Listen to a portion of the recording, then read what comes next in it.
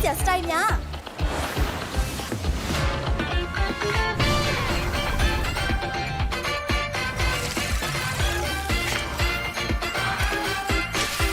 အခါတော့မဆူလို့ဆောင်ကြီးရိုက်လိုက်ပါ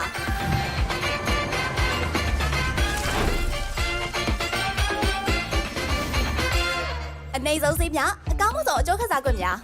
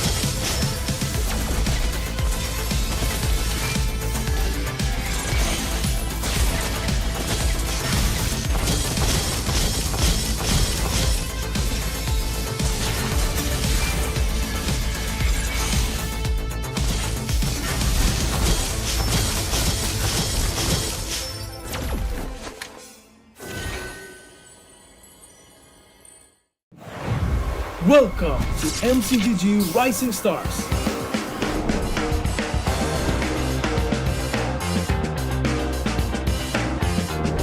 From September 12th to October 19th, take part in the regional contest, open to all players. Step up and prove your strength. Division finals will run from October 24 to November 2. The top 16 players in each division may advance to the next stage of MRS. Check your in-game mail for information.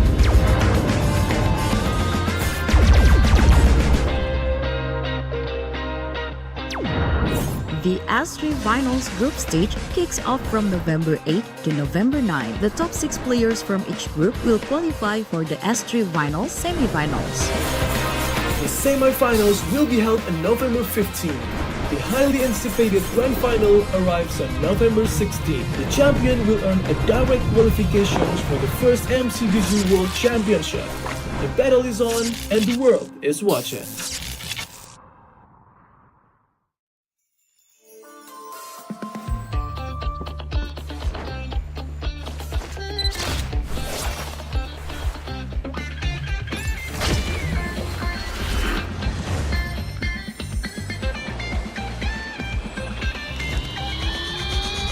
Dabei 11 ကနေကြိုးဆိုပါရယ်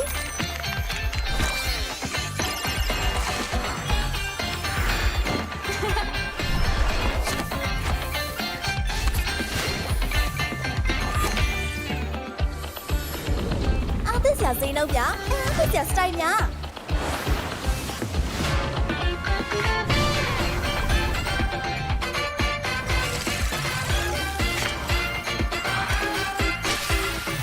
မဆူလို့ဆောင်ကြီးရိုက်လိုက်ပါ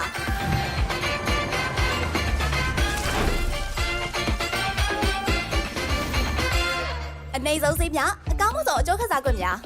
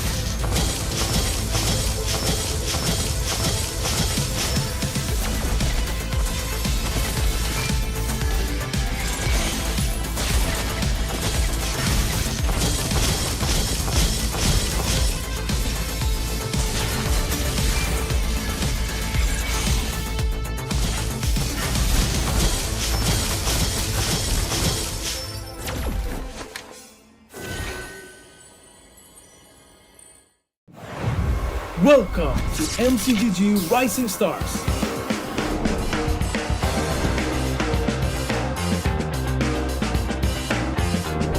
From September 12th to October 19th, take part in the regional contest, open to all players. Step up and prove your strength. Division finals will run from October 24 to November 2.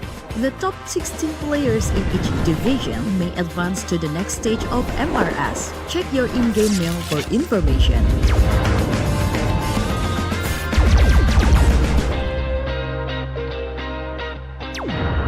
The S3 Finals group stage kicks off from November 8 to November 9. The top 6 players from each group will qualify for the S3 Finals semi-finals.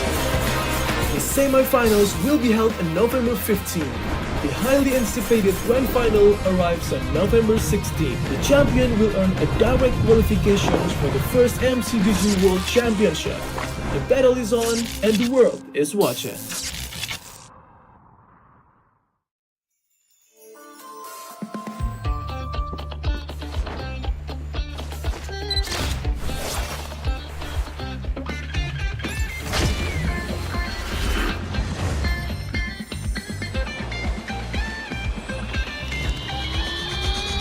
Double 11 ကနေကြိုဆိုပါရယ်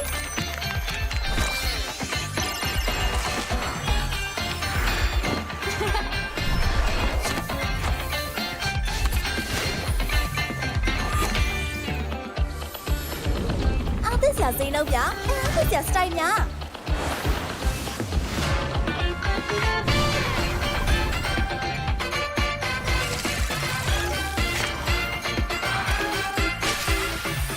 ဆုလက်ဆောင်ကြီးတွေရိုက်လိုက်ပါ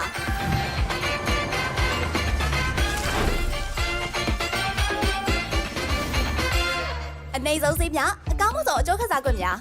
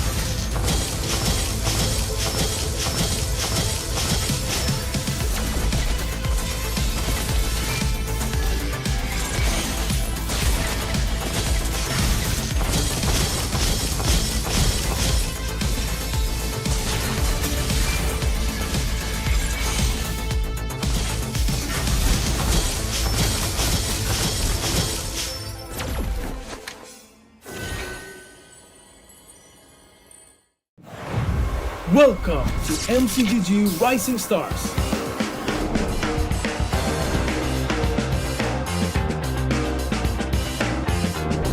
From September 12th to October 19th, take part in the regional contest, open to all players. Step up and prove your strength. Division finals will run from October 24 to November 2. The top 16 players in each division may advance to the next stage of MRS. Check your in-game mail for information.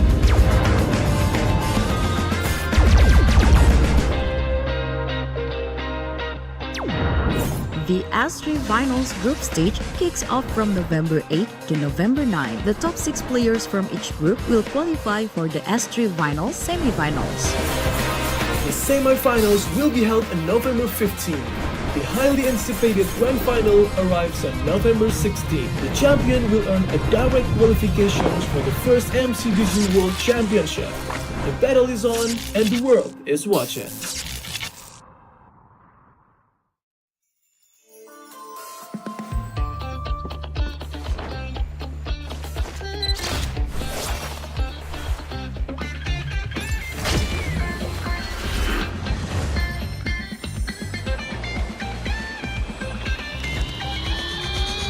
Double 11ကနေကြိုဆိုပါရယ်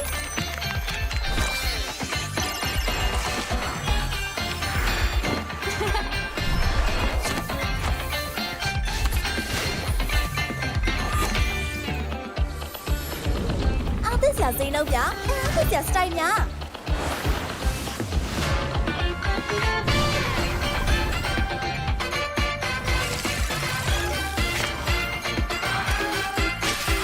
အခါတော့မဆုလက်ဆောင်ကြီးရိုက်လိုက်ပါ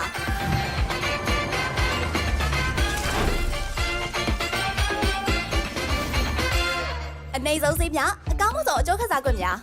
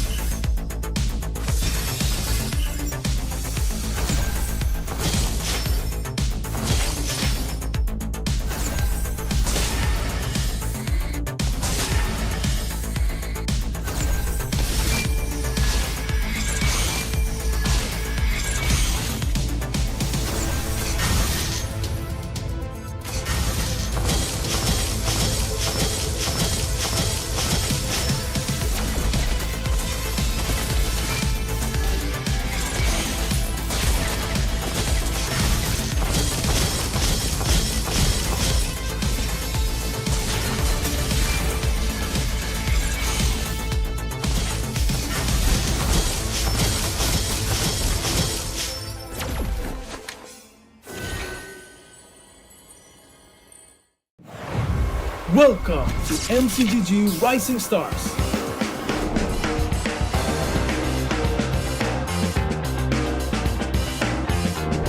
From September 12th to October 19th, take part in the regional contest, open to all players. Step up and prove your strength. Division finals will run from October 24 to November 2. The top 16 players in each division may advance to the next stage of MRS. Check your in-game mail for information.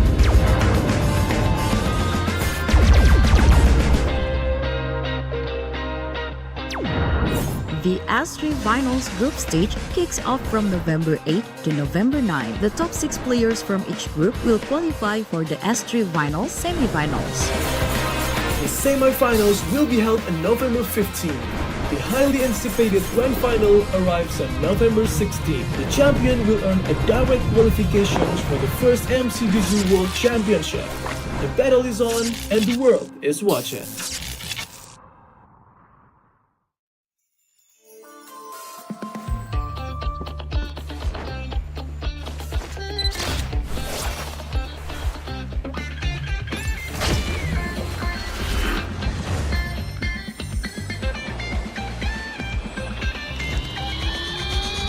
Double 11ကနေကြိုးဆိုပါရယ်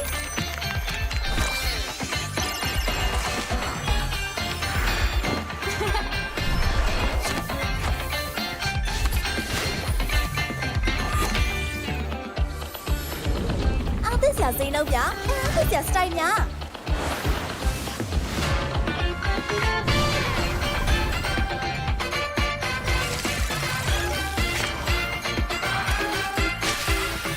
မဆုလက်ဆောင်ကြီးရိုက်လိုက်ပါ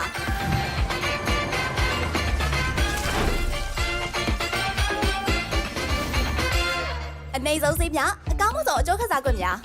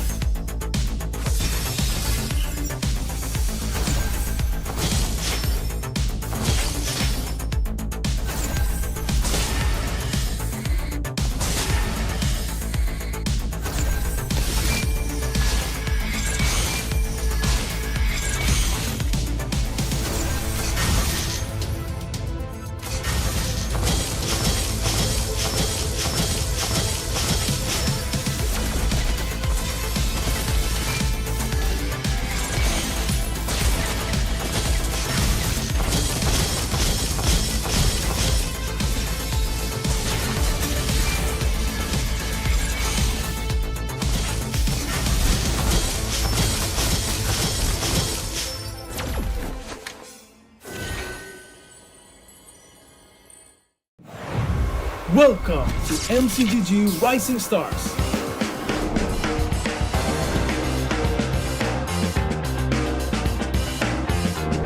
From September 12th to October 19th, take part in the regional contest, open to all players. Step up and prove your strength.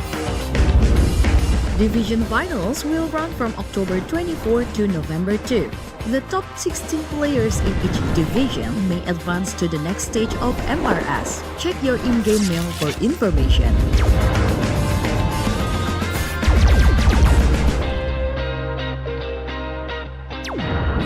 The S3 Finals group stage kicks off from November 8 to November 9. The top 6 players from each group will qualify for the S3 Finals semi-finals.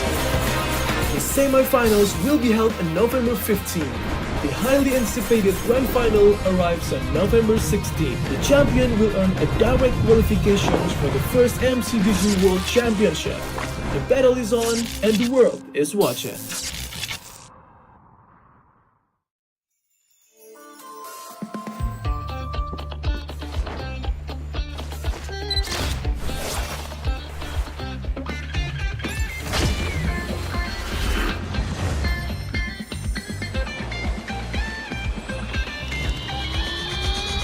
Double 11 ကနေကြိုဆိုပါရစေ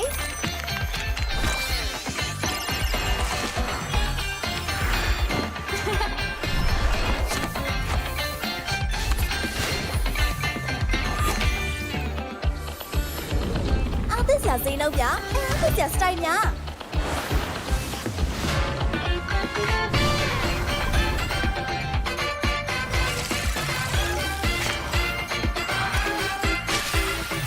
马苏勒上去压力累吧。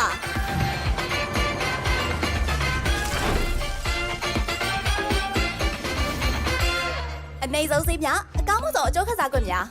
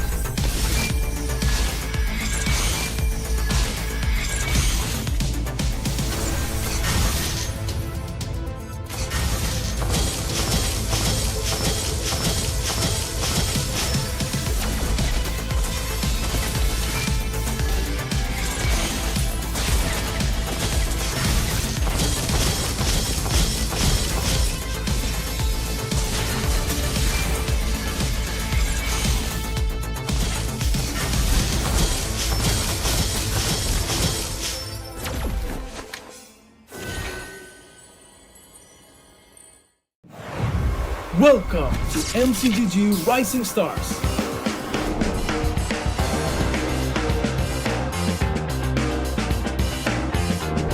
From September 12th to October 19th, take part in the regional contest, open to all players. Step up and prove your strength.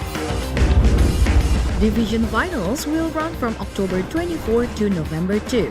The top 16 players in each division may advance to the next stage of MRS. Check your in-game mail for information.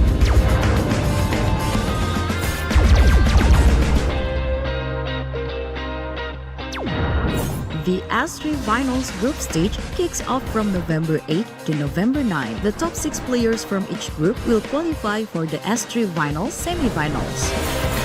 The semi-finals will be held on November 15. The highly anticipated grand final arrives on November 16. The champion will earn a direct qualifications for the first MCGG World Championship. The battle is on and the world is watching.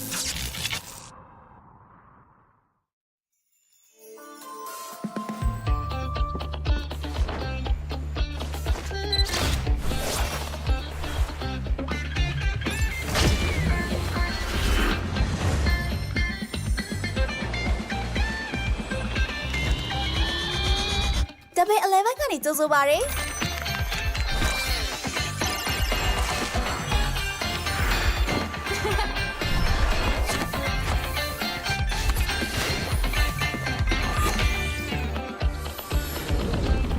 စရာစိမ်းလုံးဗျာအဲ့ဒါစရာစတိုင်များ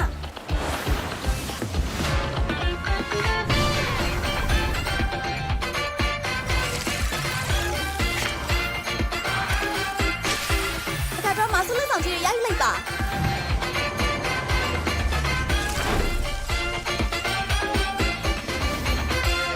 အနေဆုံးစိမ်းများအကောင်းဆုံးအကျိုးခစားခွင့်များ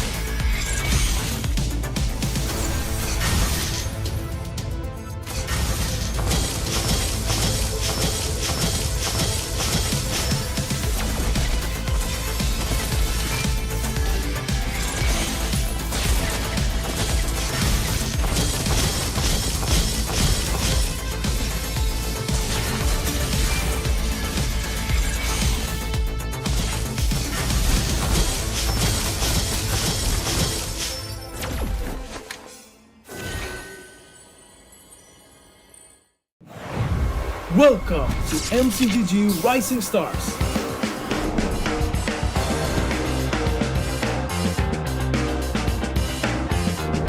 From September 12th to October 19th, take part in the regional contest, open to all players. Step up and prove your strength. Division finals will run from October 24 to November 2. The top 16 players in each division may advance to the next stage of MRS. Check your in-game mail for information.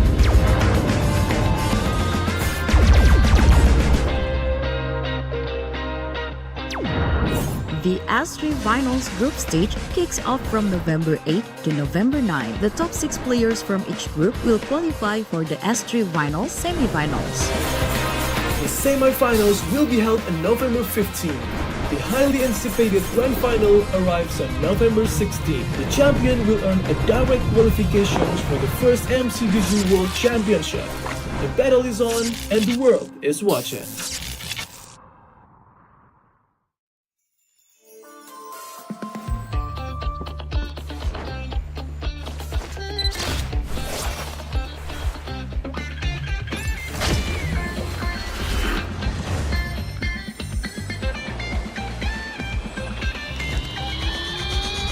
Dabei 11 ကနေကြိုးဆိုပါရယ်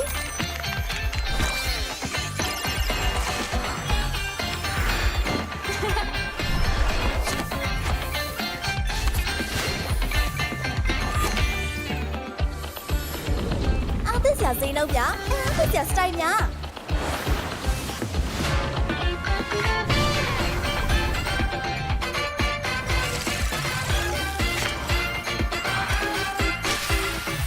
မဆူလက်ဆောင်ကြီးရိုက်လိုက်ပါ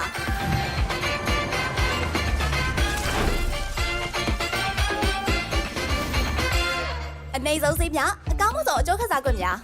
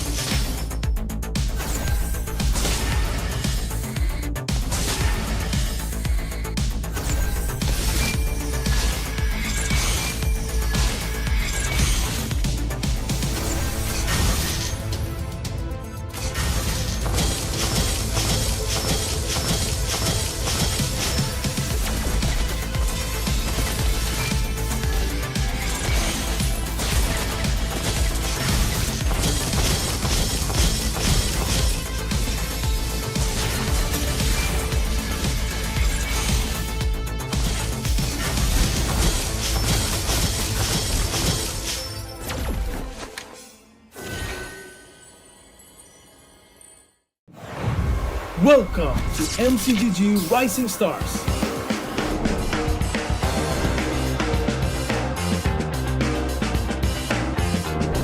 From September 12th to October 19th, take part in the regional contest, open to all players. Step up and prove your strength. Division finals will run from October 24 to November 2. The top 16 players in each division may advance to the next stage of MRS. Check your in-game mail for information.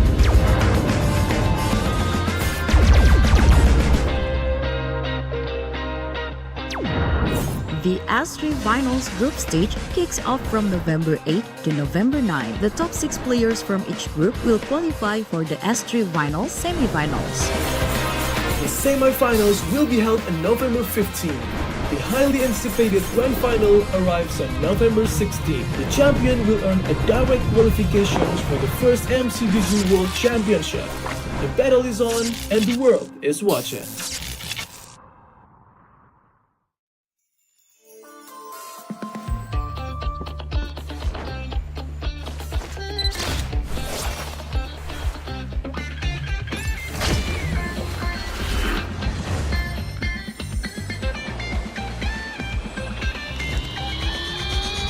Double 11 ကနေကြိုဆိုပါရစေ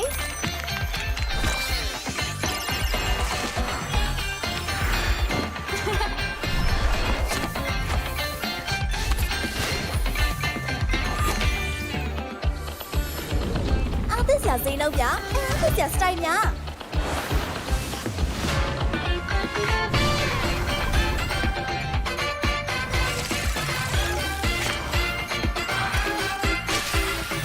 马苏勒长期压力累吧？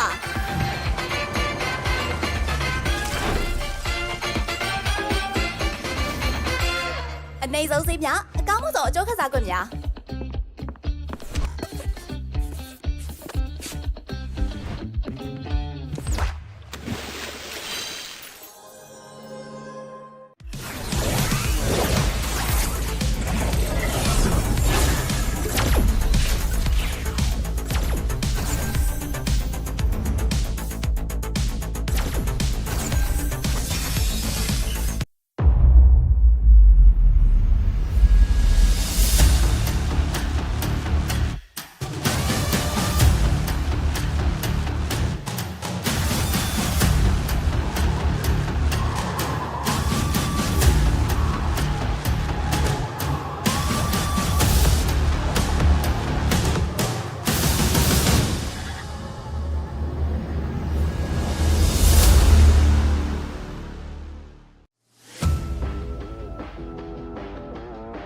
Live from MSL Myanmar, Season 2 is powered by Moonton.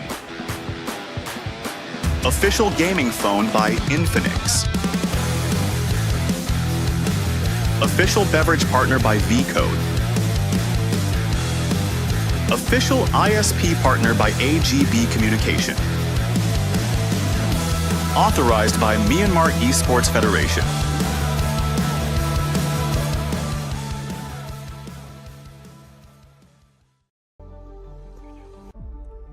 Ladies and gentlemen, welcome to the final day here for the MSL Myanmar Season 2.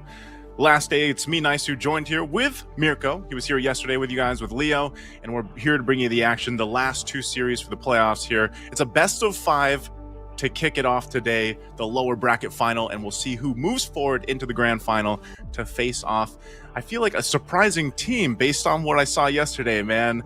Yangon Galacticos in that grand final spot. Mirko, how we doing after yesterday, man? I heard you and Leo talk a lot about your guys' favorite players on that and everything else. Some of the surprises, Hellcurt off the top of my head.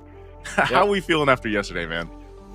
Hey, I'm feeling great. I'm feeling super excited to see, the 2 teams here, Team 7 and AI, and then later whoever makes it to the grand finals to go up against Yangon Galacticos again. Because yes, like you said earlier, Naisu, and like the viewers have basically experienced the whole day yesterday, Hellcurt can come through any map. Doesn't even matter if it's just dangerous grass, right? It can come up even when you have an assassin in the jungle. So the prerequisites that we kind of had in our mind of like how the Hellcurt roam can come in for Yangon Galacticos, we got to delete that. Throw that expectation out the window because they can play it anywhere. And for Team 7 and AI, it's also honestly kind of like a crazy matchup because no one expected, or I wouldn't say no one, but not a lot of people expected Team 7 to win against Falcon and AI to drop from upper bracket finals to the lower bracket finals today. So either way, we're going to get a banger. I'm hoping, though, we're not going to get a full 3-0 like yesterday. It was a full day of sweeps. Nice. So I know you love these long games with like it going full 5 games, 20 minutes each. So I want that to happen. Hey man, that's kind of I feel like full 5 games, 20 minutes each. That's a little bit of a different wish list now. I feel like that we are in this meta that's developed. I mean, you know, you and I now having concluded our own regional playoffs and finals and everything else. You've seen that, but I guess you know, that's one of the things about specifically for Myanmar is always when we talk about the teams from Myanmar, it's that distinctive play style, and that play style like doesn't let them really see too many long games, you know, like on average their game time is pretty quickly. I know you've mentioned that there's these shades of that kind of micro play style that we see from Myanmar that has that shades of what we see over in Indonesia, for example. And I think the sweeps, the back-to-back sweeps that you guys got to experience yesterday was depictions of that. I think even myself, like coming into this, I remember you mentioning too, Team 7 was one of those teams that you were kind of like looking out for, you know, based on what you've seen over the course of them entering the playoffs. And would you say that you were pretty much on point with kind of your expectations for Team 7, even though that, like you said, most people probably wouldn't have expected what they accomplished, you know, sweeping a team we're so familiar with, man, you know, Falcon Esports. That was a surprise in a way, but you were pretty much saying that, you know, Team 7 was one of the teams, Mirko, that you were looking forward to seeing. Yeah, I mean, I was definitely looking forward to seeing Team 7, how they could surprise a lot of people, but I still actually predicted Falcon. I thought Falcon were going to do it either way. I thought if Team 7 made it to like the upper brackets through the play-ins first, then they would probably be able to like shock some people making it to the grand finals first, maybe. But the fact that they were in the lower bracket semifinals up against Falcon, I was already kind of like, oh man, it's going to be so sad to see one of these teams lose. Again, Team 7, a team that I was really looking out for throughout the regular season of MSL, right? They actually were undefeated for quite a bit with Falcon before they ultimately lost to Yangon Galacticos. So there's that, the storyline for Team 7 going through it all again.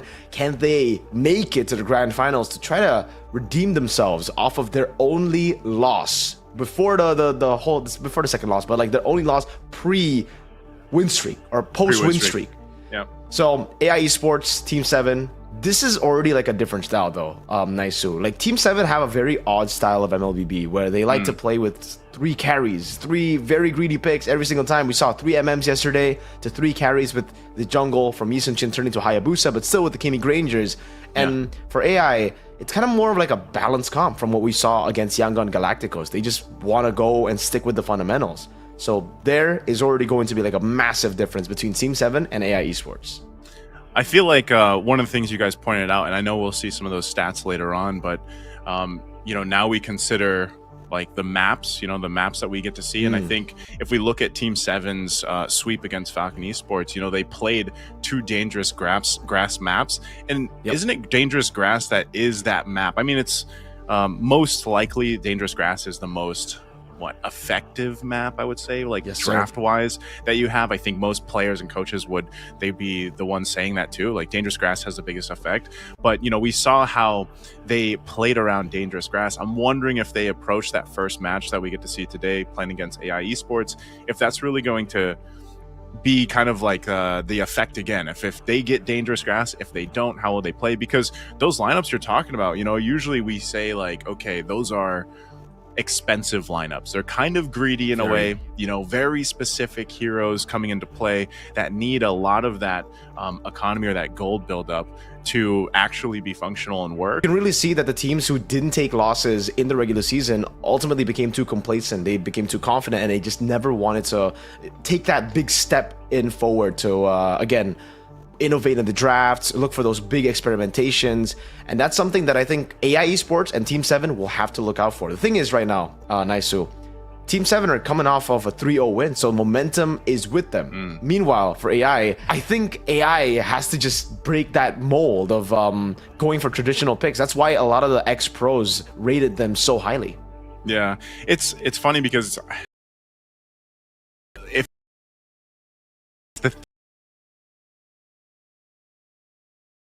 of MLBB competition around, because there's so much going on, by the way, right? Like, it feels like every single day there's something to watch right now.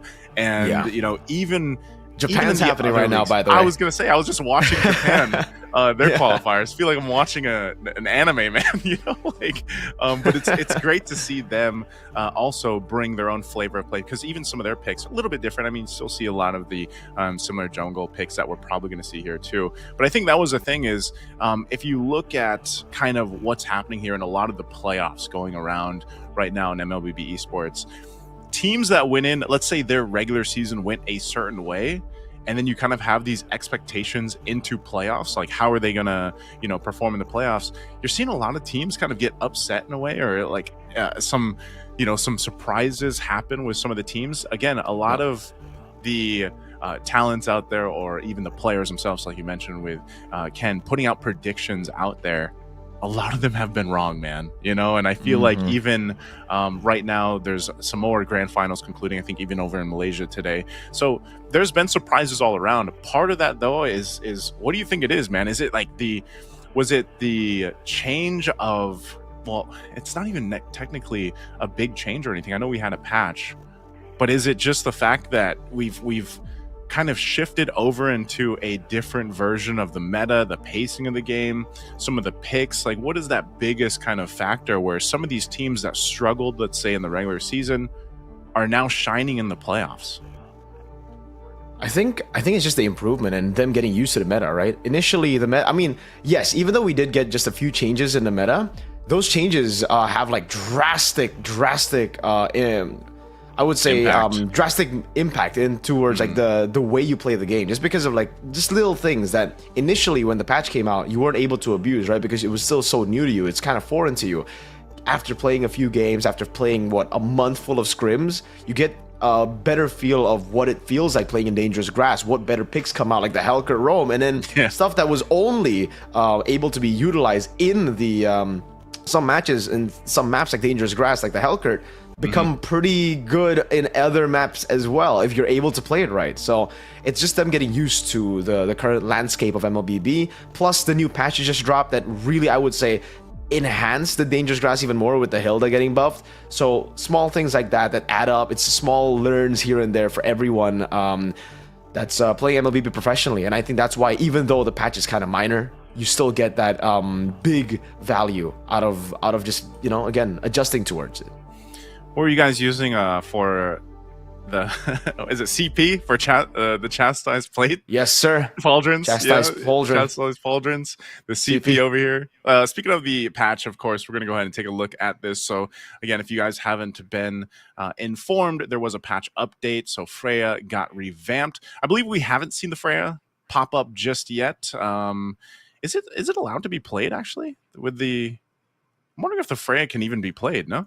That's a good question, man. I actually don't know. Like, we haven't seen it, but we have seen it it's been picked up in China. So yeah, that's what I'm wondering. So I don't know if we'll see it pop out today. Maybe we do, but of course the hero adjustments that we briefly mentioned here too. Some of the nerfs going on. I feel like some of those were definitely warranted. It's funny that even the Alucard gets nerfed. So that's a random one, honestly, man. Like, sometimes you see these nerfs and you're like, okay, who are we buffing and nerfing these heroes for, man? Because like Layla Alucard, some like picks are just what? Who woke up on the wrong side of the bed and was like, yep, Alucard's getting it, man, you know? But this is the equipment we were talking about. So this is also I feel like out of the patch, like this is probably the most impactful that we saw too, aside from, like you mentioned, the Hilda buff. But you know, the CP, the chastised pauldron, it's kind of, I don't know if maybe we just need more time with it, but I think overall the Guardian Helm is great. Like, this is a pretty big change here, a pretty big buff for the Guardian Helm, but also the Black Eye Shield is kind of like the value from a Black Eye Shield now is great. You know, Dominance Ice had its changes too. Do you think these had like I mean, you've probably talked about this yesterday too. Like, what's the biggest impact here from these item changes? I think the Guardian Helmet, really. Chastised Pauldron is pretty good as well. It really comes down to like the different matchups first, right? Chastised Pauldron is great against the attack speed heroes, but it's also, funnily enough, pretty good against like Harrods. We saw it built up against the Harrods yesterday. That was a pretty good pickup, just mainly because even though Harrod has the unlead dashes, you can slow it down by quite a bit just through having that attack speed nerf from the Harith. But mainly, yeah, we're seeing more Guardian helmets here and there. Yeah. It's just because of the Twilight Armor passive that now you get, which is the Defender one. Upon taking more than 500 damage in a single instance, excess damage beyond that amount is reduced by 20 plus 0.2% max HP. So that's really good against the bursty teams. Teams who really like to go for like these one kind of go in, do that damage, back away, one cycle of skills. Really impacts that. And I think right now, a lot of teams will just pick up Guardian Helmet. It just like every tank that you have, it's kind of like the new Dominance Ice in a way, because you get the Dominance Ice still, but you already get a lot of the benefits just from Black Ice Shield. You don't need to continue it all the way to finish it. So we see a lot of teams just go for Black Ice Shield into full-blown magic defense items, another physical item, and again, it's Guardian Helmet. Yeah, it's good though. I feel like, you know, the shake up there and some of the defensive items are it was nice to have, but yeah, it especially with the CP, like the pauldrons there, it's just weird because like the meta doesn't really have these attack speed gold laners that much, you know, right now. I mean, we are going to see a lot of the Granger. Obviously, it's still most picked on that map here for Flying Clouds. These are the stats that we see. I believe this is from their regular season leading into the playoffs here, it seems like. Again, the YSS still a hot pick for the jungle. Flying Clouds, nothing too crazy there. A lot of bans on the Angela still too. That seems to be familiar across at least the games that we've seen here from Myanmar. And then also the stats for Dangerous Grass. This is what we were talking about. This is where, you know, even the Granger, who has just a phenomenal win rate on the other maps, kind of tanks here at 36% for Dangerous Grass. And you know, part of that again is just the way the map is played with those extra angles, those extra opportunities of gank potential or anything what have you, can work so well with Dangerous Grass. And then of course we have Expanding Rivers here too. Again, this was the map when I feel like when Expanding Rivers was usually picked, you'd see those really hard and fast rotations into objectives, especially those early turtles. And that's what, you know, a lot of the time, like when Bane, I know Leo loved it when the Bane was on this Expanding River map, especially in the gold lane, man. And you just see him chugging that ale, run into the turtle. Next thing you know, boom, you're dead, you know? And so again, these are our maps changing here. I liked the conversation you guys had too about maybe one day we get more maps and then eventually we see the possibility of like bans towards maps. Yeah, for maps. I think that'd be really cool. I think it is really, really cool, right? Something that you guys can also definitely take a look at right now is the win rates and the most wins, most losses here for the map stats as well. I agree, though. I mean, I'm just waiting for that point, for the point where we can actually get to see, you know, the drafting phase for the maps, because especially with some teams having a super crazy win rate on some maps, it'll definitely be another dynamic to play with, man. Something that's, I think, unique to MLBB right now. I don't think any other MOBA title has this going on for them. Like, they have maybe map changes, but it's in the game, through what happens in the game, right? It's not through just random map choice. So I hope we get to see that, especially with Yangon doing so well on Helker. Dangerous Grass is definitely going to be taken away from them. But the Granger is still number one, Naisu, despite the different maps. Yes, the win rate is pretty bad on Dangerous Grass, but there's another fun fact for you, Mr. Naisu. Take a look at the GPM rankings here. Number 1 all the way to number 5. Only one member, Mr. from OP. Yeah, Mr. OP. Only one member from the current top 3 is in this list. It seems like it's a curse right now. I was gonna say, what is that? What does that mean for the gold laners and the junglers out there, right? It's there's something about it where this current meta that we found ourselves in, even if you have these kind of GPM rankings, and you know, for a lot of the times when you look at the history of like the games we've even seen in our own regions, if you're up above that 900 GPM mark, it's like, wow, that's pretty impressive. But then now, like, look who's left standing. It's OP, and here's our most pick and most banned heroes in that regular season. Again, it's the Granger, the YSS, the Jushin.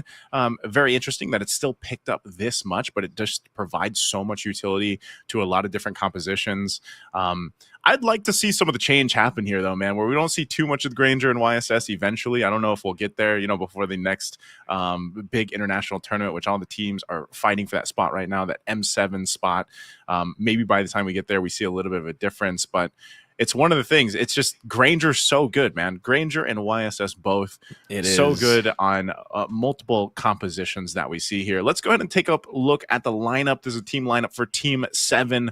You guys got to go ahead and see them do some amazing things yesterday against Falcon Esports. We've got CK, Lucky, Zian, Than Palk, and OP. So, again, if you look at this lineup, man, who was the most impressive for you here yesterday?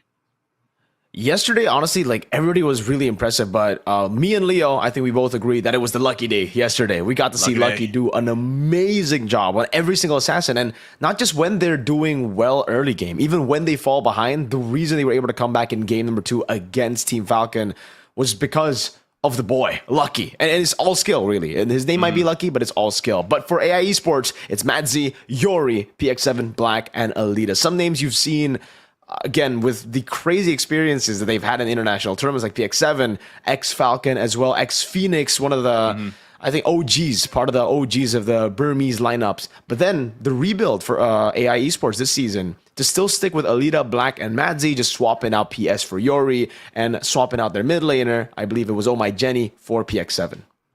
Yeah, again, some of the familiar names you guys will see here are all points to take into consideration when you look at these teams from Myanmar battle it out, the experience that they have. You can see the head-to-head here between our Roams, Than Palk, and Black. Again, Roams are very interesting right now just because, again, you're still going to see a lot of those setup potentials, still the Gatakachas, the Kaleas, just the ability to set things up for the teams and what I think that's why if we go back to what we were saying earlier, where it's like Team 7 plays a very specific way, AI Esports does too. They might build a different composition in this best of 5. Again, I'm hoping we get 5 games, at least 4. Like at least let's get 4. Let's not have a sweep here. Start early on that early game. Again, it also depends on what map we eventually get to once we get to our first game draft here shortly.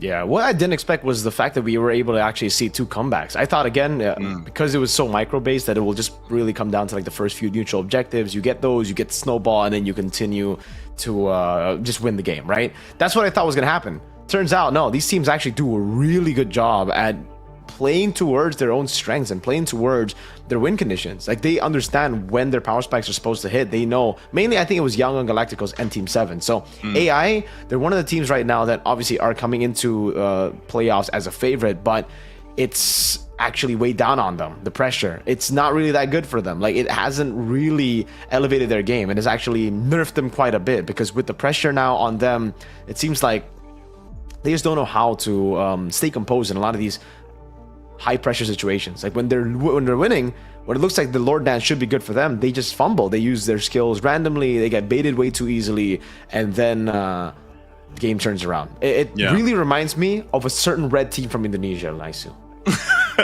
A certain red team? A certain red team, a very particular red team. I still remember the question of who's the best team in the world right now. But the thing about it is, if you look at AI Esports and you look at their journey through even the plans, like think about who they were able to go ahead and defeat. We're talking about Mythic Seal, Mythic Seal. They took them out in a 5-game series, and then Falcon Esports, they sent them down to the lower bracket. So it's like they went through the reps, man. They have the, they've gone battle hardened throughout the playoffs here. So I'd love to see AI Esports take that and hopefully, get in a sense of, okay, now we're in this lower bracket final against Team 7. We've done well against very seasoned teams. Now, what do we need to do? And like you mentioned, a lot of that might just be some refinement in the way that they approach these stages of the game, and also down to the objective taking, because they do have some interesting drafts that they've brought out, but it's more so that execution factor that we want to see from AI Esports. AI versus Team 7. I think it'll really just come down to execution, like you said, for both these teams, right? AI, they have the more fundamental drafting phase. They have the more fundamental play style as well. Team 7, they're a bit more sporadic. They love to take fights, and they love to just gamble on these fights. And that's what has resulted in even some comeback games going for them. But in this matchup, I think in game number 1, just gaining the momentum is going to be very, very crucial. So I wonder if Team 7 are actually going to take a step back or if it's AI, we're going to take a step forward and trying to say, all right, let's go for the chaotic duels. Let's go for it. Let's go for these crazy picks as well. Because the fundamental playstyle, I think, around the world, even you for MPL Philippines, Naisu, Aurora, it just seems to be good up until it's red, right? Once you get that red, once you get that system completely downloaded for the other teams, it becomes so easy for it to be countered. And I think that's the reason why a lot of these systematic teams have just not been able to perform this season. There's too many levels of like random fights going on the map just because of the patch. Really, the passive goal change has changed the land of Dawn to become a war field, man. It's a battlefield, really, that everybody's going to have to be careful with. There's fighters left and right everywhere. You look left, there's a fighter. You look right, there might be a mage, there might be a fighter, there might be a tank, with Uranus showing up in gold lane too. Yeah, it's weird that because I had a little PTSD from our grand finals, man, because it's like you mentioned Aurora, and you see how they play through the regular season. They get to that grand final, even their journey throughout the playoffs, and they were a team that, like, and this is what I was saying. Now, if we see either AI Sports or Team 7 do this, where it's in a sense they try to go out of the bounds of the meta. I feel like that's so good, but it can bite you in the butt too at the same time, man, because like that's what kind of happened to Aurora. They had some of these picks that came up that you're like, all right, this isn't like super meta, Barrett's, but it's like you get completely shut down by a team who will go ahead and solidify their composition that's more meta. Let's take a look at the random map draw here for game 1 to see exactly where this is going to go. Again, Dangerous Grass probably being the one they don't want to start off with in game 1. But, all right, it looks like we're going to go to Dangerous Grass for game 1. So what I'm thinking here, man, is, hey, Dangerous Grass, you maybe get the draw out now and hope that you don't get it for the rest of the series. But this is an advantage I feel like that even Team 7 can play into. Right to this draft right away. First pick CC over here for Team 7. So they go with the CC. Bans are very targeted here too. It's good to see that we're going to see something different in that jungle. This is very quick on the flip side too. Ganakacha and the Kimmy being picked up here for AI Esports. Yeah, me and Leo thought that, the Lancelot Fanny ban, so they banned 3 junglers not almost, every single game yesterday against Team Falcon. They banned out 3 junglers. We thought it was just purely hack to Dax, you don't want to take Dax out of those comfort picks, out of those assassin picks, and then you do well, which ultimately did work. So they're still keeping a few of those things here. Again, Fanny Lancelot banned out, but they are still going to lean towards, all right, the fundamental playstyle of AI Esports. If they're able to win out this early game with a Fredrin or, say, Baksha jungle plus Angela, it'll be ridiculous. So without the Angela, with the Baksha taken away as well, the Hayabusa makes its way into the land of Dawn. A really good pick against this Kimmy. And the Grok, too. I think Grok has really been increasing in popularity, man. It's such a good roamer. I think even more so than the Ganakacha. I would prefer to have a Grok on my team over a Ganakacha. Yeah, there's a little kind of like nuance with the Grok too, man. Like, the way you can utilize the Rampart, in a way. So it's like that does help, and it kind of has a very small kind of effect in towards the game. Even if you're talking about like using it to kind of delay some of the minion waves pushing in, but it is great. Also, just the setup potential. I mean, the setup potential and the kind of different combinations you can do with a Grok in his kit is also where you see some of those most devastating Grok players really get the use or the value out of that pick. And this was kind of expected from AI Esports that Fredrin's going to be locked in here. So this is what we see a lot of. This is basically just crowd control galore that you already have with these 3 picks. You have a lot of space to work with and congestion when it comes to these objectives, and that's why it works so good. When you see the Fredrin with the Kimmy, it's not like the Kimmy is great also just because it alleviates some of that pressure off the Fredrin, but then you can like sprinkle in a Ganakacha's AOG, which his Avatar of the Guardian either will cut people off or it'll set things up, or you can use it to peel. So they're going to need that though, because the answer from Team 7 being a little bit more of the setup potential from the Grok, like we just mentioned, but even a Hayabusa. We've seen some really good Hayabusa play, I feel like, so far from MSL here and the teams in Myanmar and how they like to play. The last couple bans are coming out. They're done. Really focusing down on the mid lane options here for CN from AI Esports, targeting the mid lane And now we'll see what they pick up here for the second phase of picks. To round out this draft for AI Esports, they still need, are they going to pick up the XP lane here and maybe save? Okay, they're going to go, whoa, Mozkov right away. They go with the Mozkov. Yeah, I was about to say, man, crazy bans coming from Team 7, but a lot of respect. We did see the Obsidian yesterday show up for Alita, and as we were talking about AI, you know, being the fundamental team, when they have a Fredrin, they usually still want to rely on Alita being on a hyper carry. So the Granger and Obsidian takeout means that there's really not a lot of options left, right? You can still go for the Harith, but you already have the Kimmy, so there's going to be too much magic damage. They lean towards the Mozkov, which I personally think isn't the best choice, especially because right now we can talk about the item that we were already mentioning earlier, Chastise Pauldron. I think a great pickup for Team 7 here, CP, to abuse the Mozkov.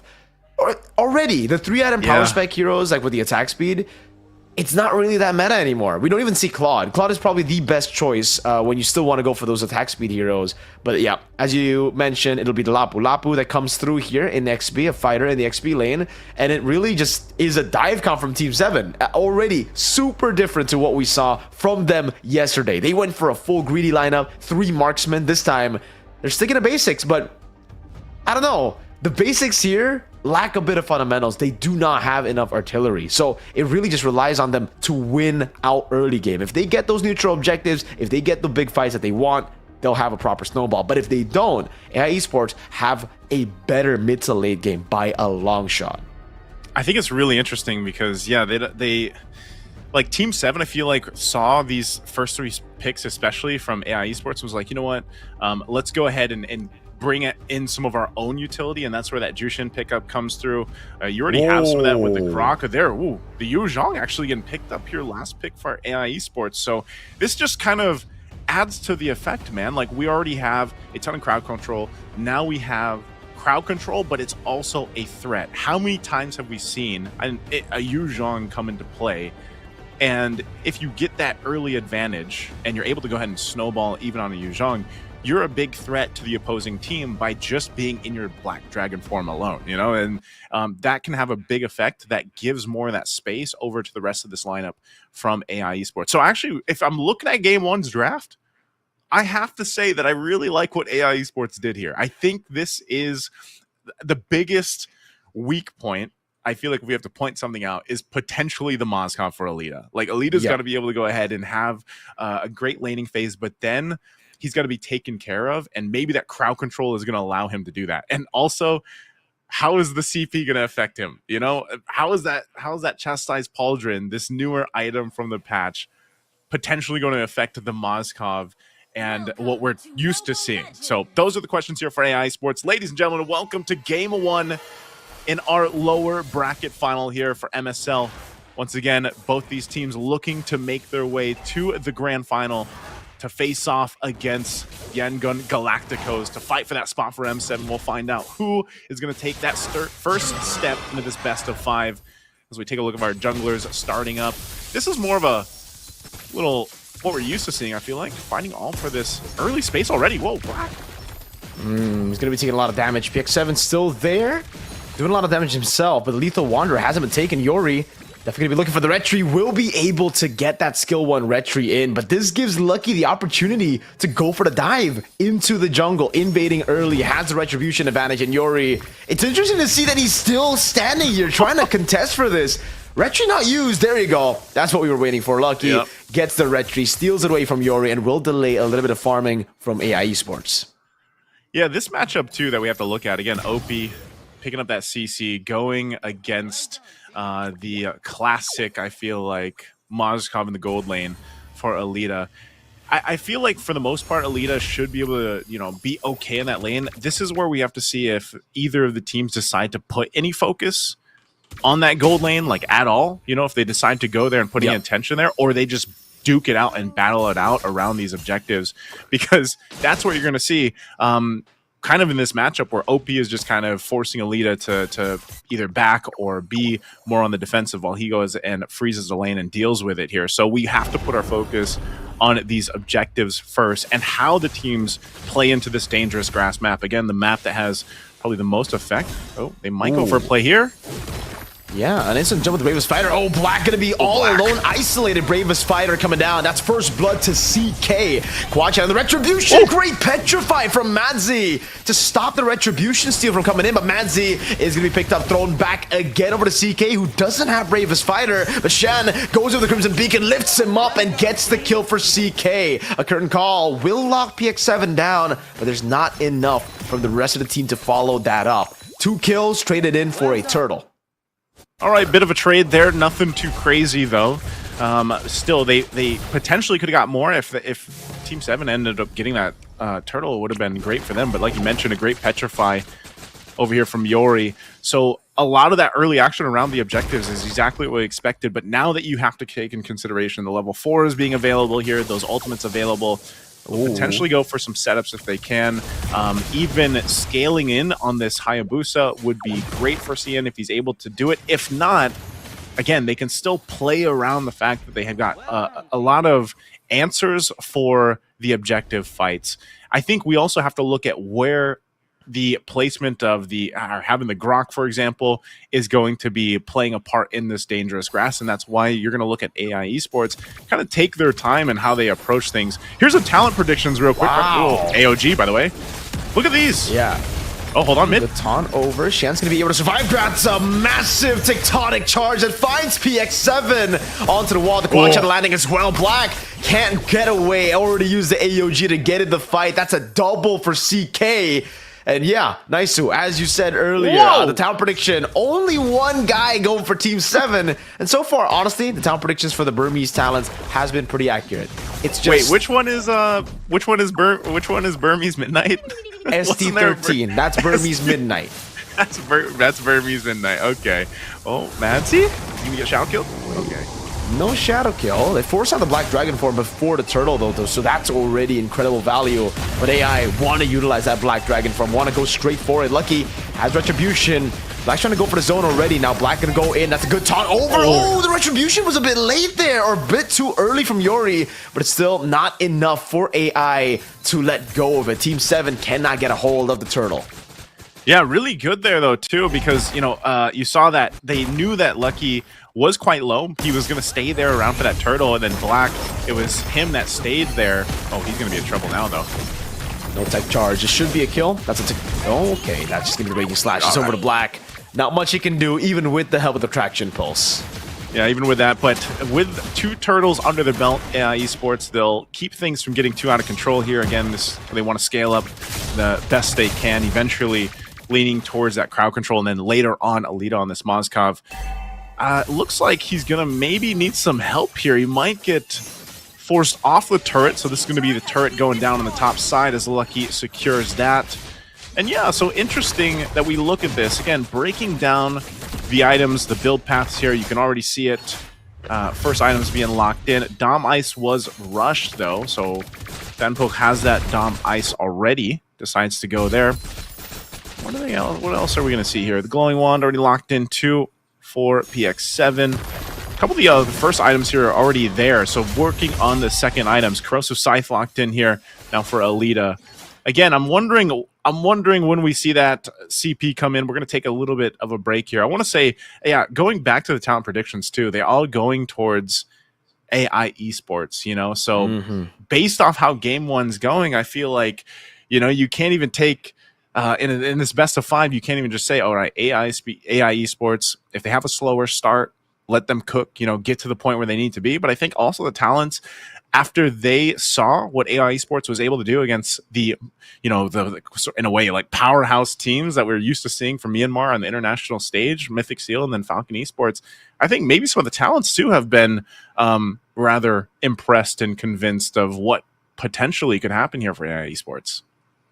Yeah, AI Esports, again, like the way that they've been playing, again, is just like that safe fundamental playstyle, though. So I'm actually, this time around, I'm gonna have to disagree with the talents. I think Team 7, they've shown how good they can be on a lineup like AI Esports' lineup. But they're doing a phenomenal job at playing around these fighter gold lanes and playing around the early aggression.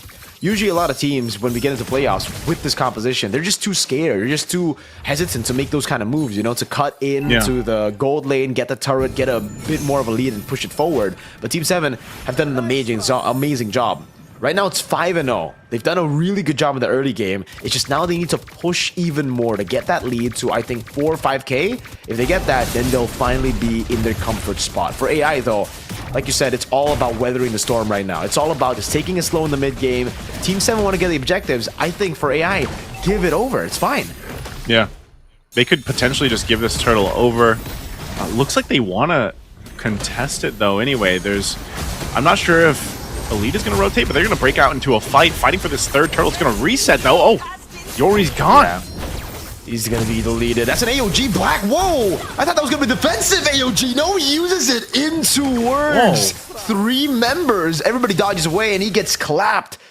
Not even a trade here on the map. Alita getting a few hits. Okay, it will be a trade there. I thought the Juicin was going to rotate straight. Oh, tectonic charge from Tan Poke. Able to find him in the back. 2 members fall in very, very low, but PX7 gets away in time.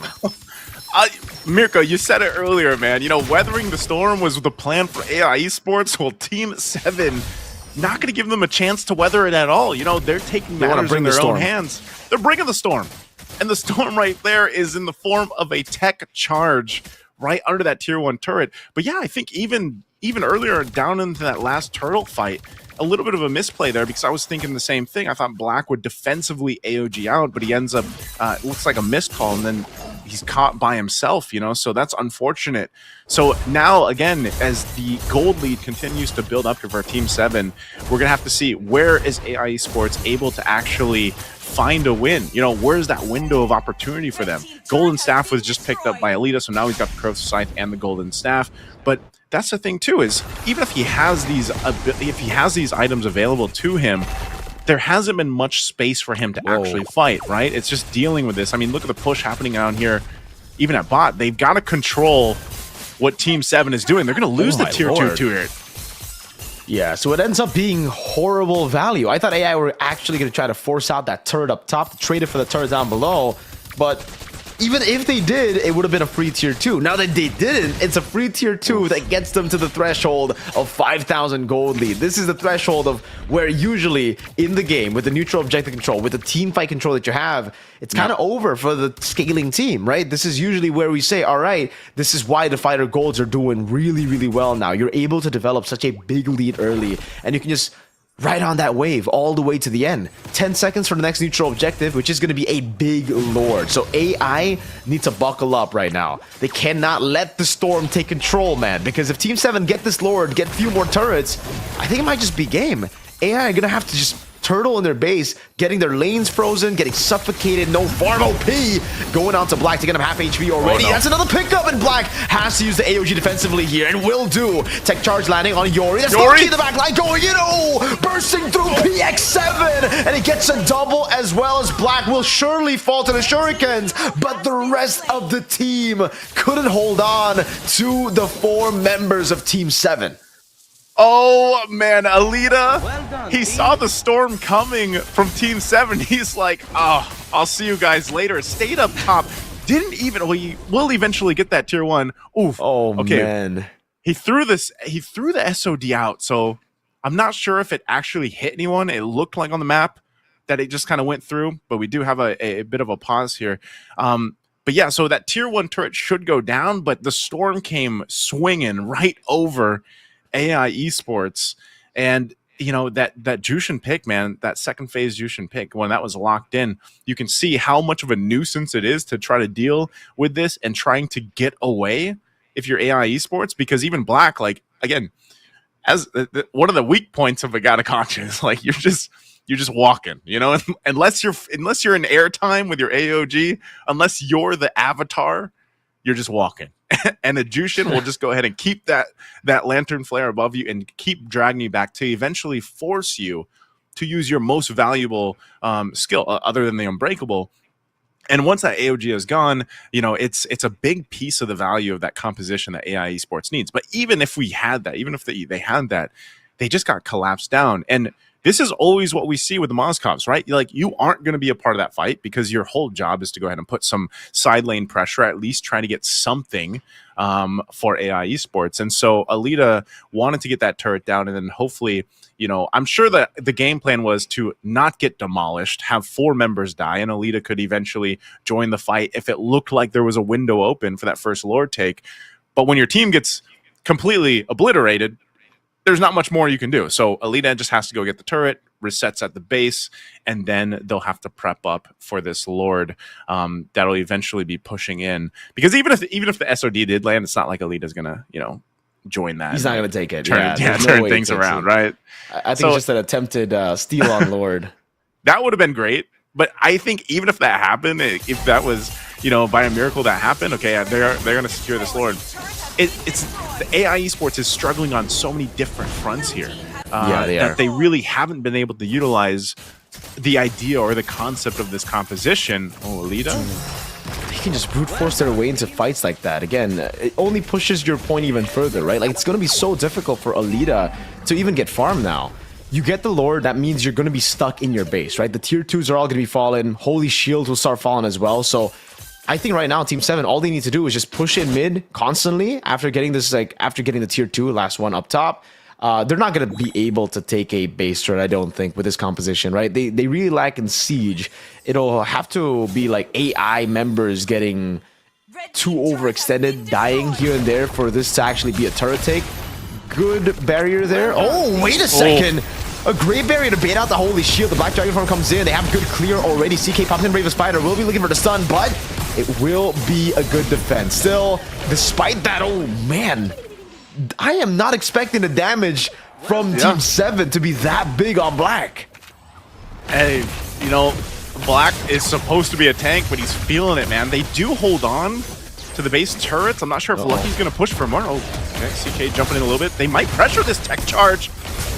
Two-man tech charge. Manzi already using Petrified Raging Slashes under turret, getting the kill on Manzi. And the Spear of Misery helps him to get out as he flickers. Xian picking up a kill onto the Fredrin, man. That's Yori taken down as now they look to get a base turret. Naisu with the first Lord. I thought it was impossible with this composition. The X7 already there, trying to go for the gun down. Shadow kill, able to go through the Black's HP bar. Oh, I got the Kacha. AOG in forward. Good CC immunity now with a Wave Spider used again. It facilitates Xian's third kill on Skypiercer.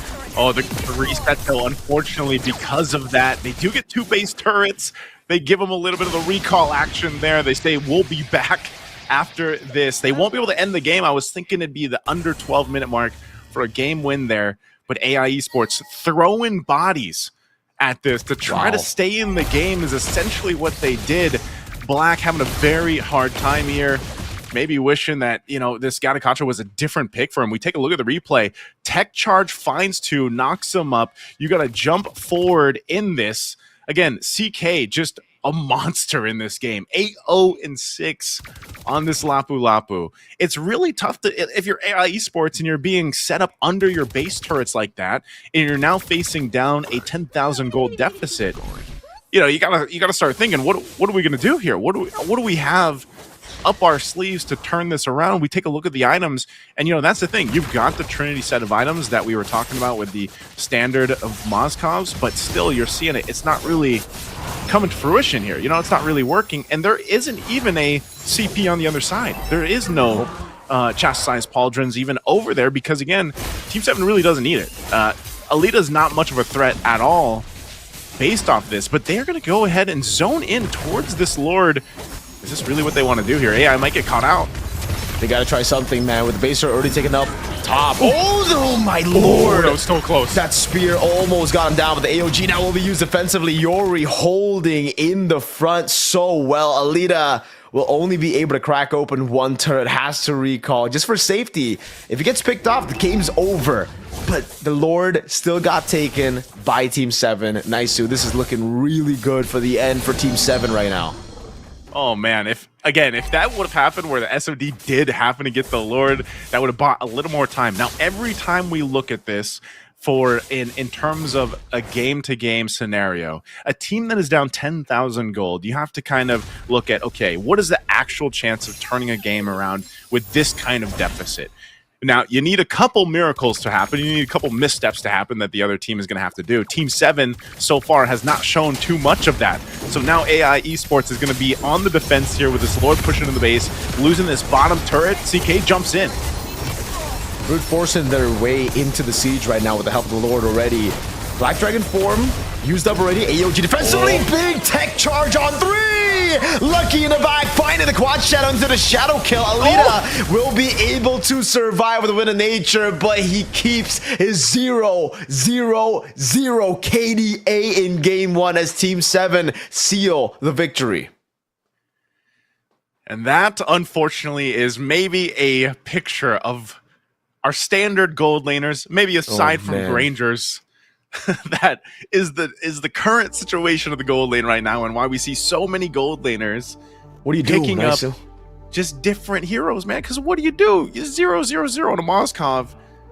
I mean, even when you're stacked up with items, because let's be real, that's what a lot of people think, Mirko. They're like, all right, just, you know what? We're playing for the gold lane. Just give him time. As soon as he has his 3 items, we're ready to rock and roll. And that never happens. That doesn't even happen, you know? It's unfortunate. There's no rock and rolling. There's only storms from Team 7 that we saw there. You can see how excited they were too after that game 1 win. Very strong showing. They could have potentially ended that one at under 12-minute mark. Took them a little bit longer. But again, like you mentioned, I think AI Esports didn't have much of a choice but to, you know, try to contest, or at least fake contest, that second Lord and hope that maybe Alita just hits the steal to buy them more time. Because, you know, that's what I was trying to say before we even got to that push into the base, is when you're facing down that kind of deficit, there's only so much you can do, or certain things have to happen within the game for that turnaround to happen. Now, I know you mentioned yesterday there was some pretty big comebacks that you guys witnessed yesterday, so that the potential is always there. But even in those scenarios, I'm sure you had very specific things that had to happen for those comebacks to be possible. Very, very specific indeed, man. It had also to come through for a little bit of a throw, right? You have to have your opponent shaken. They have to make a moment like happen as well. Like they have to use their resources randomly as well, get baited in. And unfortunately, that's just not what happened here. Team 7 were a bit too composed, a bit too clean with it. They didn't let this fighter composition get them to a point where they were like, all right, we're too strong, we can't die. They know exactly how this composition works, like how the calculation is going to come in, and they calculated it perfectly, really. That dive, the barriers coming down so that they could actually take the first base turret with First Lord was ridiculous, that one. And the fact that they were able to constantly fight the siege with this composition shows you just how elite they are. Maybe they deserve to make it to the grand finals, you know? Again, AI, it seems like it's exactly the same from what we saw yesterday, from what we expected from AI as well. Constant fundamental plays, fundamental drafts are still sticking to their strengths, which isn't really something you can knock them down for, right? Because at least they still understand that their composition with Alita requires a marksman. Unfortunately, it's just not working, Naisu. So there has to be a change. Either, I don't think the fighter golds make a way in the game, by the way, for Alita. I think you still put him on marksman, but you want to utilize first phase a bit better. You want to take a hero for him, like a Granger, Harith early. You do not want to put him on a hero like Moskov. You don't want to put him in a situation where he needs to play a marksman and there are no marksmans left, right? Everything was banned out from him earlier. The Granger taken out, Obsidia as well. Obsidia is kind of like a far-fetched idea either way. I don't really like that hero as like an option in the meta, but it is still a comfort, and it was banned out. So it just goes to show how much respect Team 7 have, even for a hero that's off meta. I'm thinking that, for Alita specifically, like you mentioned, the only one that I can really think, since he's not so much leaning towards those fighter golds that we see, then, you know, maybe prioritize the Harith in that first phase if you can, and allow that gold lane to kind of have that favor that at least it's somewhat of comfort. Because if you look at the previous games, like he was able to win on the Harith.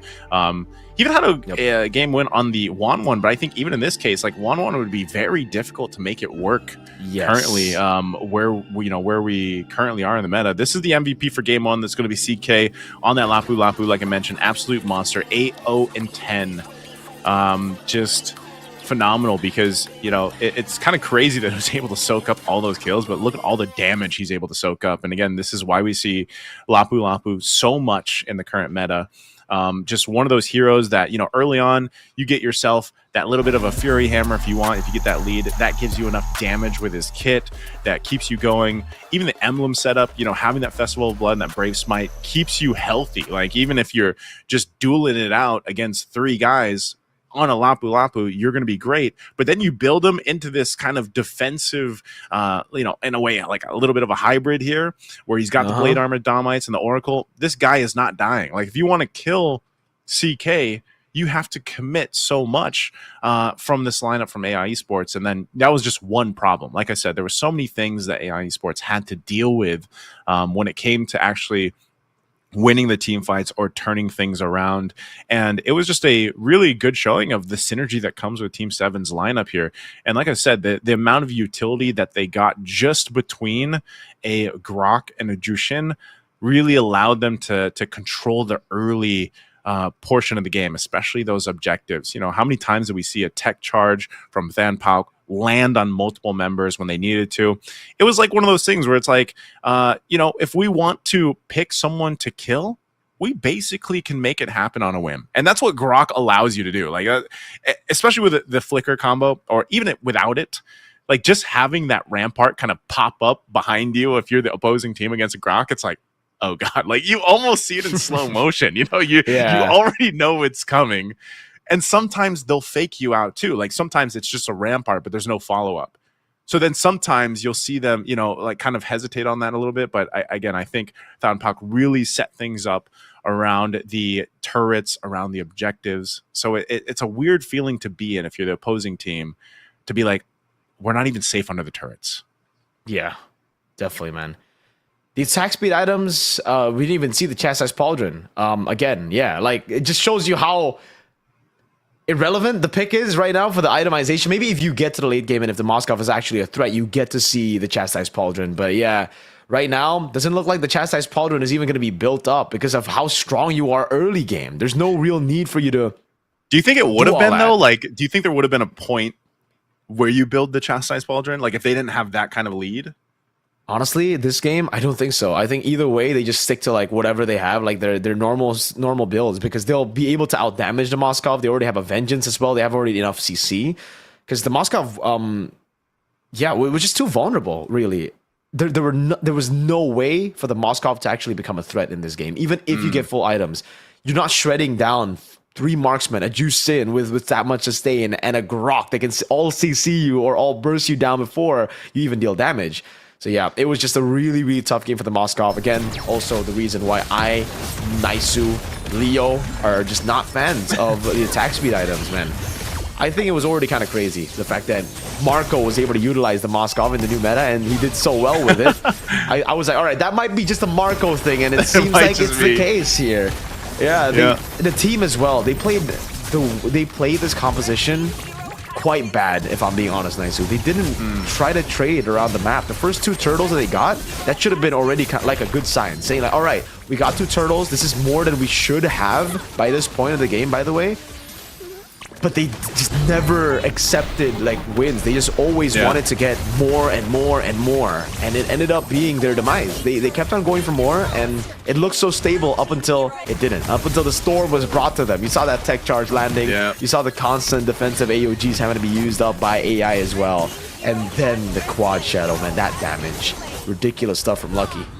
I think it was great that we got to see the team head-to-head here, or the player head-to-head between the roams, because that's exactly what happened in game 1. If you think about it, for Than Pauk on the Grok, his control, his decision making to set things up, and I feel like, you know, on the other hand, Black was like, he clearly made some mistakes. You know, there was a couple Avatar of the Guardians that we talked about specifically throughout this game 1 where it wasn't what he was probably looking for, or that the team needed at the time. A lot of the AOGs were more defensive than anything.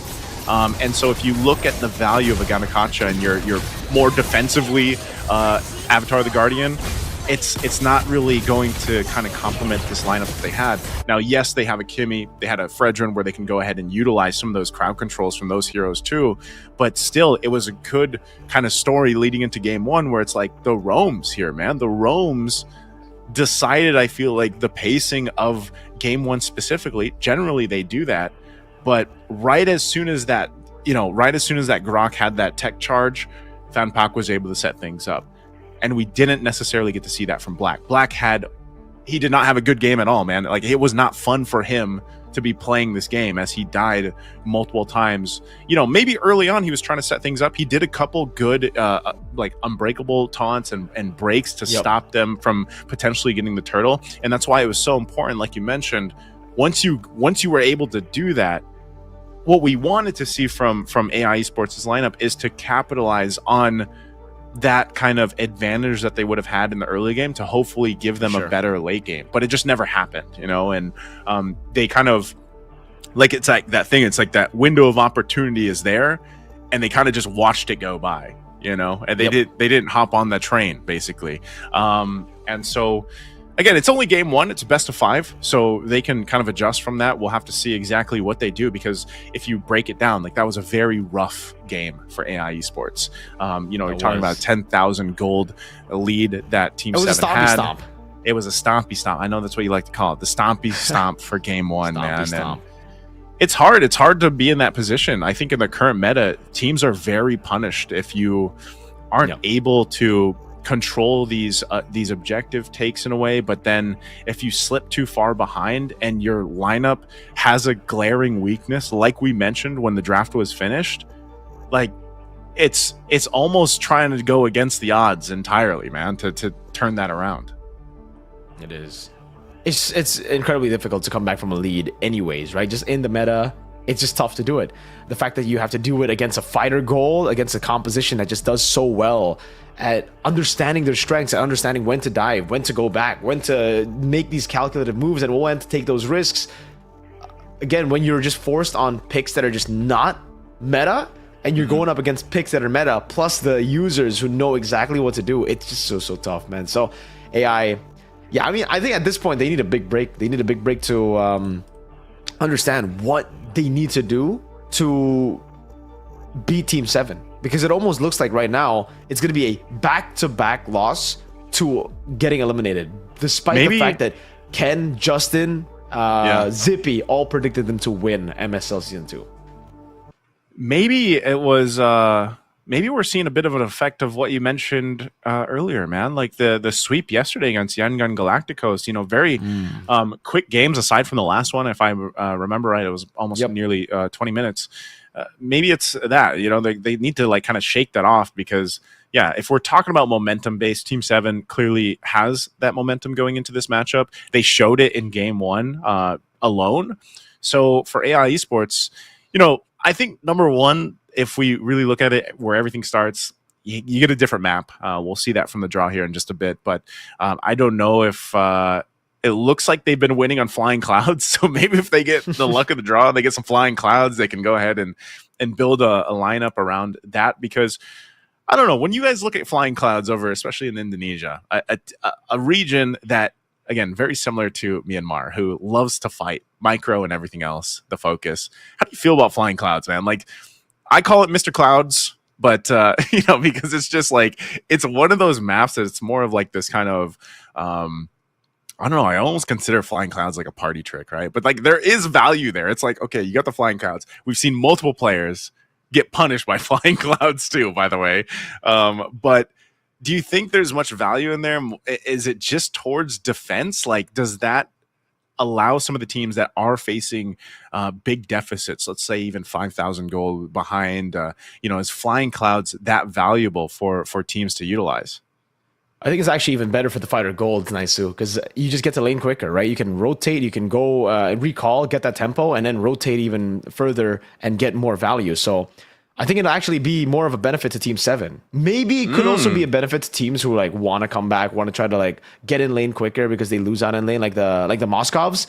But I really think it just favors the fighters a bit more, just because they're already there to clear the lanes way quicker, and you're just stuck there as a marksman farming. So if we do get flying clouds, I think this is going to be an even bigger advantage for the boys in red. Yeah. Oh no, dude! I'm calling everything. You're jinxing everything, and then when you want to call, you get the calls, man. What's going? What is this? Someone call Mystic Naisu. What is going on? No, man, it's your fault. It's your fault. It's so. But yeah, so it's gonna be flying clouds. I promise, guys, we don't have any control over the random map draw. But it's random. Flying clouds. It's random. It's random. Flying clouds is gonna be the map for game 2 here, which again is interesting because statistically AI Esports has done pretty well on flying clouds. But still, part of this is again some of it just comes down to that composition, and hopefully for AI Esports they don't fall behind. You got to remember, again, when they were able to go ahead and go the distance, 5-game series throughout their play-ins against Mythic Seal and then Falcon Esports, and they were able to, bring compositions that had even some unique picks in their own right. I mean, they've gone and brought out the Cho, for example. You don't see the Cho too often, even back to the Alice. Like, they played the Alice multiple times. So there's a lot of room for, I feel like, diversity in the composition for AI Esports to bring. It's more so of the fact that I think they just need to really secure that pick in the gold lane, if they can get it early on, and then build around that. And obviously, too, one of the biggest glaring issues, at least from game 1, was allow Black to have a better time in the roam. And it's unfortunate because that is sometimes just the nature of being a roam. As a newly converted roam main myself, and by newly I mean for the past like 2 years, I used to play mid, man, but now I'm always in the roam, and I get how it is sometimes. Like, it's really easy to look at that score and be like, man, that roam's having an off day, 0-6, but sometimes it's just the roams really trying to set things up for the team. And unfortunately, sometimes the shot calling or the planning and the synergy isn't there with those setups that the roams are doing. And that's why, sometimes when you're looking at these teams out there that have like such cornerstones in the roam position, and they're so well at being synergized with the rest of the team, you'll see the difference there, And I think you got to shake it off if you're Black, because Black had a difficult time in game 1. He can get any of these roam heroes that are available to him too. There's so many good options, right? There's the Kalea, the Grok, like we just previously saw, even down to the Gatakacha still. Gatakacha is still a great hero. Don't get me wrong. Just one of those games that it was not Gatakacha's game. Even a Badang, man. I know it doesn't get popped up much, but because we're on flying clouds, just for the sake of lore and my favoritism, let's bring out the Badang and play the skin that looks as close to Goku Super Saiyan 3 as we can. All right, let's go. Let's go. That sounds like a good idea, honestly. So we'll see if that actually happens. Let's see if Naisu calls it again, because for Madzi, I remember the Badang being a pretty good signature pick for him, Naisu. Like, he was actually, he played that a lot. Like a lot in the last season. I remember seeing him and getting the highlight clips of him all on Badang. So we'll see now as we get into the drafting phase for game number 2. Lancelot and Fanny plus the Yisun Shin Team 7. No juggles. A Hax a Dax on Yori this time around. Trying to force him on the Fredrin again. But this is, I don't know about the Grok first pick, dude. Team 7 are definitely going to snatch away the Hayabusa now, Naisu. Like, I think Team 7, they have an easy road to going, all right, let's pick up the Hayabusa, and now let's see what Yori picked, because it has to be a Fredrin again. Is this just a result of like a nightmare from the last game, coming out from Thanpok's Grok and just being like, okay, we don't want to get tech charged anymore under our turret. Like, we might as well. But how often do you see this, Mirka? How often do you see a first pick Grok? Because there it is. There you mentioned Hayabusa is going to get picked up over here. And then you've got the Hilda, who recently, like we mentioned through the patch, has done relatively well. Like, that buff and everything else for the Hilda helping out. Yes, it's not dangerous grass for the map, but still, the Hilda's there. And having a Hilda, even on a flying cloud, is great, right? You can also get back to that fight really quickly if you have to. So this is interesting. First pick Grok, what are they going to pair this with? Do they grab the Harith here? Do they grab their gold laner to go ahead and have a better time for Alita in this game too? the thing is, even if you want to go for the Granger pick, if you want to go for like these signature picks of Alita, it's already kind of countered by the Hilda and the Hayabusa, right? So it's already tough for AI Esports to decide. Usually when you go for the Grok like this, you go for, I was going to say Kimmy, but okay, wait, I thought it was instant Lapu Lapu. That might have been a bug. So I don't know if it's actually Lapu Lapu or they're going to go for something else, but if they do go for something else, I think they need the Kimmy. Like, yes, the Kimmy didn't work out for them in game number 1. But it's standard. When you have a Grok, when you have a Fredrin here, you want to just build for a full front to back. I think the Granger is also really good now. Like, yes, you get countered by the Hayabusa Hilda, but at this point, just go and lean towards your strengths, man. You already have a Fredrin's appeal as well, so go for a full Protect Mr. President draft for AI Esports, and Team 7 will try to go for a full, let's assassinate that Mr. President, man. Let's try to look for more hitmans here and there, because it does look like they're setting up for a full fighter comp again. Team 7, if they get their hands on Kimmy here, red 3, I think it'll just build into a full fighter comp, like a Lapu Lapu Gold, some crazy stuff like that. Maybe even a Cho Gold, hey, for OP. Cho Gold. I'm wondering, so this, I think when we wait for this to come up, maybe it is just a Kimmy here. That was Kimmy Fred Grok, maybe. We'll see if we can get confirmation on what that pick is, and also what we see here on the other side. We might miss that third pick too while they go ahead and sort this out. But again, depending on what this is, the Hayabusa and the Hilda alone allows Team 7 to basically replicate what they did in the previous game, where they're kind of just very aggressive. And I feel like AI Esports is responding in a way that's like, okay, they want to deal with that aggression in their own right, or potentially start it themselves. Are we getting a refresh there? Okay, I thought we'd see it, but that's the thing. You can allow yourself to do that. I think in the previous game too, we didn't really get to see the value. It's so funny. You see the value in me. Like, we didn't get to see the value in Fredrin. You know? Nope. Yeah. So maybe this time it's you run it back, you go ahead and bring it, but then you have the Grok instead of that Gatakacha, which can kind of help this out a little bit more. But again, once we get to the rest of this draft, we'll see exactly what the game plan here is, but we already can see this, and this is what me and Miracle were talking about before we got to the series. Was there's very two distinct play styles that we've seen from Team 7 and AI Sports, both in their journey up to this point, and it's been true to that statement. Like, you're seeing Team 7 play more aggressive, play more fast, play to basically just kind of overwhelm their opponents, and this time it's AI Esports that is in front of them. And it's really, really difficult for AI to adapt to this playstyle, man, because they were definitely ready to face off against a full damage output composition like Team 7 utilized yesterday against Team Falcon. AI probably tried to utilize some of the data from yesterday to bring into the game today, but it just seems like Team 7 have a hold on the meta. It's not just because, I mean, maybe yesterday it was just a plan to beat Team Falcon, to take away their picks, right? That's why they took everything, all the damage dealers away from Team Falcon, and today they switch it up completely. They make AI think that they're going to go for the 3 damage dealers, and then they go for the complete opposite. They go for 1 damage dealer, technically, and then everyone else just wanted to go for these long brawls, the Jusin, the Lapu Lapu, the CC as well. Well, now at least it's respected in the first phase, the CC, but it's still a big problem for them to deal with right now, Naisu. Like, the big problem right now is the fact that you just cannot get your hands on a jungler that can really push the tempo. You're placed on a jungler that, yes, can win out in the first few neutral objectives, but for the most part, even if you get a lead, you have to play for your carries. You can't really be the guy to independently carry the game for your team. Meanwhile, though, Lucky, always, every single game of the series and playoffs against Falcon and now against AI, has gotten his hands on picks that he can carry with. Yeah, it's interesting too, because like when you look at, I feel like the biggest change in terms of what we've seen globally for a lot of the teams is this transition from what the gold lane has become, right? I mean, there was a time, even for a while now, I know like probably the longest standard that we saw in terms of a role for the longest time, at least for like these specific heroes being picked up, was probably the jungler when we were back in like purely utility meta. But then gold lane was starting to get into that position too. Okay, hold on. Whoa, it was a Lapu Lapu.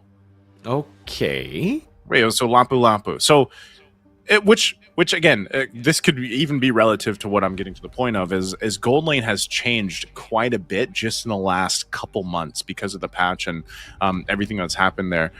And I feel like, aside from the fact that we still see a whole lot of Granger, and even Harith to an extent, it was a good change. Like, it was good that we had this change into the gold lane. I'm just wondering how even the gold laners themselves feel, you know, like they were playing a very specific, because you got to remember, like, this is how the junglers felt.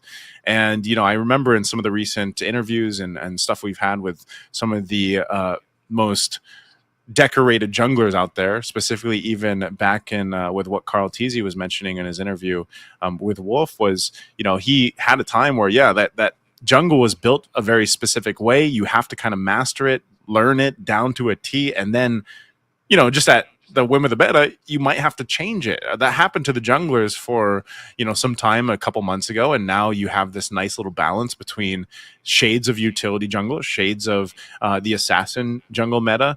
And I think if you look at it and you wonder, all right, what about the gold laners, man? Like, how do they feel? Like, this is such a pretty big I don't feel change. good, man.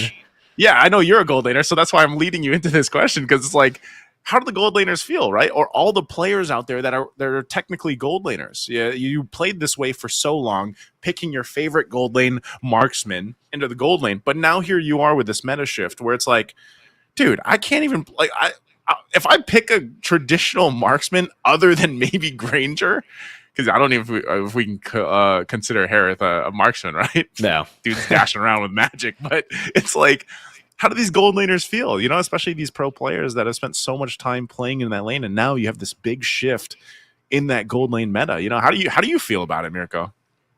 I mean, initially when they announced the passive gold reduction or the passive gold increase and the minion gold reduction, I was already buckling up for, you know, the fighter golds. I knew it was coming. It was just a matter of time before people, you know, figured it out. So I wasn't a fan of it initially. I hate fighter golds. I love just playing the marksman, the traditional ones, and being able to outplay, being able to outlane your opponents, right? Because I think, especially in the gold lane, when you play marksman, that's what you define as skill. You know, if you are able to do well, you feel that's the highest like skill matchup, like gold lane? Do you feel? Yeah, I think so. Like, when it comes to just purely 1v1, denying gold, freezing your wave, stuff like that, like understanding lane and actually punishing in lane, I think the gold lane had it all.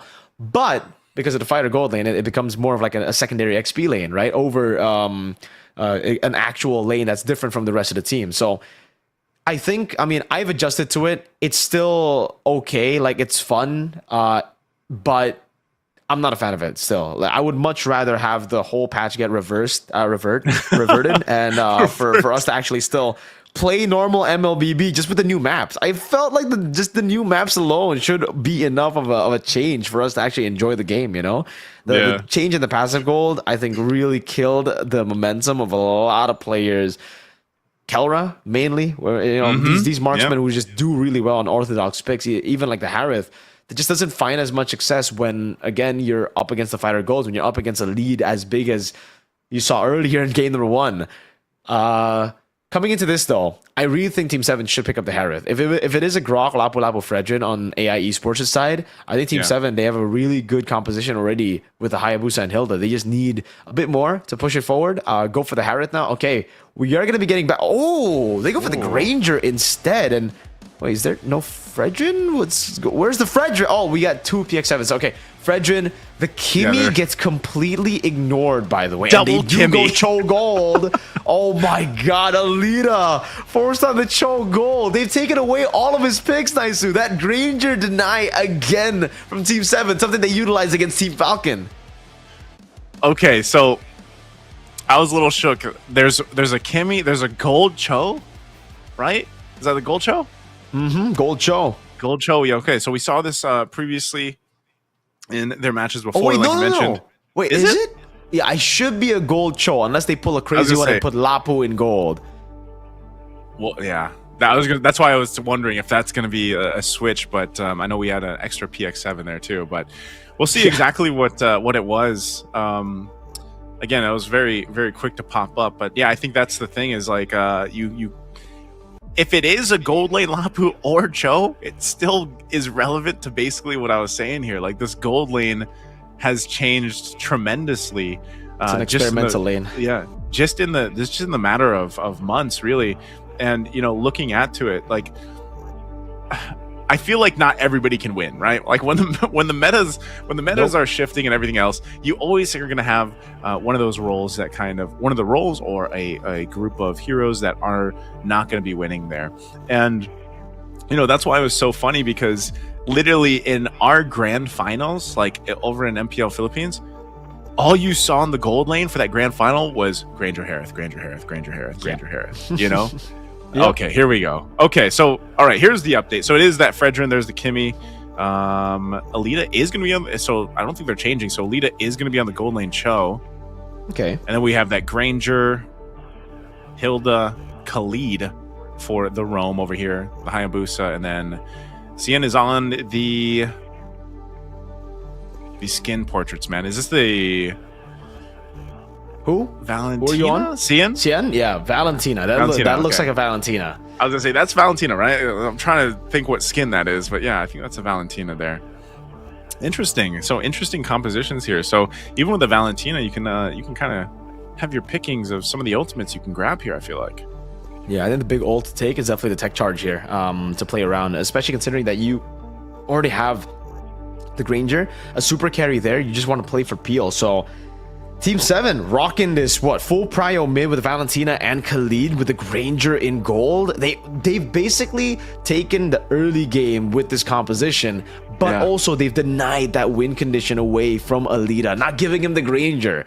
So let's see if they can do it, if they can get a 2-0, because yesterday they were able to get a 2-0 with a Granger in the lineup in game number 2 as well, up against Team Falcon. AI, can they get their first game win in playoffs, Naisu? Well, I'll tell you what, they took what worked for Team 7 in game 1 and they basically took it themselves. They rounded it out with taking the Grok. They get the Lapu Lapu. And then one of the biggest glaring issues, like we mentioned in game 1's draft with that Moskov, so they'll give Alita a Cho gold lane, which, against OP here, I think he's going to have, it's going to be a challenge for Alita. I'm not sure how they'll decide to play it out. I would like to see AI Esports put some pressure on OP, because for the mere fact that he is a Granger here, who again has some of the highest win rates, if not the highest win rate right now, in that gold lane. But that's the thing; they have all the tools they need. Like if you look at AI Esports' lineup, they have all the tools they need to make it work from early to the late game. But like you said, with Team 7, this lineup can snowball out of control with pressure already in the early game. That's with the Hilda, the Khalid, and even the Hayabusa. Specifically, also with the Valentina. As soon as you're level 4, and he's got flame shot, man. Is that he does? He's got flame shot, so they're going for some extra potential threat. I think that's why we're taking a while to get into the game, by the way. So that's what I'm also wondering. CK on the Valentina when I don't think this is the way. I don't think that. Yeah. There's definitely going to be a change here, because CK there's no way is we're playing XP. Khalid mid, right? This is definitely Hilda XP Khalid mid. That's what's supposed Khalid roll Valentina mid is supposed to be what it is. Unless they're like, no, man, this is the meta right now. Yeah, it's not just the gold lane, Mirko. It might just be everything. Either way, I'm sure these picks are still the same. They might be just going ahead and switching something in and out here before they get back. But that's one of the things. Like I said, this Valentina can actually work really well for them, flame shot or not. Most likely not a flame shot, but the Valentina is going to be able to work out really well. Yeah, most likely not. 99% not. But the lineup 1% yes. 0.1%. I'm going to give it the 0.1%, man. You can never go full 100%. You can never full 100% send it, But once we do jump into that game 2, I will say that we've seen it before. The Khalid, most likely in the hands of the Roam there.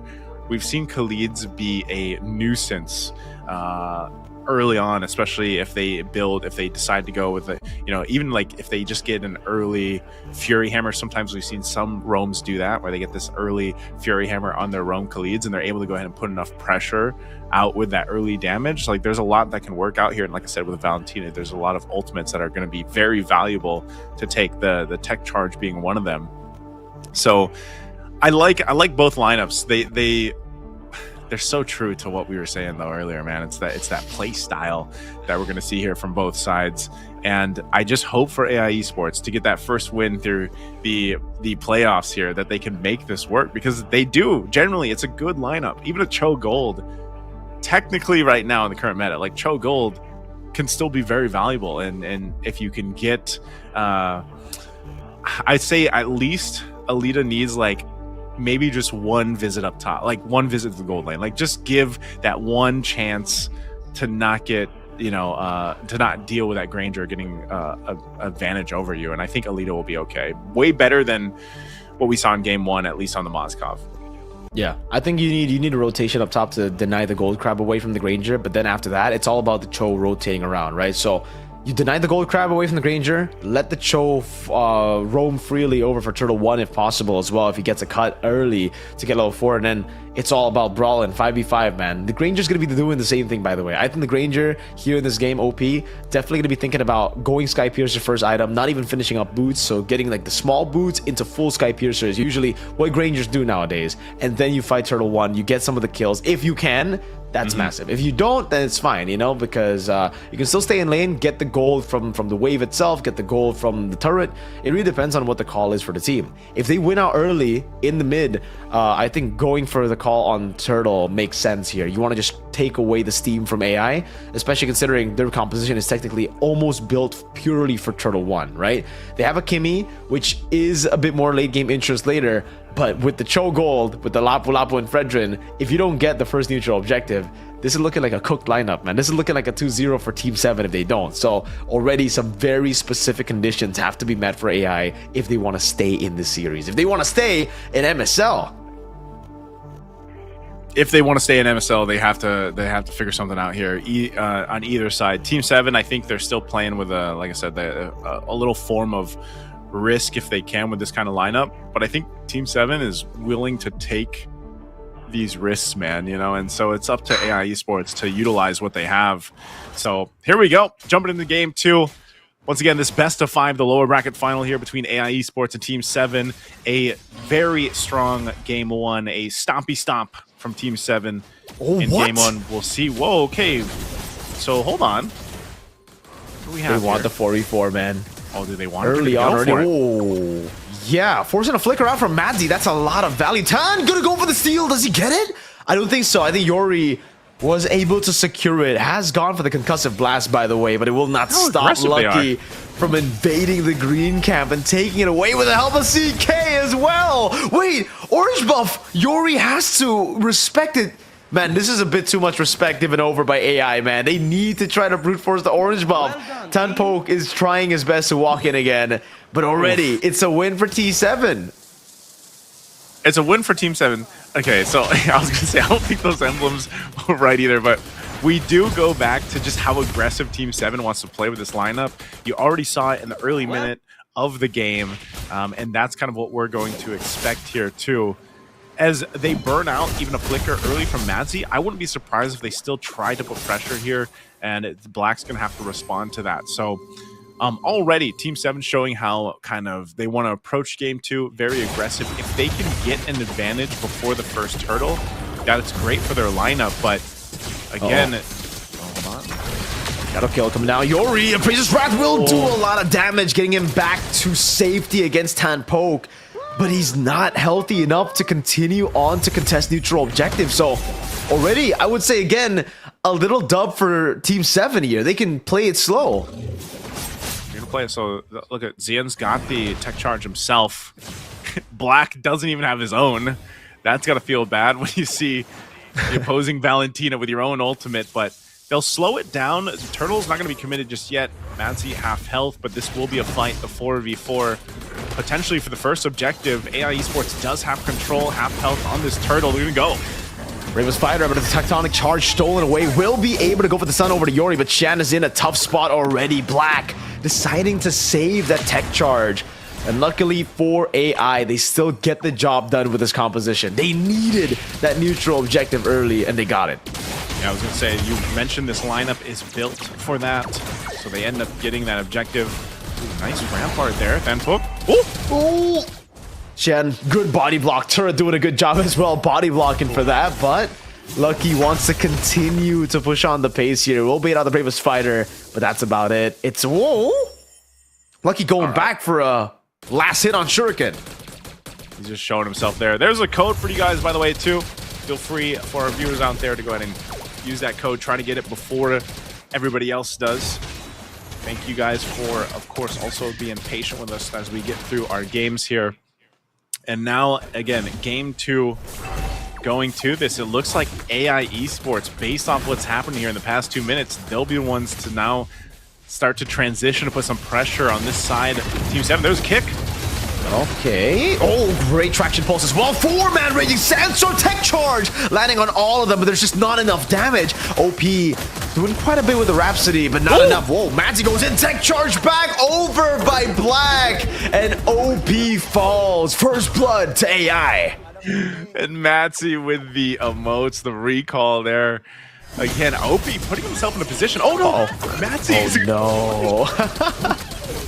Hey, you can't just be recalling like that on stage, man. These teams will definitely be looking for it. Oh, whoa! He threads the needle, finds a quad shadow. Almost a perfect shadow kill to get PX7, but I think it's enough. No flicker on PX7.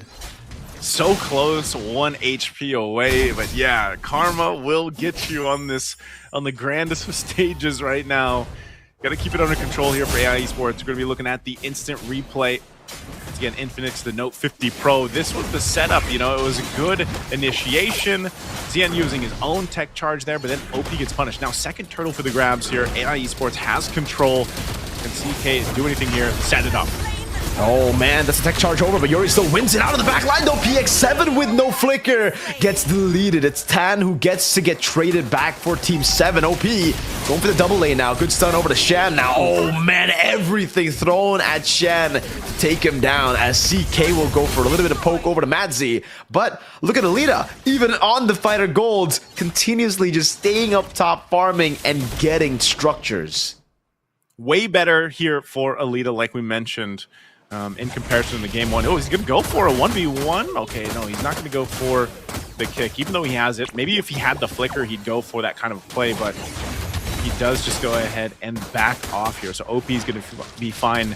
Now it's OP that's feeling that that marksman gold lane feeling in the current meta right now, trying to build up what he can on this Granger. Of course, it's only 1 death, so he has plenty of time to go ahead and farm up to where he needs to be, but it's this Team 7 that needs to worry about the scaling here. Mid lane. Radiant Sandstorm with the flicker combo. The quad shadow doesn't land on PX7. Good tectonic charge from Black and the instant follow-up from Madzi and PX7 to get yet another 2 kills on the board. Man, I was saying Alita's having a way better game, but look at Black now. Again, this first pick Grok was kind of questioned a bit in the draft. Like, would it be worth it? Well, for so far, AI Esports has been doing wonders with this Grok from Black. Able to find multiple tech charges and setups already. They're going to rotate up top. They're going to go for Alita here. No follow-up on the way the Dragon knows that Lucky is rotating over, so he decides to back away. And that's pretty good. Again, they know that they have a pretty good lead right now. There's no real reason for them to push it forward, to take these unnecessary risks. PX7 is back up as well. It's back to setting up for Turtle for AI. All right, third turtle nearly up here. We're looking at what, about a 3,000 gold lead right now for AI Esports. Again, a much better position than they were in at the entirety of the game 1. They should have pretty good control here. You know, we were wondering if they could get the value in the Fredrin so far. The Fredrin Kimmy combo has worked wonders. Oh, traction pulse. Good quad shadow earlier. Tan able to go for the Raging Sandstorm, but it's defensively. It's to get away. That means it's a free neutral objective. 3 turtles all to Yuri. All right, great pickups here. Objective now, they'll focus on these turrets. Should be able to get this tier 1. Team 7 wants to hold on. Good steal on the tech charge now, doing a lot of damage over to Black. Oh, enough to get OP there. His first Sky Piercer stack. Finally gets his hands on the Hunter Strike. And this is what we were talking about for OP. It's all about getting the Sky Piercer stack. So it doesn't matter if you're that far behind. If you're able to get those stacks, the turnaround can still happen. In the bottom lane, it's a gank from Tan over to Alita. The way the Dragon gets used up over to Tan, and it will be a kill. Gets away as well with the flicker. Not enough of a follow-up from Team 7 to take Alita down. there's going to be a rotate too. I'm not sure if they're going to commit under the turret here. It's tier 1. CK might want to get out of there. Oh, Yori joins him. Fraction Pulse 2 will lock him down. It's a Hilda though, so I wouldn't be too concerned if I was Team 7. But I will be concerned about Alita, who's already level 11, highest in the game. A level with Yori and Lucky. Yeah, now mid lane, Flying Clouds bring them back to the action again. This is one of the things you start to lose some of the space across the map for Team 7. Flying Clouds will bring you back to it. They barely hold on to this turret. It does finally go down as Alita jumps on in, kicks that turret down. So hard fought. Now all tier 1s being down, and also the tier 2 up top. AI Esports playing with an advantage here, while meanwhile Team 7, after a very strong game 1, they've got nothing at all in game 2. So it's their turn to go in and kind of scramble around to see what they can get. Like you mentioned, a big part of that, Mirko, is just going to be some stacks if they can get the stacks over here for OP, but also if they can scale with this lineup. You know, a lot of the times, even if they get that tech charge off from Cien that we're seeing on this Valentina, unfortunately, they're just lacking the damage throughput to actually convert and follow through, and that seems to be such a big problem right now for this lineup. There's a kick from Alita just defensively. He's going to kind of get away from this. Multiple members here from Team 7. Dude, are they going to try to get HO? I don't think you can even... They might full send this under the turret. he's buying so much time, and it's unfortunate because Team 7 knows that they cannot contest for the neutral objective, so this is the only thing they can do. Look for a trade on the other side of the map, maybe a turret, but Alita denies them of a kill and of a structure taken, so it's an all-out win for AI, as Team 7 now will have to just recall, and their composition with the Khalid, it's gonna start to fall off, man. That's a purple buff taken away by Lucky. Still, he's able to recover it, but the orange buff on the other side of the map will be taken by Yori. That's a tier 2 as well, falling down below. Man, AI are getting instant value. This is how you choke out everything on the map. If you're AI Esports, again, Team 7, both roamers just kind of recalling off here against each other. Not much that you can do on this Khalid. Again, the power that it has is usually in that early game where you're able to go ahead and put some pressure here. But look at this, they're just forced off of their turrets, and that's kind of an unfortunate position to be in, is you're not able to stay around the turrets even. You know, you can't really contest them because, again, a lot of your damage is coming from OP on the Granger here, and he just doesn't have what he needs, you know? So now they're facing down this Lord pushing up top. They've still got a bit of a Holy Shield up top, but they're going to lose some of the health on this. I'm not sure if we're going to see a forced interaction from AI Esports. He's in with the bravest fighter from Madzy, but going for the mid. Oh, big tech charge over to 3 there. That's a stun over as well, but Xian is able to get another tech charge over. That's even another stack over to OP as he kites away. Madzy still stuck in the midst of it all. OP walking up again. It will be another kill. A big shutdown to OP. AI's got to be careful. OP go over the chase now as Alita jumps over to Jikundo and the Shunpu, but CK sticks on him. OP just needs a few more shots to get him down, but I think that should be enough. I think Team 7 should just walk away with the win. Wait, Alita jumps back in, goes for the Jikundo. Oh, that's a flick away. The dragon locks OP down, but it's a disaster for AI. 3 kills over to OP. That makes the Skypiercer at 40. That's what I was saying, man. I was like, I don't think they have to force the situation into the base. They do it anyway, but this was also a tech charge, finding multiple members, but then a tech charge of their own. And it was unfortunate because, again, the base turrets are still up. They went for this. And like you mentioned, those stacks went to the perfect person in the lineup of Team 7. Went over to OP, picks up a Sea Halberd Hound, now has multiple stacks on that Skypiercer. And that's that turnaround. This is exactly what we were talking about in the previous game. You're down, 4,000 or 5,000 gold, which they're still down a good couple thousand gold here. It has to be either an error from the opposing team that has that lead that you have to punish in hopes to get back into the game. Because before that, honestly, Team 7 was in a very bad position to lose this game. They didn't really have much at all, but it was that forced, let's go into the base and maybe get some base turrets or some kills or potentially end this. That is the decision that AI Esports went for. So now they put Team 7 in a position to actually contest this. Taking a look at the items here, you can see this. Golden lane is stacked up here for OP. He's got mostly what he needs, but wow, the problem is still solving this. Can they actually get into a position that's favorable for them to contest this Lord AI Esports knows that they have the advantage when it comes to the lineup to be able to set up this kind of box around the Lord here. And so they'll hold it at half health. They're going to go on for CK. I don't know about the all-in over to CK. That's good Raging Sandstorm into the back line, but Lucky's all alone now as the Quad Shadow is able to land. That's going to be time for final on time. Tech charge from Xian! OP in the back, free hitting. A big disaster for AI. Alita still pushing up top, but I think Team 7 are happy with this outcome already. Oof, okay, they lose the base turret. Alita stayed up there to put some pressure. I don't think they were expecting to just have the fight go the way that it did. But again, OP, if he was even part of that fight a little bit earlier, again, it took him a while to join it. But again, they keep themselves into that game. We'll take a look at the instant replay here once again. And this is what I was talking about. You know, look at OP's positioning. He has to go away from the rampart, take some time to get here. But even this, look at that tech charge from Xian. So good. Multiple members, 4 members knocked in the air. But we're back to it, man. We're back to this contest for the Lord here with AI Esports taking initiative. Oh man, AI using a bit too many of the resources onto the frontliner. That's a shadow kill over to PX7. They're gonna have to cut away. Great Tom by Yori to peel a bit. Alita has pushed up top, so Team 7, they're going to have to send someone up top. They're actually going to be sending a lot of those members up top. Alita shows up in the mid lane, which means they can actually start to ignore it. A wave will be spawning here as the Lord will get started back up again by AI.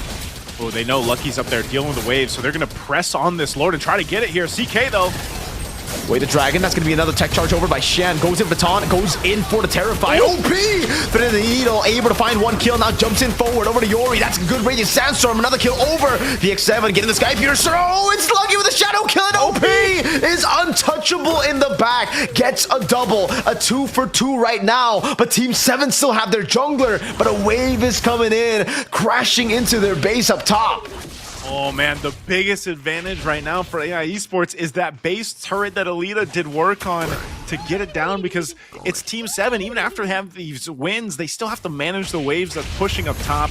So even with Yori down, they might have just gone and stalled it out long enough so they're going to be full force once again for this Lord. This has been a fight for the Lord for the past 5 minutes, essentially a macro play style that we've seen from AI Esports.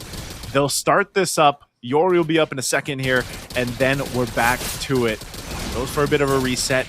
We'll see if Team 7 decides to approach this differently. They do clear out that wave up top, but now Lord sitting under half. CK? Bad call. They should have gone for the Lord. Oh, they're going to go for it. Yeah, Shen jumps in. That's going to be Manzi who secures it. Shen very low, but OP is still there. Alita goes for the Kudo. Able to go for the way the Dragon with a flicker there on towards Shen. The bad call turns out to be great. That's going to be the tech charge. OP get a lot of those free hits. Quad Shadow landing as well. Lucky going in for the damage. PX7 surviving just a bit. Getting the shutdown. OP still alive. That's a big kill. Over to Tan Poke. It's OP again. Over to Manzi. That's a stun over. OP. Can he kite away? 60 stacks on the Sky Piercer. Alita walking up as well. Good flicker out by OP. 15 seconds for Shen. And AI are looking for the end. Whoa! That's a Quad Shadow. And the Shadow kill with the Dragon. Alita locks him down. But the Quad Shadow comes back up in time, and they're trying to buy some time now. Lucky jumping back and forth, buying some time. OP still in the base defending. This could be an outplay. Lucky will go for the Quad Shadow again. Won't be able to land it now in the base. Lord at half HP. Shen doing a good job. Has Tectonic Charge. OP with the Rhapsody. They have defended against a Lord. And Lucky survived. Wow. So much time, Mirko. We've got so much time to use that Shadow Kill to go back, but also handle some of the wave pressure in the mid lane, allowing OP and CK and Xian to stay into it. Oh my god. Team 7. That should have been a potential end there for AI Esports, but with that decision, they stay in the game as we approach the 18-minute mark. And meanwhile, that whole time, you got to give it up to OP to be able to stay alive through it all, burning that flicker early on to stay up, and they keep themselves in the game. AI Esports is doing so much right, but they just can't seem to end this game and capitalize it out. Looking at the items here, again, they're locked in. If they can go ahead and pressure this a little bit more on the map, what can AI Esports do? Maybe get another base turret down. They're still a minute away from the Lord. that holding on to the tier 1 mid lane turret has helped them out so much as well, because even Team 7, as they have been crawling back into this game, still down about 3,000 gold. The main point is your Granger is still alive. OP is still alive. He's able to go ahead and rely on those stacks, those procs from the Sky Piercer if he can. But that's the thing. It's going to get a little bit more difficult as they approach this next objective. He does pick up the BOD, so he's got that now. And it's going to be the work that we have to see here from Team 7, especially the roam, Danpak, if he can actually scout out what he needs to, as Black is essentially doing the same thing here. So this will be a tough one as they approach that next Lord, while they manage that wave up top. A little bit easier, though, this time in comparison, because the Lord is up on that top side of the map.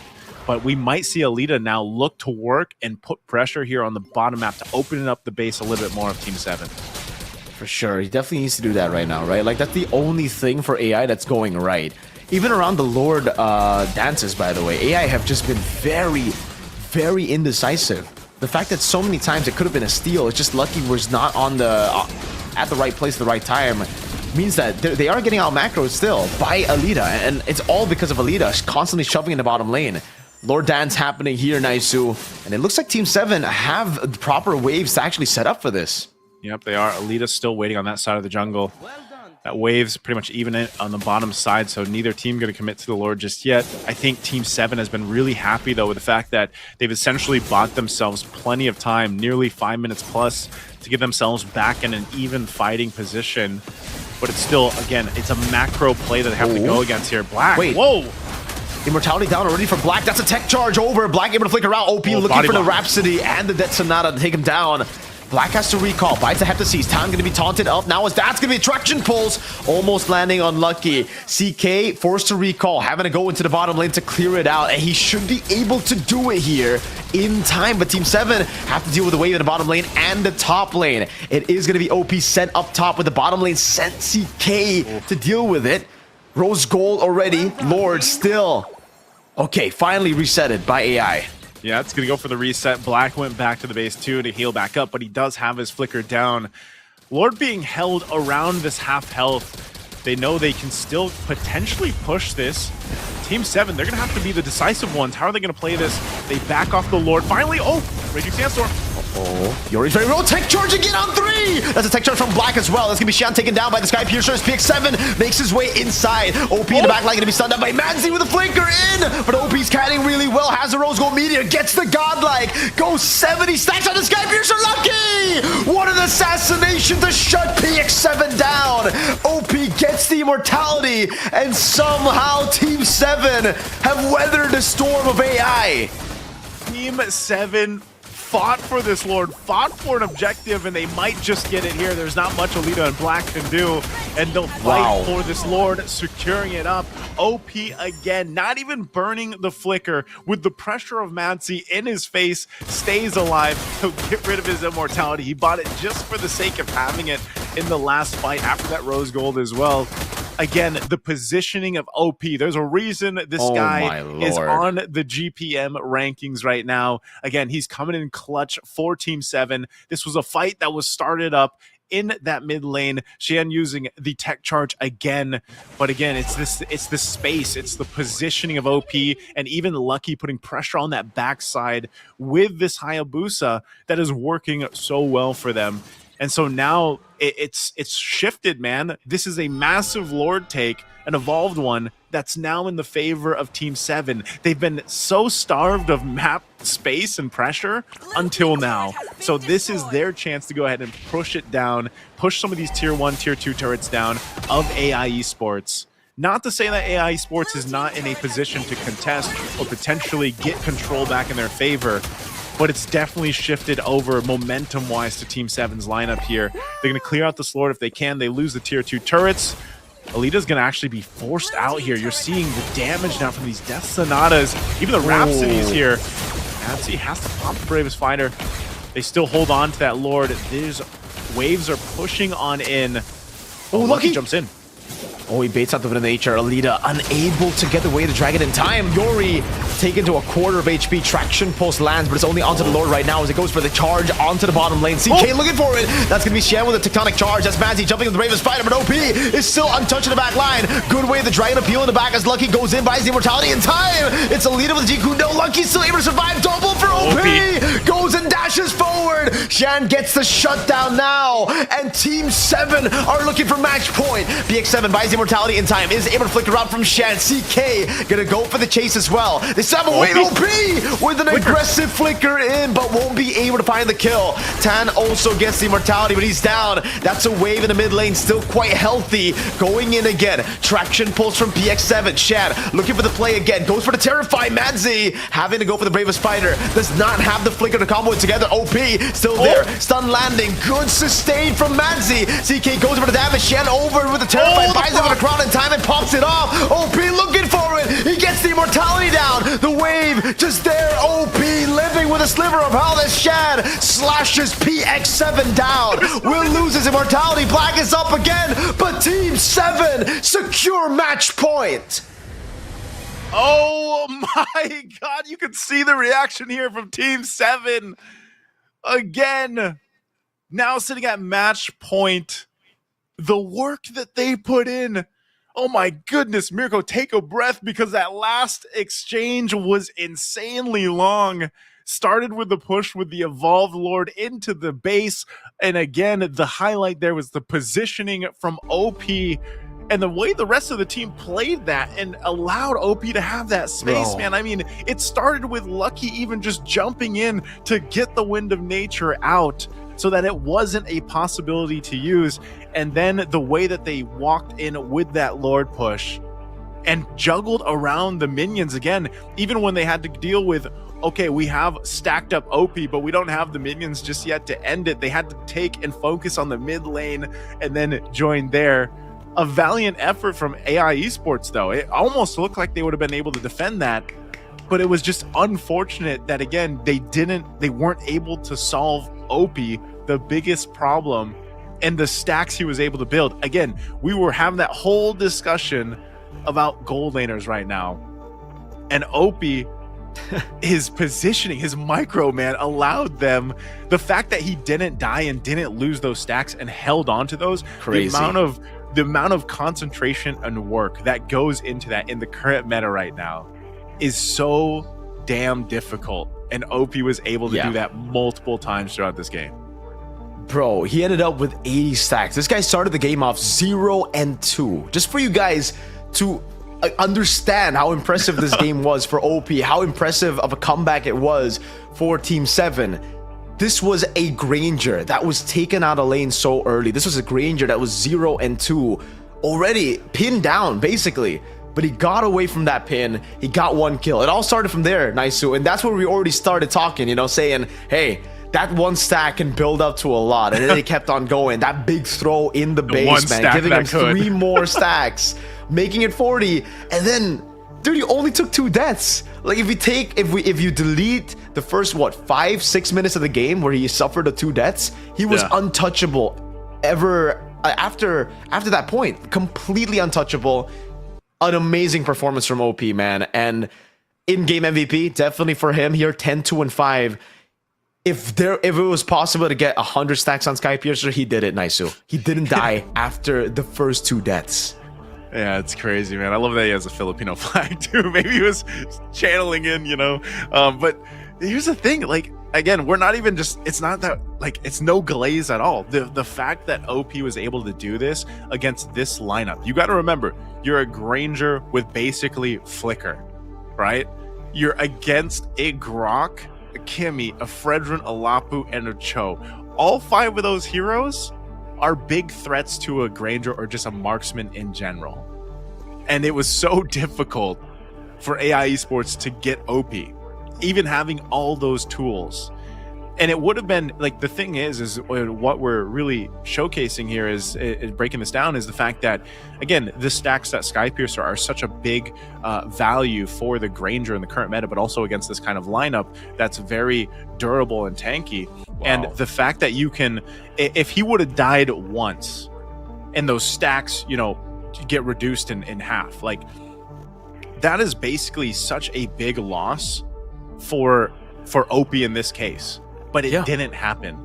And so the mere fact that he was able to basically stay alive against 5 heroes who have so many opportunities to be able to catch him, and he even juggled the items around, and that's why you know, when you really break it down, when you really analyze it, the fact that he, even in some of those key fights where he survived, he juggled the items that he needed.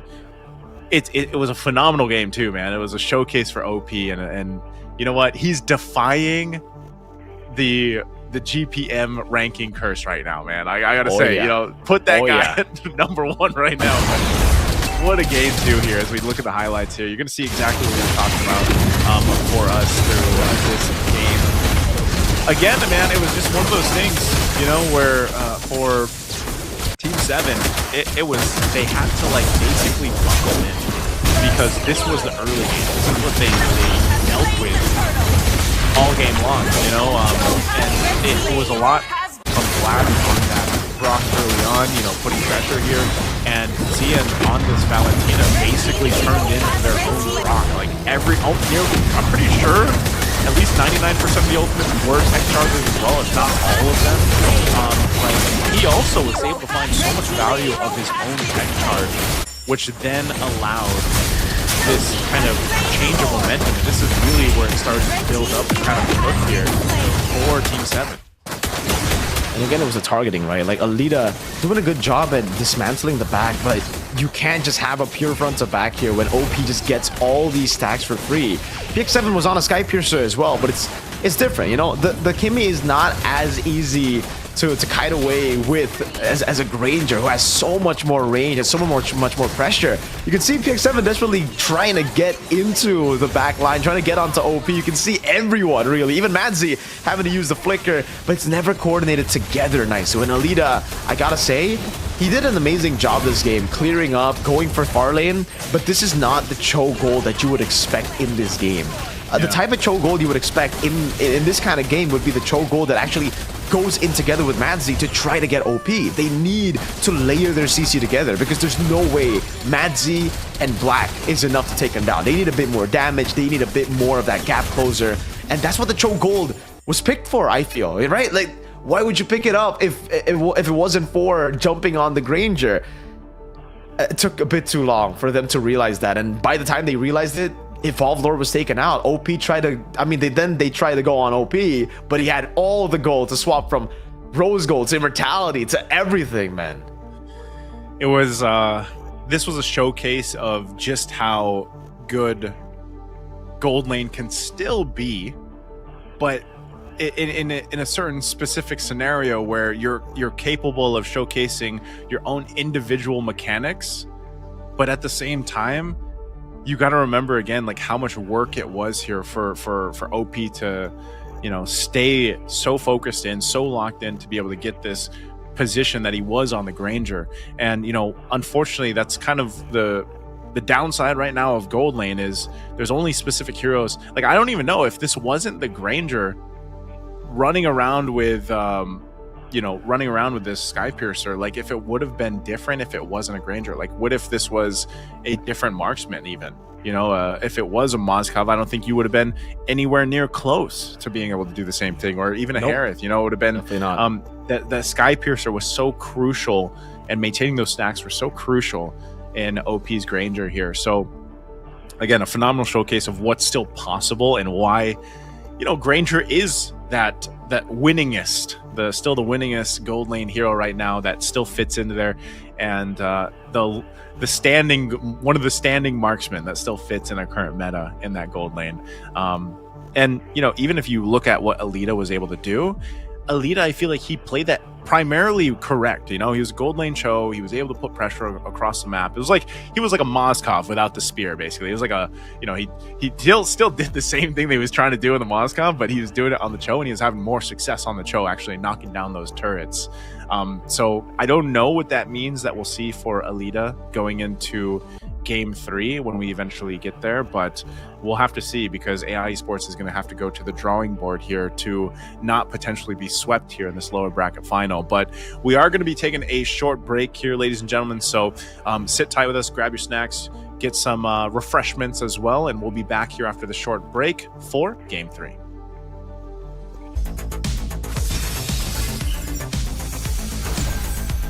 Okay, he's back.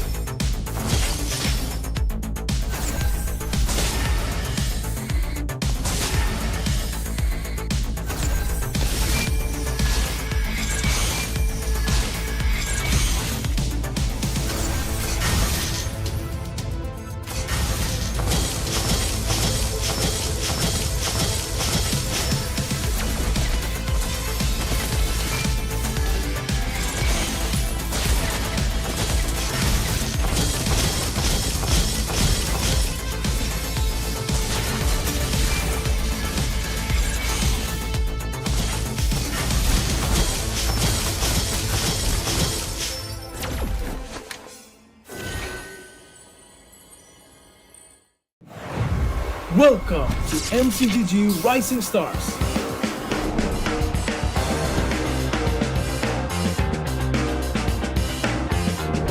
From September 12th to October 19th, take part in the regional contest, open to all players. Step up and prove your strength. Division finals will run from October 24 to November 2. The top 16 players in each division may advance to the next stage of MRS. Check your in-game mail for information.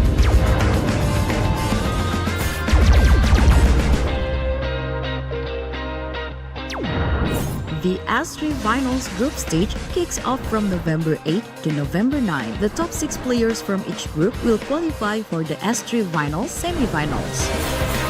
The semi-finals will be held on November 15. The highly anticipated grand final arrives on November 16. The champion will earn a direct qualification for the first MCGG World Championship. The battle is on and the world is watching.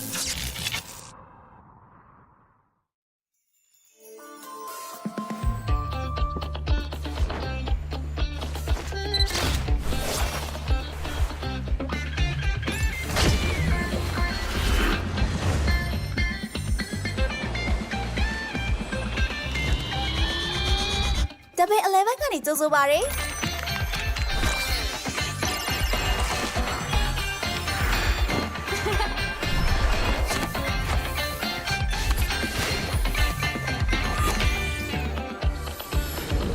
အားသစ်စရာစိမ်းနှုတ်ပြအားသစ်စရာစတိုင်များ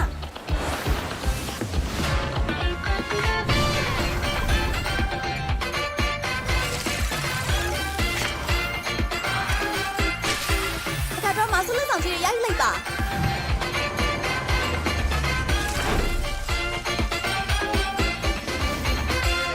အနေဆုံးစိတ်များအကောင်းဆုံးအကျိုးခစားခွင့်များ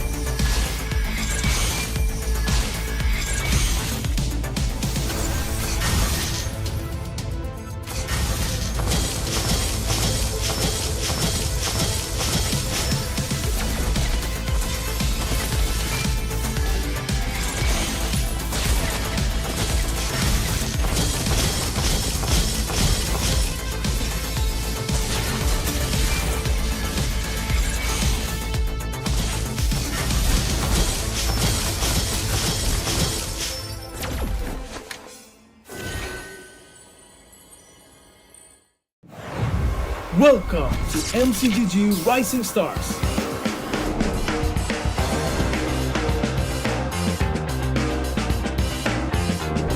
From September 12th to October 19th, take part in the regional contest, open to all players. Step up and prove your strength. Division finals will run from October 24 to November 2.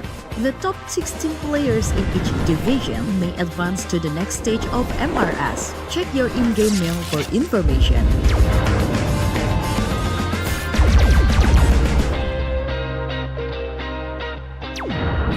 The S3 Finals group stage kicks off from November 8 to November 9. The top 6 players from each group will qualify for the S3 Finals semi-finals. The semi-finals will be held on November 15. The highly anticipated grand final arrives on November 16. The champion will earn a direct qualifications for the first MCGG World Championship.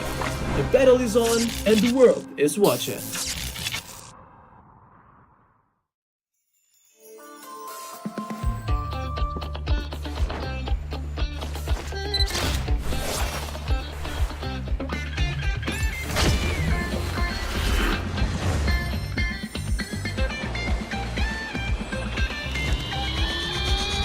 Double 11 ကနေကြိုဆိုပါရစေ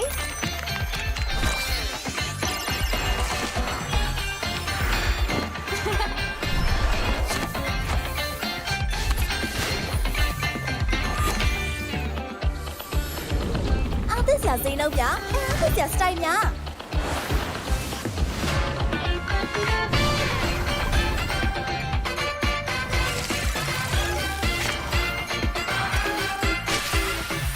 ဆုလက်ဆောင်ကြီးရိုက်လိုက်ပါ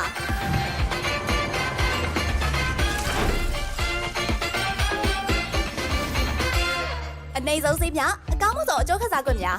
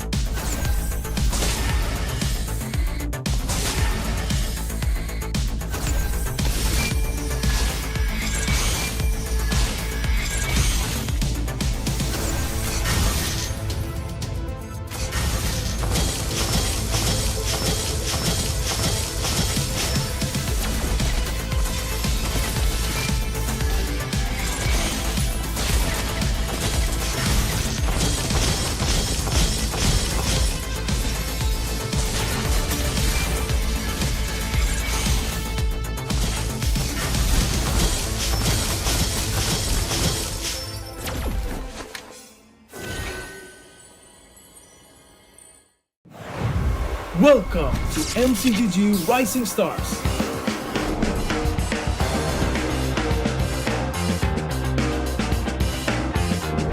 From September 12th to October 19th, take part in the regional contest, open to all players. Step up and prove your strength. Division finals will run from October 24 to November 2. The top 16 players in each division may advance to the next stage of MRS. Check your in-game mail for information.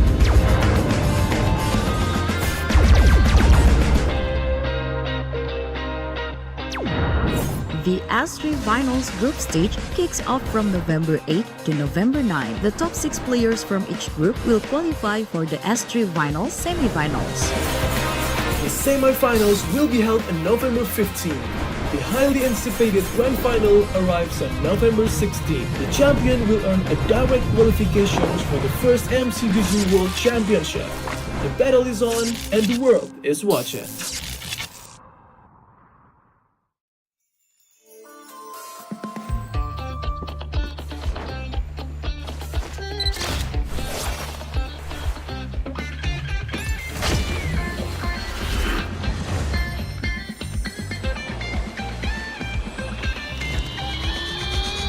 Double 11ကနေကြိုဆိုပါရစေ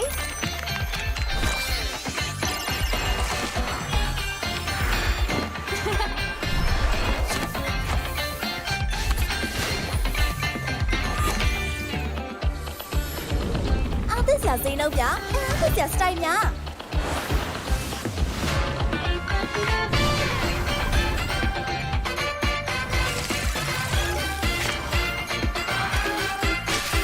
အခါတော့မဆုလက်ဆောင်ကြီးရိုက်လိုက်ပါ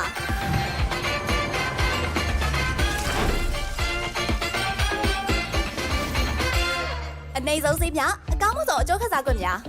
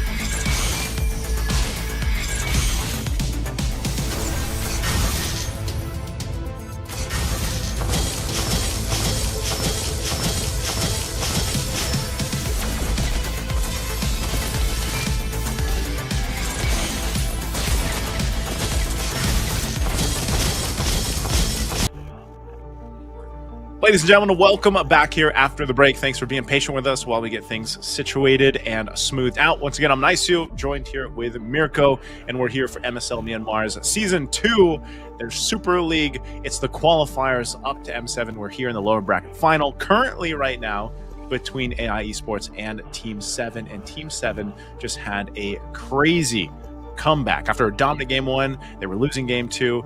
Now they're back into it, and it's 2-0. Match point right now for Team 7. Mirko, we've shared a lot of our thoughts so far. AI Esports clearly needs to figure something out. Hopefully this bit of a break has given them that opportunity to come up with a game plan going against Team 7. If you were there, if let's say you were there to give them some advice on what they could do, or even our viewers out there, from what we've been seeing from AI Esports, what do they need to change up to potentially not get swept here in the lower bracket final?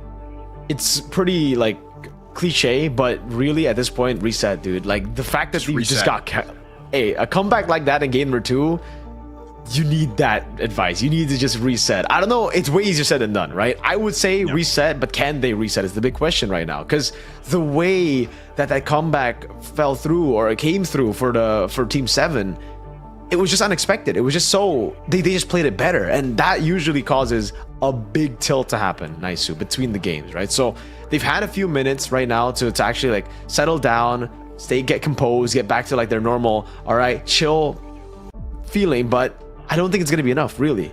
After seeing the last two sweeps yesterday, it really looked like in game number 3 it was just stomps and stomps. So AI are gonna have to pull something really, really crazy here in game number 3 for them to fully come back. Because again, even if they get a game here, Naisu, are they completely reset? Are they ready for a game 4 or game 5? You know, so the lock-in has to be, as my friend would put it, one of their top 10 lock-ins of all time. Who's this? It's a friend of mine, Indonesian friend of mine. His name is Farhan. He would randomly just say, when he's tilted, he's like, all right, guys, you got to lock in top 5 lock-ins of all time, stuff like that. So I'm like, that sounds so goofy, man. But hey, you. The thing going around right now that all the youngins are saying, including yourself. The youngins, the youngins is it's the great lock-in, man. Okay, I have never heard that, bro. Great really? Lock-in is I have not. Brother, I haven't heard great because lock-in. You know everybody's all about the winner arc, right? Like obviously over here in Southeast Asia we don't really have winner, but it's like the winner arc. And so other than the winner arc, it's the great lock-in. So right now, AI Esports. Nah, that's whack, man.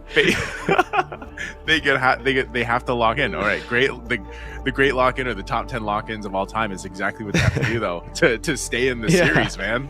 I mean, and you know, saying it as cliche as it is to just go and reset, like that's again, it's so much easier said than done, because if you've ever been, you know, in a competitive nature and you are facing what essentially was supposed to be your win in game 2, and you have this massive comeback, like that's pretty demoralizing, right? So It is. and that's why we always say, in this sport of esports, it's like that mental state, the mental state of our professional players, your beloved players out there, the best ones of the best in the world, they have that ability. It's that versatility, it's that adaptability, but it's also just that fortitude, that mental fortitude of the players, where they basically have to be able to go from what just happened and then reset for a game 3. Now, again, for some players, we've seen it many times through competition. They can get a little more emotional. They can let those emotions kind of affect the way that they potentially play. Hopefully for AI esports, that doesn't happen to them, and they're able to go ahead and just kind of reset. Once we get to the draft, we'll see exactly what the game plan is going to be, because you can't even go to game 2's draft and be like, nope, it wasn't good. Like, it was good. It was a solid draft, and they were the ones that even picked up a Grok first pick. And even though we, potentially like questioned it a little bit, it worked so well for Black in comparison to what happened in game 1, where he was playing the Gattacacha, got absolutely stomped on. Then his Grok was great. So it's like AI esports has the ability to get a game under their belt. We've seen this before too, like from other teams out there, where it's just like, they'll have the lead, they have a good, nice lead, 3,000, 4,000, 5,000 gold, but we're just in this position now with the meta where even with that kind of lead, even with a strong team composition, there's certain things that can happen within our game of MLBB that can flip a switch essentially. So for AI esports, they have the potential there. It's just, I think this is also just showcasing just how good and how promising Team 7 is when they can play from down that kind of deficit and turn things around. Exactly. Like right now for them, I think it just comes down to also understanding what to prioritize, right? Because in the previous game, I think the prioritization was just kind of whacked from them. They went for, what was the first pick in the previous game? Because I remember the Hayabusa being left open, right? The banning phase was already... Yeah. So the banning phase always for Team 7 against Falcon even would be so many, they will always ban the jungle. It was a Hacks the Dax yesterday.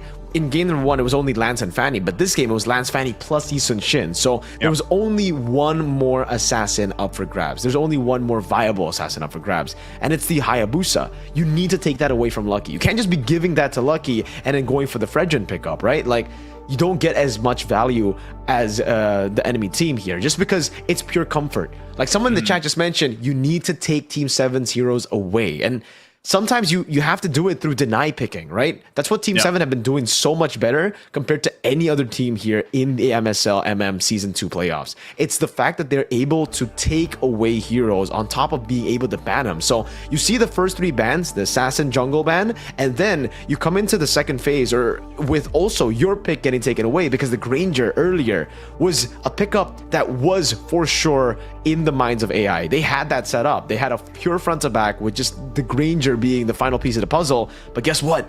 Team 7 didn't let them have it. Yes, it kind of ruined their composition a bit, right? They had to just... They had to... It was everywhere. Like, the composition for Team 7 was everywhere, but just denying that one big pick, that comfort pick from Alita from AI, forced them on a Cho that ended up not being optimal, played to the optimal levels in game number 2.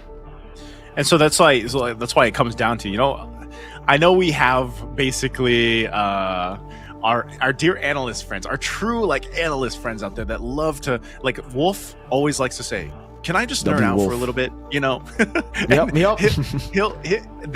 Renmar, Lafell, all our analysts out there, they loved when it gets to the draft, because when it is the draft, yes, there is a time where we see, basically this kind of the meta is obviously shifted, but when you think about like some of the picks that you can go for, or the way the bans have gone, and some of the priorities essentially is what can change the course of a game. Like, again, some of these picks like Mirko's talking about, let's say you just take the Hayabusa away from Lucky, that can change the course. But again, if you think about it, it's like, is AI esports ready to play the Hayabusa in the jungle? Like, can they actually go ahead and build a composition around that? Because again, the majority of the junglers that we've seen from AI esports, if the ones that at least aren't banned, is mostly the Fredrin, and they've tried to rely on that Fredrin. But maybe now that you're facing potentially to get knocked out in a sweep, it might be time to go ahead and test that a little bit, right? Mm-hmm. Maybe take that risk, take the Hayabusa away from Lucky, because it's funny because like even Lucky in the last game, it was still difficult for him to make the Hayabusa work in the early game, but then you saw the value of it. I mean, even talking about that little play he made where he used the shadow kill in the mid lane to kind of help clear out some of that mid lane push from the minions, like stuff like that with a Hayabusa. Like a Hayabusa can do these things, right? A Fredrin, not so much. Like there's only so much. Fredrin is great objectively, you know, and fighting around objectives and the crowd control that comes with him. But even so, there's specific things that can be done with these specific type of heroes in the jungle. So I would love to see it, man. If we can see AI Esports just switch up the jungle, like start there. But I think even if they did, even if let's just say they got the Hayabusa, they would have to secure themselves again a good gold lane and a promising roam, because the last time AI Esports, I believe, even played the Hayabusa, they lost all those games against Yangon Galacticos, right? So that's true. We'll see if they change that up, man, because I don't know if they're willing to take that risk in the jungle, and it could essentially start there. At this point, I assume they have to. It's not a matter of like, can you do it anymore? You have to do it, right? You're 2-0 down, team's tilted, you need something to lift the spirits back up. And I think something that can lift the spirits back up is if we have a standout performance, just one lane doing so much better than the others, because right now, you can already see in the body language as well, man. They're looking, they look kind of defeated already. They did not expect to be here. Firstly, they expected to be in the grand finals already from a win against Yangon Galacticos, but that didn't happen for them. They got swept. That didn't cross their mind either. They weren't expecting a 3-0. They were expecting maybe a 3-1 or 3-2, even if they were sent down. But now they're on the verge of getting swept 2 times in a row. First by Yangon Galacticos, and then now by Team 7. And just like yesterday against Yangon Galacticos, Game 2 ended up being a comeback win for their opponents. I think if you... Body language tells a lot, right? Whenever we look at players. We've seen so many of our players out there, especially when they're facing down this kind of what's just happened, you know, and maybe this kind of break as we wait to get into the draft here is it can either help them, or it can continue to kind of put that pressure and let that pressure of, you know, facing down this potential knockout here happen. I'd love to see them. I don't know. Maybe they can crack open one of those energy drinks there to give them what they need into Game 3, man. Because again, it's just like one of those situations where, you know, draft-wise, we haven't seen too much like variety from AI Esports. It's essentially a very similar game plan from game to game and how they go at it. But I think it's almost a coin flip. You know, like they have to be able to decide here. Like, do we want to test this? Do we want to kind of lean towards comfort?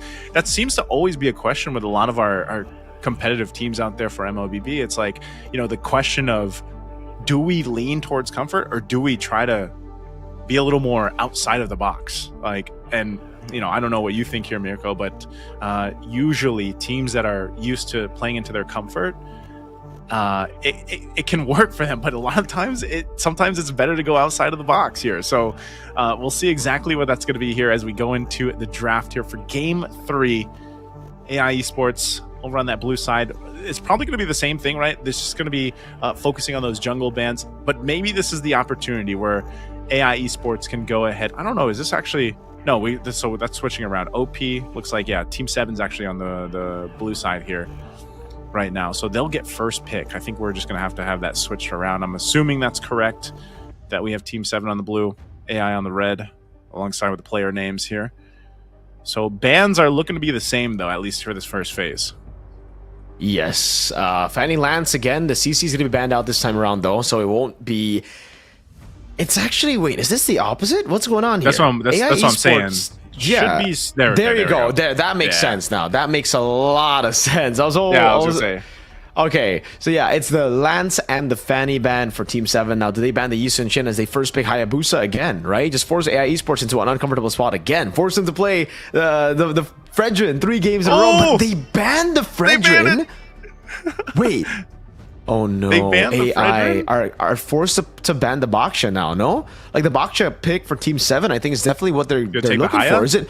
Wait, they banned the Yi Sun Shin, so I don't know, Team 7, Wait. Baksha or Haya right now. The Baksha for the first time in the series has been left open, and I think that's what AI Esports are looking to pick. So Team 7 either takes Hayabusa or Baksha. And AI Esports might go for that too. It's interesting that all these bans, right, towards the jungle again, these both of these junglers, very distinctive play styles. I think even for Team 7, they're really trying to decide what they want to take. The Grok has been a huge contention, but there it is. The Hayabusa will be the first pick here for Team 7. So far, Lucky has had very good performances, I would say, to play the part in that jungle. He goes with the Hayabusa. AI Esports will take the Grok and the Farsa over here for their first 2 picks. Again, the Grok that we saw from the previous game from Black was great. You also now have a Farsa. I know we didn't see this too much, and even in the current meta right now, Farsa is still one of those heroes that does pop up here and there, but it provides still a great amount of damage output. Right, you can see the stark difference, by the way, in Team 7's body language over to AI Esports. So hopefully, again, that's why me and Mirko are really talking about. Hopefully, AI Esports can get locked in and bring those spirits up against this team of Team 7. The great lock-in. That's what we're talking about right now for sir. AI Esports. They got to pick it up. The Grok is already picked up, so that means that the Kalea is open right now for Team 7, and they're going to go for it, man. The Kalea for Tan Poke was also a big winning condition that they set for themselves yesterday against Team Falcon. They were able to pick it up in the first 2 games, and then finally in Game 3, it was banned out. So for Team 7, this is them going back to pure comfort. But for AI Esports, at least they do get their hands on the Baksha pick here, right? Like the Baksha is a big pick for them as well, because it already seems like it's, I mean, we've been saying this every game, but they're setting up for a pure front to back with the Baksha this time, with a frontliner that is even more reliable at winning out early game and just being a good tank for the Farsa and possibly the Granger pick. I don't think Team 7 is going to let that go, though. I think they're going to ban it out right now. They already have a Kimi and a Hayabusa, so it makes sense for Team 7's composition to fit in, honestly, a Ruby gold. Someone else, someone is a fighter in their gold lane instead of going for like a Granger or even a Harith. Okay, we'll see this too. There it is, starting to narrow down some of the gold lane options. The Obsidia is going to be banned out. Once again, it's, AI Sports is one of the few teams that does like to play it. There's not too many teams in general globally that really like the Obsidia or have been able to find success with Obsidia. But it's still potential. It's still possible. Also, by the way, this is the expanding river map, so a bit of a different. I didn't get a chance to guess, man. So I don't know if I'm 100% on the map choices, but expanding rivers being our 3rd map is good because we've had variety now for 3 maps in a row. And with this, we'll see what the last couple bans on both sides are going to be. I think even if you look at AI Esports, that front to back lineup that's going to allow them to do it, like how do you complement this? I don't want to discredit Alita, like what he's been able to do throughout the series so far. I think, game 1 especially was just a struggle because of the Mozkov pick that he had. But maybe, like you mentioned, this is an opportunity for them to change things. Interesting. He gets the Granger, but the Masha ban from Team 7. What's the idea there? They don't want to deal with the Masha? It could be a signature pick for AI Esports, something that they have seen in the regular season, or maybe something that they've seen previously. But I think at this point, keeping it simple would definitely be the better option. You've basically given Alita his best pick. The Ranger is open. He picks it up instantly as expected. So let's see what they end up going for right now for Team 7, right? Because they need a bit more dive threat. Right now, it's a Kimi and a Hayabusa. So one playing normally, like a constant front to back, dealing consistent damage. The other looking to dive, but you need one more in, and they go for the glue plus the Hera. They're back to their ways against Team Falcon here. It's traditional nice matchup in the gold. Traditional matchup, but mainly 3 damage dealers for Team 7. Hey man, didn't we just talk about this leading into the match where they like, if they have to, they can play a little greedy with the lineups that they have, get a little expensive. This is that, man. Like, this is one of those lineups, and you don't see this too often. There's the Alice for the last pick over here for Madzi. for AI Esports. We look at this, right? We look at the lineup. I feel like for a lot of the lineups that we've seen from AI Esports, they've been resemblances of this kind of composition, right? There was a time too where Alice was just destroying compositions. I think for the most part, the players, the coaches, they've all figured out a really good way to deal with Alice. But we'll see if this ends up working out. Again, there's a lot of magic damage too that can come out here, and they're going to be banking on Alita to build up on this Granger. Now on the other side, they partially for Team 7, you'll look at this lineup and there's different pacings here, especially when it comes to power spikes with this lineup. A Kalea too, like I was mentioning, is one of those great picks that the teams have liked to pick up to go ahead and get things started. So for Team 7, we'll see if it works out. They got a mix of comfort and a mix of a little bit of outside the box here. Now over on the other side, we'll see if AI Esports can extend the series, because this is the lower bracket final right now. Match point here for Team 7 with their eyes set on the grand finals. We'll see if they can accomplish it here in Game 3. I'll be honest with you, Naisu. Out of the 3 games we've seen for AI versus Team 7, this is the best composition, best draft for AI that we've seen throughout the series. So if they... Oh man, Black's already having a flicker over early though. The Farsa rotating into the bottom lane, into the weak side, and this is horrible. A really good composition, but the execution seems to be a bit off. Going for the gank early onto the weak side instead of playing with the Baksha. No flicker on Black. The Quasha lands. They're going to go into the turret. They're going to go for first blood, and they get it onto Lucky Naisu. That is massive on a Hayabusa in the hands of Lucky. No. Again, playing the back-to-back-to-back Hayabusa. Giving them an early kill is not where you want to be for AI Esports. Facing down elimination here. And man, it's the aggression. It's the aggression in the jungle in the early game that we've seen Team 7 do from game to game. You know, in AI Esports, it's almost in a sense like they haven't dealt with that, and they kind of have to go back and now kind of refocus in on this. So Yori knocking away here, but again, Black's going to deal with pressure. Oh man, so much damage. Shadow kill again. That's Black taken down 2 times in a row. Lucky doesn't have the quad shadow. This should be a trade back. No. Look at the sustain coming in. That's going to be the damage coming through again. But the sustain comes through again. Ton Poke will fall as well. And that puts AI where they want to be in the early game. Yori with 2 kills, equalizing on the board. But Shen flickers forward and gets the kill on PX7. CK level 4 first. Able to go for the XP Crab earlier. And now jumps on Yori, who does not have the ultimate anymore. CK wants to go for the mount down. That's a traction pulse as well. CK finally goes for the mount, and Shen is there to dish out damage, but Yori will try his best to bring him back under turret. That's a turtle though. Wait, CK just gets away. What? Turtle for Team 7.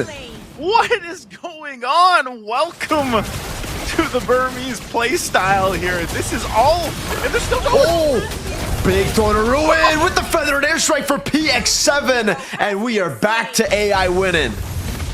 What just happened? I mean, in the literally a span of a couple minutes there into the first turtle, so many trades back and forth, but AI Esports keeping things under control and utilizing PX7's Farsa with the Rampart from Black. You got to remember too, Black, he was having flashbacks of what happened in Game 1 on the Gatakacha, but now he has made up for it. Grab that code while you guys can on your screen to get some goodies in game before it's gone. Now looking at this, after probably the most action-packed early game we've seen so far throughout the series, this is now leading into what can they do? What can AI Esports do to capitalize on that? Again, scaling here for this lineup is going to be good. It's one of the best lineups that we've seen so far from them. They should be able to transition into this. They're relying, though, this is one of the main things, and why I was saying that Farsa is still a good quality pick, a hero in the current meta, because you get such a good damage profile in this Farsa early game, and then you can kind of transition to, okay, now we have our Granger to pop off later on, and then you have that durability with the Baksha, with the Alice, and it's insane that Yori even has those early kills because he dealt with pressure early on, but now he's sitting at 3-0-2, and tankier, much tankier now on this Baksha to kind of deal with what Team 7 has thrown at them. So this is going to leave Team 7 a little more hesitant when it gets time to approaching these objectives. For sure, man. That early fight, I mean, it was so good for Team 7, but they constantly just walked in a bit too aggressively. Black, though, Again, he gets caught with the quad shadow. Lucky's not going to go in this time around as Yori looks for the play. Goes in for the shield unity. Won't be able to find anyone. Oh, actually misses Lucky as well. Wait, he's all alone. Pops into Poisson. Is able to go for it. Black goes in for the flicker as well, but actually just lands a tectonic charge on one. That's a throw in ruin, but retribution is on point for Lucky. Pops into quad shadow, still gets caught, and that's even the damage coming in from OP as he goes in all the way to Zaman Force. Gets Yori down. Pops in Purify, but still getting chased down. And it will be a kill over to Madzi again, who's sitting on a double. Oof, man, again, the synergy with this lineup from AI Esports is working out really well in these choke points. That Throne of Ruin from the Alice with the tech charge and the Feathered Airstrike. Like, that's so much value with those ultimates in those closed spaces, you know, around this turret pit. Again, look at this. Flying Puck's gonna be gone. This is exactly what I was talking about. The Rampart and the Feathered Airstrike have been so good right now for AI Esports. So now they get themselves to 2,000 gold lead. They're going to start working on these turrets, nearly getting that tier 1 up top down. We'll take a look at the instant replay here. Note 50 Pro from Infinix. This is what I'm talking about. Look at this setup that eventually comes through. Charging up with the Throne of Ruin, the Flicker used, finding 3 members here into that bush, and then they play into it. Yes, OP was able to get a kill with the Zaman Force down on this Harith, but still then just dies. So OP definitely wants to go ahead and be a little more cautious on how he approaches these fights. But this Rampart combo from Black, man, has been so good for them so far. The fact that Lucky still got the retribution on the turtle is impressive, man. You get immobilized like that and you still get the kill. Bottom lane, the Alice is definitely unkillable right now. They're going to have to wait for the Kimmy and the Harris to scale up even more for them to be able to even threaten him down. That's Black again, able to get a tectonic charge onto CK, and OP will be down as well. That's Yen who's going to be taken down. Alita gets 2 on the board. Lucky still with the quad shadow, jumping back and forth, popping the shadow kill. OP finally joining the team fight, throwing a ruin, welcoming OP into the fight by immobilizing him. Now the Poissons from Yori to chase Lucky down. This looks to be AI finally getting on the board. Nice, Zoo. Finally on the board. They're going to get themselves a turtle after that fight. And this is going so well for AI Esports. Exactly what they needed. I think, you know, we look back at what we were saying. Did they have enough time to kind of reset, get back in the mental state for this game 3? And they've done exactly that so far. Now, we saw this in game 2. Hopefully they can continue their momentum into this and then capitalize on winning the game. They can't let it slip through their hands because so far we've seen it from Team 7 where they're able to go ahead and have these comebacks. And if they can make that happen, even this lineup that they have could scale into that. But right now, full control for AI Esports. Massive lead across the board. I mean, look at the difference even here, lane to lane, especially in the XP lane. Madzi, this Alice, I was waiting for it to come out. Oh, Black gonna get zoned in here in the mid, but he's just tanky enough that it doesn't even matter if he gets Tsunami slammed. Everybody from AI Esports here in the mid lane, they want to go for it. Again, that's even the throw in ruin, but this time it doesn't land. Shadow kill in the back line. PX7 forced to use the Purify, gets away in time. But AI needs to still stay clinical here. Just because they're in the lead, they can't be doing all this, you know? Those are a lot of like burnt out resources for nothing. Yeah, and that's what I was saying. There's still potential for Team 7's lineup to turn this around. Even so, anytime we take in consideration what heroes are utilizing a Sky Piercer, we saw that picked up just recently by Shan, so he's got that now on this Kimmy. And yes, he's mostly just getting these assists, you know, with the traction pulse and everything else, but something to watch out for towards the later game. If we get to a later game in game 3, you know, that 18+ minute mark, they're going to scale up really well here. So Conceal's going to be used. The airstrike as well. Oh man, they're just eating through the HP bars of Team 7. Yet another kill over to Alita. That puts him at 40 stacks, I believe. The quad shadow doesn't land. Good peel anyways from Black. This is why you were saying, you know, you're so surprised in the draft that Alita just got the Granger in his hands, even though it was for the taking throughout the draft. So that just gave him the opportunity to pick up one of his best heroes, and we're seeing it here now in the clutch time, especially when AI Esports needs it. They're going to fight for this. Look at the zoning with Madzi alone. This should get them that Lord. So Lord secured by Yori. Again, with AI Esports, this is the most advantage that they've had so far throughout the series, and they're well off to getting a victory here if they can continue it up. First Lord slotted in. Alita will push up top. You can see Madzi just so confident on this Alice. Yeah, no damage at all, man. He's just taking it there. Oh, he's healing from the shots. Feathered Airstrike to zone Tan away. And AI, they're cruising through game number 3 here. This is the morale that we were talking about. They need a big win to get them back to fully reset into the series. Okay, another turret, focus tier 2 in that mid. You're gonna push them off. Oh, big tech charge over to Shan, but he's still able to kite away. Pops an immobilization field, but it doesn't land on anyone as OP. Or to use a Savant Force as well. Tan cannot look for a Tsunami Slam at all. That's a Holy Shield in the mid lane. Top lane, Holy Shield already dealt with Throne of Ruin, but it's only locking down CK, who's able to get the back line, able to flicker out now. That's going to be the Tsunami Slam, locking Manzi down under turret. Tan very low. Yori won't go for it. That is a base turret with the First Lord. A big win for AI. yeah, this is gonna be so surprising if somehow Team 7 gets back into this game, because AI is just in full control, having the favorable draft, like we mentioned, now sitting at 7,000 gold lead, looking to get this next tier 2 turret down. Tongue twister right there.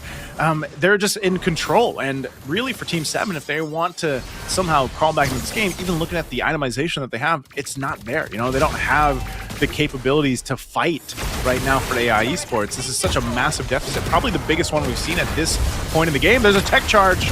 Oh no, there you go. Black, way too aggressive there. Let's give the shadow kill over to PX7. Good purify out, but Black gets taken down, and oh my lord, Alita is low. Again, they've given another chance for T7 to walk on the map, man. AI, I know they're ahead. It's 7K. It doesn't look like it's comebackable, but the plays that they are making are so unnecessary. Hey man, at least it wasn't as bad as the force push into the bases game 2, right? Like there's that wasn't so bad. I mean, yes, you lose just one, but that's where it starts, right? So you don't want that to keep happening. You don't want, if you're AI Esports, you don't want to keep making these mistakes, because we've seen T7 punish it. Oh, Yori's going to jump in, but he's so tanky, so he'll just spot them out. Again, we're 20 seconds away from that Lord to come up on that top side. Right now, T7 just kind of scrapping around what they can to get any XP or any gold that they can.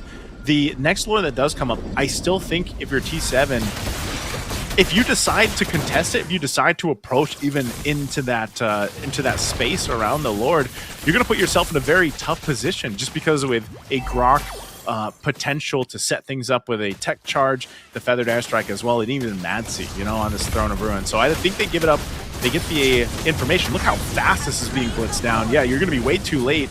Lucky tried to get there in time, but I don't think they do anything except defend into the base here. Yeah, absolutely no chance there. There's no way. Even if they did find a way to enter the Lord, I think it would have been a forced error for AI, because taking the fight would have been great for them anyways. When they're so far ahead, 7,000 gold lead. Alita's still standing at 40 stacks on the Sky Piercer. Madzi is still unkillable on this Alice, and we get to take a look at the items again. In-game equipment here. Dominus Eye is fully built up for the Alice, so that's already going to help a lot. Plus, the Oracle first item, and he actually rushes to go for the Cursed Helmet, by the way. So, even more damage as he just stands there next to you. Meanwhile, for the Harith, yes, you get the Holy Crystal Power Spike, but at this point, your Power Spike is you're gonna have to wait a bit more. It's delayed to the Divine Glaive. That's when you can really start to turn things around. But I don't think AI wants to let that happen. They want to go for the end right here. See if they can. They still have to manage these waves, even with this Lord pushing in. So OP will work on that. Gleam going to be thrown out, but no follow-through just yet from Madsi. So Lord currently should just be going down here, but with these waves pushing in the mid and the bot, they should be able to get the base turrets. Gleam showed forward. Oh, Tsunami Slam.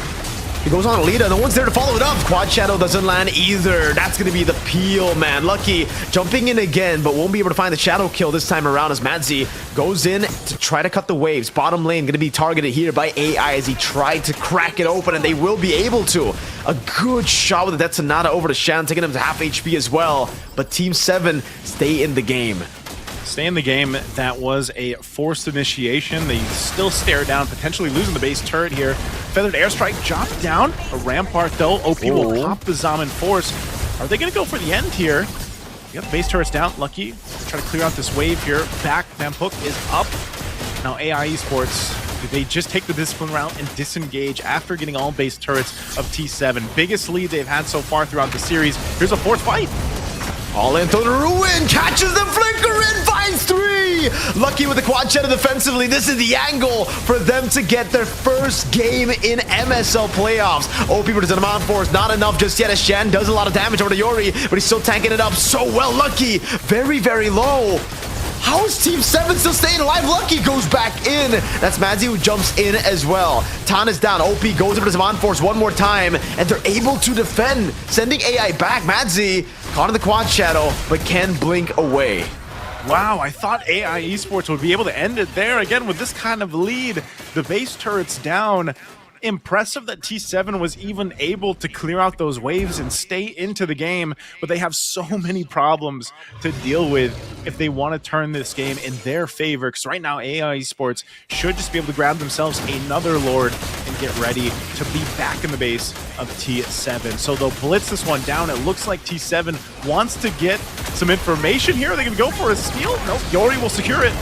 They're gonna go for Madzi. No flicker this time around, but still able to go for the Throne of Ruin, and that's gonna be Lucky in the backline, jumping in, able to go for Shadow Kill and finding PX7, but he has no quad shadow left. It's Alita waiting for that Sonata, unable to find it. Now Shan goes for the immobilization. Lucky, can he escape? Madzi with the cut, the quad shadow's there, and Alita finds the snipe to take Lucky down, and now it's OP kiting away against Yori, who has immortality. Oh, and with this, they're down 2 members, so this might be that opening for AI Esports to take game 3 here with the Lord marching in the mid. OP, Shan, and CK, can they stall it out? It's a big Lord, man, and Lita will have another body to play with. That's going to be the all-in, but CK jumps in to try to buy some time. OP with some on-force, doing a lot of damage. Wait, Tsunami Slam lands on Alita with a crown already. So much damage already. Alita goes and buys the immortality. Goes onto the base already. They want to go with the basic attack, and Alita flickers in, finally gets the last shot to get their first game win in playoffs. AI Esports fought for this game 3 with a draft that was so good, so true to what we've seen from them, and knew that the potential was there, and they made it work here to stay alive in the series, this lower bracket final. Again, now facing a 2-1. Potentially, if they can do what they did here, man, they could get to a game 5. And this was the reset they needed. This was hey, I know you don't like it, but this was the great lock-in. They locked in here. They got what they needed, man. They got the Granger in the hands of Alita, which is still surprising. I'm actually surprised that still Alita got the Granger. Yeah. But this draft was just so good. They just overpowered Team 7. Team 7 didn't really have any room to breathe, like, at all for the majority of this game. There was little moments, like I said, where they were able to go ahead and fight in and keep things together. And, you know, but relatively, this was such a strong game and a one-sided game, finally, for AI Esports. And this is something that they needed to happen because, like we said, in game 2, they had this kind of lead. They had a great lead in game 2, and unfortunately, they let it slip out of their hands. So this time around, whatever that reset was, it was like, all right, guys, we're going to go in with some of our key marquee picks. And when we have the lead, like with Alita on this Granger as our MVP for game 3, we don't let up. We don't let it slip through our hands. So it was just great. Again, here, as we have that breakdown, this was a 16-19 game, and all across the board. If you look at this lineup, Mirko said it himself, this is the best lineup they've had so far through the series. Hopefully they can somehow get, you know, shades of it, or at least the same concept going into game 4 when we get there, because for sure there's going to be some targeted picks or bans that Team 7 don't want to let go in the hands of AI Esports. And we got to be honest here, because Team 7, I think they definitely let that happen, right? Like, yes, this is the best lineup the AI has gotten in the last 3 games. I think this is the best lineup that they've gotten in the whole 2 matches that they've played in the playoffs. And it's mainly because Alita got his Granger, right? Some of these picks, very bannable. They banned the Masha instead. They overthought it, which I can understand. Maybe it's a prior pick for Madzi. Maybe something in the past has gotten them to ban that for a game number 3. But really, I think you should understand by now, especially after seeing the games in game 1, game number 2, when Alita just doesn't get it on his comfort pick. He just doesn't perform that well. But when he does, you can see how clean he was, man. Those item spots towards the end, even with everything landing on him, the guy was just too clean for him to get caught. And 80 stacks on the Sky Piercer all the way towards the end. 0 deaths. Perfect game for Alita. Yeah. Perfect game, and exactly, I feel like, what even Alita himself needed, man. Because, again, you know, we talk about what the gold lane has become in the current meta, and I'm sure it feels good whenever you're one of those gold laners that gets your hands on the Granger, because we all know that the professional gold lane players have all had so many reps on the Granger, and they can make things happen here. But even aside from Alita getting that MVP performance, I have to give credit, again, to Black here. This early game was not fun for Black. He died early on because he was trying to help Yori secure that jungle. We saw a lot of aggression from Team 7, and then all of a sudden, there was this kind of shift that happened where then Black and PX7 were able to work synergistically really well together with the kit that they have with the Farsa and a Grok. And how many times did we see that, Mirko, where it was like, here's a Rampart, here's a Feathered Airstrike, right? Like, that was so deadly in the early game, where it's like Team 7, they had somewhat of a momentum building in the early game, but as soon as Black was able to kind of like adjust, even though he had a couple early deaths, and work really well with PX7, that was a huge shift back in their favor, where they had control of it. Because now what we were seeing is like Team 7 was like, oh, I don't want to get too close. I don't want to get cut off by a Rampart. I don't want to get Feathered Airstrike, man. So even the angles that Team 7 was forced to take was pretty difficult, you know, and that's why I even said, like, Lucky got his Hayabusa. We've seen great performances from Lucky on the Hayabusa, but even Lucky wasn't so lucky here, man. Like, he was trying to get to PX7 in the back line, but it was so hard for him to find that opportunity to even break through that kind of wall that is this lineup, literal wall, and then literal like durable heroes that was drafted in here for this Game 3 draft. And it's because of the Baksha, right? Because the Baksha was left open, did they actually just leave the Hayabusa this time around? In the first 2 games, the Baksha was always banned away, and that's why we didn't get to see it, despite the Hayabusa coming through, and despite the Kimmys coming through. But with the Baksha, what you essentially do is you've basically countered the Kimmy already, right? You're not going to be able to dish out that much damage against the Baksha on Kimmy, and even on the Hayabusa, it's tough for you to really get a lead early, just because Baksha is one of, if not the best pick to win out early game. That's why it was always banned out by AI, actually, in every single one of their games. And finally here, they get the Baksha. They very, brutally honestly just tried their way to get the Granger, and they got it. So I really think it's all about the Granger now, Naisu. It's one thing giving them a pick like a Baksha, but it's a whole other thing to leave the Granger open all the way in the second phase for this composition that was very clearly a front to back. Like, they weren't even trying to hide it. AI Esports, they basically came in saying, we want Granger, please. And Team 7 said, yeah, sure, go take it, man. It was so blatant. I can't believe that it was left open, dude. Like, Team 7, if they get pulled into Game 5, they're gonna regret that Granger, letting go of that Granger forever. Yeah, you know that meme of Woody, like, releasing the toy? That's Granger right now, man. Yeah. You know? I don't want to play with you anymore. I don't want to play with you anymore.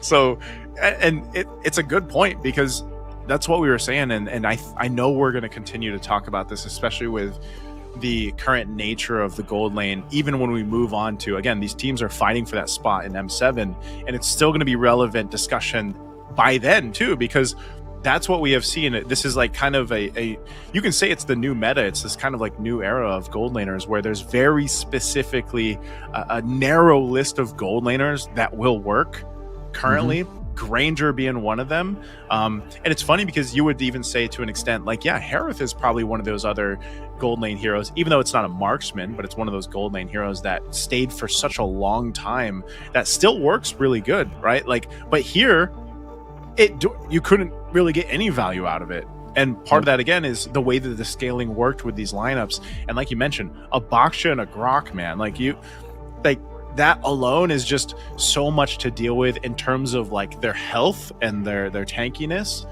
But then, like we know with a Harith, you can't even use the Zaman Force the way you want to, because like you're going to be dashing around. Next thing you know, you're going to be running into one of the tanky guys. You know, you're going to be running into a Grok or a Baksha, and it's hard enough to, you know, your Synchro Fissions and Zaman Forces are just tickling these guys. You know, it's too much to deal with. So I think we will see quite a bit of change when it comes to the draft. Now, I know we've seen a lot of focus on the jungle bans. I think that will probably still be the same essentially, but maybe we even see Lucky pick something different here than the Hayabusa for game 4. I think if the Baksha gets left open, dude, just first pick it. They had the option to go for it as well, but maybe this is where we get to talk about like the holes in Team 7's game. Maybe they're too reliant on Lucky on an assassin. So now that this begs the question, right? Does Team 7 has it? Do they have it in them to close out the series? Because they failed to do it once. Now, if they fail to do it twice, momentum will be fully on AI Esports. Oof. And that's crazy to think, because, you know, last game, their first win, basically in playoffs, right, for AI Esports, and that's a big win for them. Again, when we talk about the nature of the competition here, a lot of momentum can play a big part. And it's funny because you look at their body language now; it's completely different before we jumped into game 3, you know? So they've got some pep in their step now. They've definitely got a lot better demeanor on their faces here after that massive win for game 3. Again, it's a step in the right direction, right? They still have to win the next 2 games here to get themselves to the grand finals. Now, that's the other thing you have to take in consideration too while we wait to see what our next map pick is going to be here. I'm going to call it, it's going to be Broken Walls, Mirko. I don't know if I'm going to get this right or not, but I'm saying Broken Walls. But even if whichever team wins this has to go the distance, it's an endurance test. They're going to have to go, okay, it's Flying Clouds. I'm not right. I'm not 100%. Flying Clouds for game 4. But what I'm saying is, once they get through the lower bracket final here for either of these teams, you then have to go against a fresh waiting team in Yangos Galacticos, right? Like that's a tough place to be at. Me and Leo were talking about this yesterday, but yeah, going through the lower bracket finals and having to play the grand finals right after means that the guys in the grand finals can actually just watch this and be like, all right, we have a read on both of them already, right? Like, because there's no way you would hide your strats in the lower bracket finals when your tournament life is on the line. Exactly. So no more hiding strat, no more excuses for any of these teams. If they lose, they lost with their best strat possible. And I think right now, Team 7, they're gonna try to do the exact same thing. But this, what? AI? Baksha ban? Maybe they go for the Hayabusa first pick, right? Team 7 ban the Yi Sun-shin, and then the Hayabusa gets left open. That means AI can finally get it, and that will put Team 7 in an odd spot because they will have to play a Fredrin in the jungle instead. But also, Team 7 could let the Yi Sun-shin go so that they can trade the Yi Sun-shin with the Hayabusa now. Do they want the Hayabusa though? Like, is that the best way to go? Because, you know, I was saying get outside the box and momentum and morale and everything else, but the last time we saw Yori play the Hayabusa was that upper bracket final where they got swept against Yangon Galacticos. So you see this Angela ban, the last one here, so leaving something open. We'll see it. So the YSS and the Hayabusa both for the taking. Maybe the YSS, yeah, okay. So AI Esports will take the YSS for Yori. So we're probably just going to see that matchup, YSS versus the Hayabusa. In the jungle. Team 7, though, do they take the Grok in their hands? There it is. They'll take that. Are they going to replicate this? Grok Farsa, maybe? Do they like what happened? Well, in a way, like, do they like to see what happened in Game 3 and then utilize that themselves with a Grok Farsa in these first 2 picks? No, they'll take the Granger because the Granger's open as well. They don't want that to go over to Alita now for Game 4. A very, very good choice, man. I like that, the Grok Ranger. It'll probably be the Hayabusa for Red 3 as well. So for AI Esports, now it's about building for this Yi Sun-shin.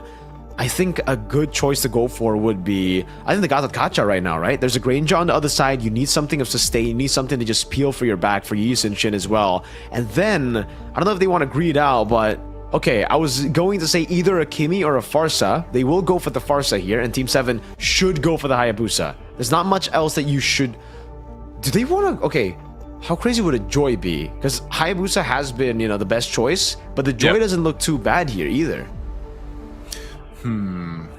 That's a good question. And it's so funny because Joy just like statistically hasn't done too well, you know? It's been really, even some of the best Joy players out there have had a somewhat of a difficult time of making the Joy really work, but in certain compositions it can still be beneficial for the lineup.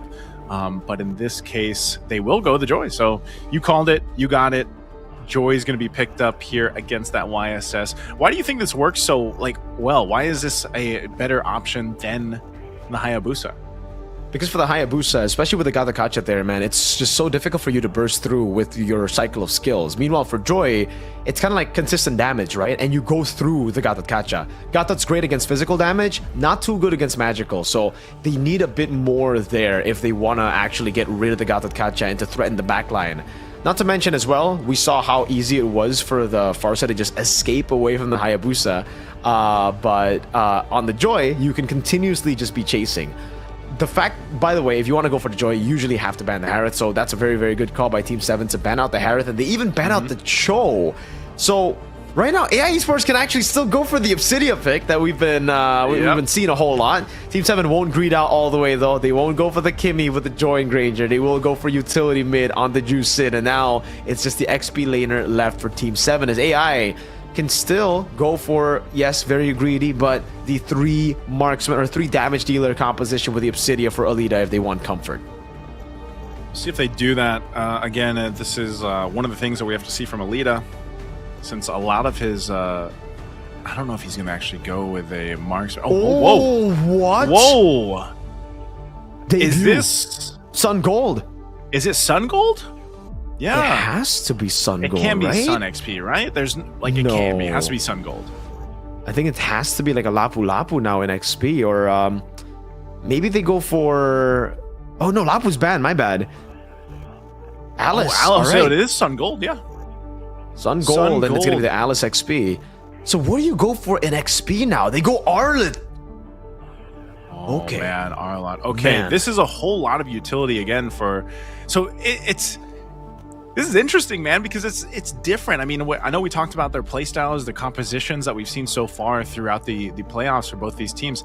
Even this lineup from Team 7 is a little bit different in the sense of what we've seen from them. They have a whole lot of utility with an Arlot, a Jushin, and a Grok. Now, is that going to be good to deal with what AI Esports has? It's been... Gosh, when was the last time we even saw Sun in the gold lane? Did you ever see that in Indonesia? Well, last time I saw it, yes, I did see it in Indonesia. It was Kenziski of GeekFam who played it and who won on it in the early weeks. But then towards the end, he tried it again and he failed to get a win on it. Just recently, though, we saw Natko from Vamos play it. And he did a pretty good job. It's then always banned out from him. So we'll see what happens here. But the Sun Gold, is it a desperate move or is it the right move, Naisu? Well, ladies and gentlemen, we're going to find out here again. An interesting draft that AI Esports brings to game number 4, looking to even out the series to get to a game 5. Is this the risk? We talked about the discussion between comfort picks and risks. And with this lineup here, it's a bit of a risk, but maybe a bit of a comfort that they can go into. A Sun Gold with a Petrify. Will that be a thorn in the side here of Team 7? We'll find out, too. Again, a little bit of a difference in the jungle, too, but it's still Team 7 that likes to play aggressive in the early. Already getting the Revitalize out. The Revitalize and the Green Camp take, with the Retribution being used by Yori, by the way. So, again, it's Team 7 always pushing the tempo and going for the kill on Black. No! First Blood again, no Revitalize. That's a pickup! They're gonna go for it. It will be... Oh! Black with a sustain. Lucky goes back in. Won't be able to find it. Shen! Whoa! This is an overextension for sure! But no one falls. They'll just walk away. Oh my goodness, I could have gone way worse for Team 7 if they would have got punished for the overextension trying to capitalize that kill. I'm so impressed that Black was able to survive that even without the Revitalize because he used it earlier on. So it was just that passive with the Gattakacha and that durability that's built into him that he survives. So good thing no one goes down. Still pretty much even across the board here, leading into our first objective shortly. So once again, we go back to it again. Like, how does this transition into your first objective where we're going to see the action? And it's so funny because these are two teams and just a region in general that likes to go ahead and just duke it out, brawl it out, if you will, before the objective even comes up. CK, he sees multiple members here from AI Esports. Gets the call. There's the rotate down here. Oh, doesn't land the final slash though, so that's going to be a problem. Throwing a ruin over the two members. Immobilization into the mountain shocker. Good play for AI, and they win it out as Team 7 have to back away. They have lost their mid and XP. Oh, that was, again, you got to respect the Alice here, man. Madsi now again comes in clutch with a Throne of Ruin, that flicker combo we're so used to seeing. T7, we're gonna have to kind of recalibrate from there. Yori securing the turtle for them, so a little bit of a lead to build up to. Nothing too crazy, about 1,000 gold at this point. So we'll see what the idea here, the concept is. Again, there is going to be a shift once that Wukong gets online. Here's the replay once again. Infinix, Brontos by Infinix. That's the setup. Look at the Throne of Ruin, able to hit 4 members and set things up into this, and then PX7 comes in with that feathered airstrike to capitalize on out. So this could already be an early start of building the momentum, building that snowball effect that can happen with AI Esports. OP dealing some pressure under the turret, he'll be fine, but I think this is where one of the biggest question marks is again, Sun Gold. We've all dealt with it in our own games. We've all felt the pressure of, you know, the clones from Sun and whoa, OP. Whoa! Great I guess gank, he didn't know. man. Yeah, he didn't know. He saw them. He saw the Ysun Shin, but it's like, if you flicker, you still die there. So he decides to hold on to the flicker, and now Joy has to go up top, and this is looking amazing. This is the thing about the Sun Gold when you're up against marksman, right? There's not much you can do on the marksman to stay alive. Alita, though, will get traded probably here. Oh, the AOG comes through. That's going to be the tectonic charge with a knock up on 2 to get him down, and this can actually turn to a very good fight as Black doesn't have AOG. That's going to be OP looking for the kill now. CC immunity. Wow. Dude. The tankiness on Gat.Kacha to survive that and actually getting back a kill. But this is good for the Granger. Again, the gold lead will probably go down now as the Granger gets a lot of hits on the turret.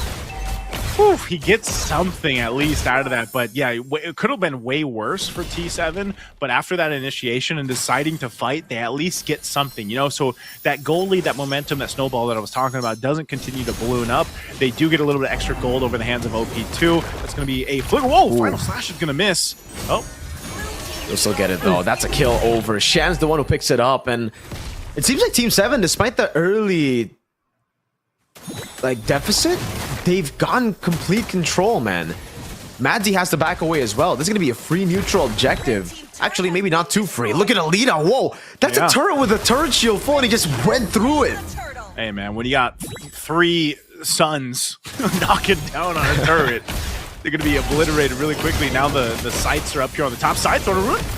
3-man throwing a ruin. That's good. Peel OP with the flicker out now, trying to cut away. Will be able to do so with the help of Shan. Yori going to be falling as well around the jungle there as Black falls and OP gets a kill. Alita in the mid lane, trying his best to go for another trade, but lucky this time will be there to deny it away from Alita. Okay, so what T7 is doing here is putting a band-aid on the bleeding happening under the turret. Whoa, they jump in. Beats blasted here, but still, I think they're going to go ahead and get this tier 1 down. So they have managed to go ahead and dissipate that gold lead that was building up from AI Esports. So yes, the gold lead isn't there anymore, but we also have to look at what's happening across the map here. There has been a good push from Alita, at least on this bottom side, to go ahead and get that tier 1 turret. Nearly down up top as well from T7.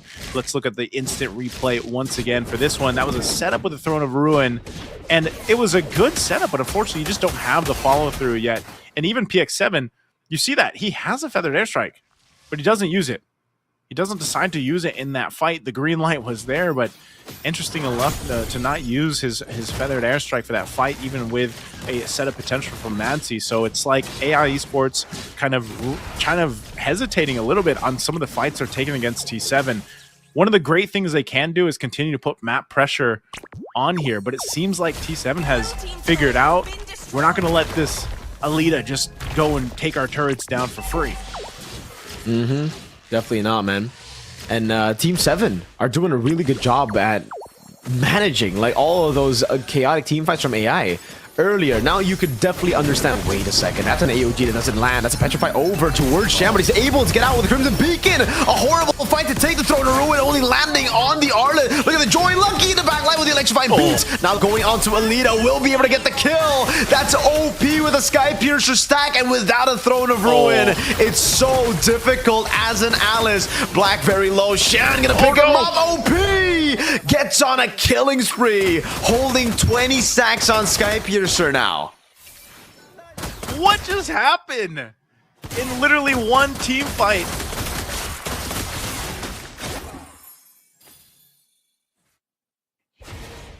Red team has slain the turtle.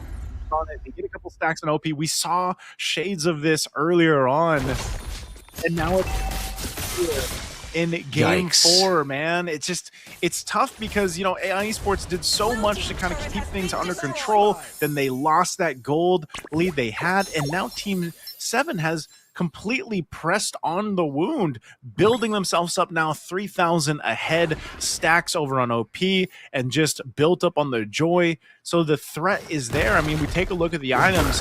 You're seeing it. He's almost to his Holy Crystal for Lucky, man. And as soon as it's working, the Genius Wand with that Holy Crystal in conjunction with having a Jushin there, it's going to whittle down that magic resistance, that magic defense for AI Esports. And it actually, there it is, there's a Holy Crystal. So now you have such a big threat in terms of magic damage, but also with the Malefic Roar now being picked up by OP. Physical as well. Look at this. Even Black is being melted down, and he's the tankier hero. Throne of Ruin. Okay with the AOG, but OP is still able to hide away now. Madzy and Black unable to get him down. Great tectonic charge. Shen gets away with a flicker. Now it's going to be CK who picks up the kill. And you have to take a look at Lucky, who can go back in. Yuri forced back. Lucky goes in. Electrifying beats. Ready for him to utilize, but he will hold on to it a bit. Then he pops it to get away. But again, it's T7 who are forcing these fights from AI, and none of them are dying. They're kiting away so well. This is what happens. It's that timing on this composition from Team 7 that's what's playing into this. And it's getting increasingly more difficult for AI Esports to find themselves in a position where they can actually contest these fights. You know, you're seeing it happen here. And this is one of the things about this lineup that Team 7 has. If they go in with one of the crowd control abilities, whether that's the Final Slash or the Tech Charge, then they can capitalize on it. They can use it to peel. They can use it to set up. They can use it to kind of enter and exit a fight. Oh, look at this, though. 4th health from the Lord here. Lucky will get it. I don't know what Black's idea was. He's just kind of waiting there. Oh, no, Madzy. That's a free kill. Throne of Ruin will land, but it's only onto one member as OP picks up his 30th stack on Sky Piercer. And I agree. Like, I think it was like they wanted to go for a taunt into an AOG, into a full-on Madzy Throne of Ruin, but the angle was just not there. They didn't walk up. Yeah, they didn't walk up, man. It seems like it's falling apart here for AI Esports. It's just something that shifted in this game 4, where they were having a relatively good game. You know, the concept was still to kind of push across the map, but now they're facing down a really tough decision on how they kind of get themselves back into this game, facing a 6,000 gold deficit. The Lord marching his way up top. Alita really hasn't been able to use this Sun much at all, other than to get the turrets down. So we'll see if they can do anything, if they can make something happen here with this base defense. Uh-oh, Throne of Ruin to the back line. OP gonna be taken. No, that's a shutdown from Madzy. A big win, but Lucky's still on the way as Tan is gonna be taken very low. Taken out. Lucky go for electrifying beats over to Alita, but that's just the clone. He gets away. Alita 1 HP. Lucky has to get out. And it's an that's gonna be an AOG that locks him down. Yuri walks back up. Lucky taken down, and Team 7 have bit a bit too much than they could chew. They cannot go further. Okay. AI Esports needed to make something happen. I asked about it, and we got it. So they stay in the game. Good usage of fighting under that turret. Dealing with the Lord, they'll get themselves the mid-tier 1. So it's Team 7 that makes the mistake on the base assault. You know, again, we saw this earlier on, too, that AI Esports has done that a couple times with Team 7. They're not immune to doing that either, so they get massively punished, losing about 4,000 gold. giving that over to AI Esports. So this is now, once again, when we look at the pendulum swinging, now in this portion of the game, AI Esports can get a couple more turrets. It looks like Team 7 wants to do something about it. They might try to meet them and force a fight. Black. Conceal's going to be used. Where are they going to go for? Pick 7 will be able to save. And yes, Black gets out as well with the recall. So no one going to be forced to fight Team 7 as they go back to just getting the buffs. Now, if we look at this, when we get to the next Lord here, 30 seconds away, I could still say, man, it's given how this game has gone, it can still be either or that grabs that Lord. If you want to go ahead and secure it, if you're AI Esports, you really have to find the approach here. Here's the instant replay of that push-in where they get punished. Team 7 all around this Thanpuk as well. It was a great usage of the clone. I was asking, you know, can we see what the value of the sun is going to be? And, you know, those clones and the petrifying themselves help. Now, what point does that sun get really a threat? You know, when do you actually hit that power spike and actually have this big threat to that back line? You notice what the big difference too was the last fight, right? OP got he got found and he died. So they're gonna have to make it happen here. Mansi could be in trouble. Oh man, Manzi with a throw to ruin goes for the flicker in the back line, but OP's still alive, and that's gonna be a free Lord over to Lucky. It's a bit mistimed, and it was Force Yuri now stunned up by CK, who gets the last dash in, and I think Naisu, that's the nail in the coffin to AI's run. Oh, AI, they've got 3 members alive. The rest of the squad from Team 7 as a team of 5 marching in the mid lane. Feathered airstrike to try to clear it out. They're going to go for it. Black with a taunt, able to get away, has immortality, but the base turret in the mid lane will fall. That's Alita with the clone, but Shan is going to go for the pickup. No one there to follow it up just yet. Alita able to get away. Now PX7 is here with Madzi, who's respawned in the game, but that's 2 base turrets without the Lord. Lord's still super healthy, just spawned in the game in the bottom lane, so Team 7 will have a chance to get all 3 base turrets here. Team 7 waiting for that Lord to march in on this bottom side with 2 base turrets already down of AI Esports. We'll see if they can pull off a miracle on the defense. Lucky jumping forward. They want this last base turret. Do they take the discipline round or force a fight? Black towards that backside might look for a jump. OP trying to get space. The turret does go down, but they might just disengage here. They don't have to take the fight. Oh, Metzi! What? Oh no. A blunder there. Good punish by Shan. He got the stacks ready to go for the knockup, and he wasn't ready. Alita goes over to Petrify. It's an all into the back. OP gonna be taken down, but Alita will fall as well. That means it's gold for gold. Black already using the AOG back. Oh, that might have been I think it's all right for AI. Yeah, I think that's enough. They're back in the game. They made a play. Oh my goodness. Again, that was just a good decision making. This Sun able to pull out something to find OP, pop the Petrify, and make it work. Buying them enough time. Again, in some of these situations, when you're facing down 4,000 or 5,000 gold, it's not over. Sometimes you just need to buy yourself another few minutes into this game to get things back under control. Looking at the itemization too, you're seeing it, right? They're getting close there. Even these defensive items here in the hands of Madsi, he's just got to be careful. He made a clear mistake in the last one. So if they can kind of refocus, readjust from here, then they need to go ahead and get things under control. Even that, the Dragon Spear over here for that Sun, for Alita. He's got a Corrosive Scythe, the Windtalker too. He's able to go ahead and push lanes here, but I'm wondering, how are they going to fare in a fight, a team fight around the next Lord? Because so far, what we've seen, Mirko, is not good team fighting around objectives. It's mostly been they're too late to the fight. They're not able to go ahead and actually fight Team 7 for a Lord. But with the way things have been going with the past couple of minutes, I think that's the question. Are they in a position now to contest? But what they have to get through first is this wall, this setup from Thanpuk and Xian. Able to go ahead and zone out with these heroes that Jushin and the Grok. They'll start up the Lord here. Team 7 knows they still have an advantage. Nazi jumps in though. Half health right now. Lucky. What's a response here from Black? The 2 frontliners are so low. Black's gonna lose immortality.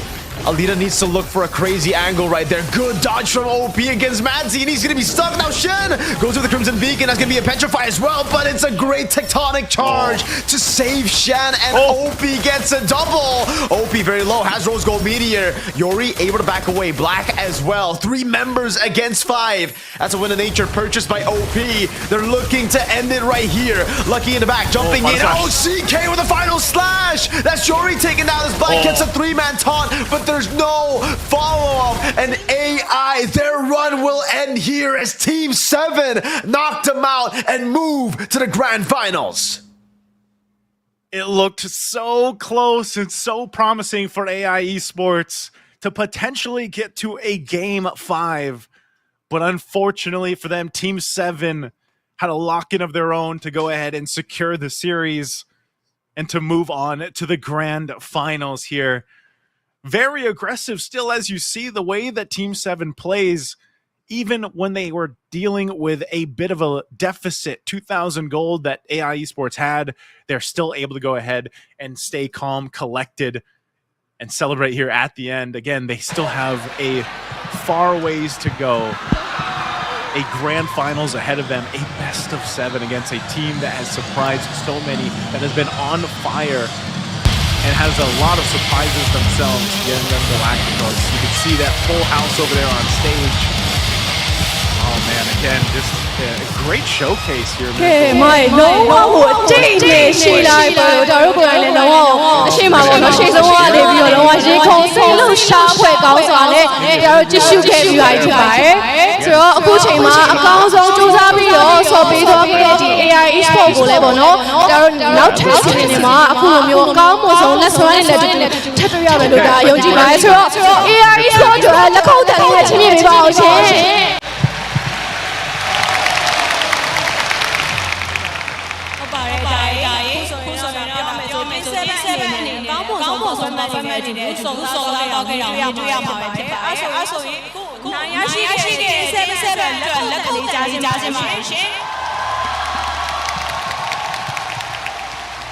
ကဲပရိသတ်တွေကိုလုံးဝအပြောင်းလဲလုပ်ပေးလိုက်လို့ပြောလို့ရတယ်ပေါ့နော်ဟုတ်ကဲ့ပါဒါလို့ရှိရင်အနိုင်ရရှိတော့ဒီ Team 7 Congratulation မှာအတားတို့ကိုအလဲမရယူရပါမယ်ရှင်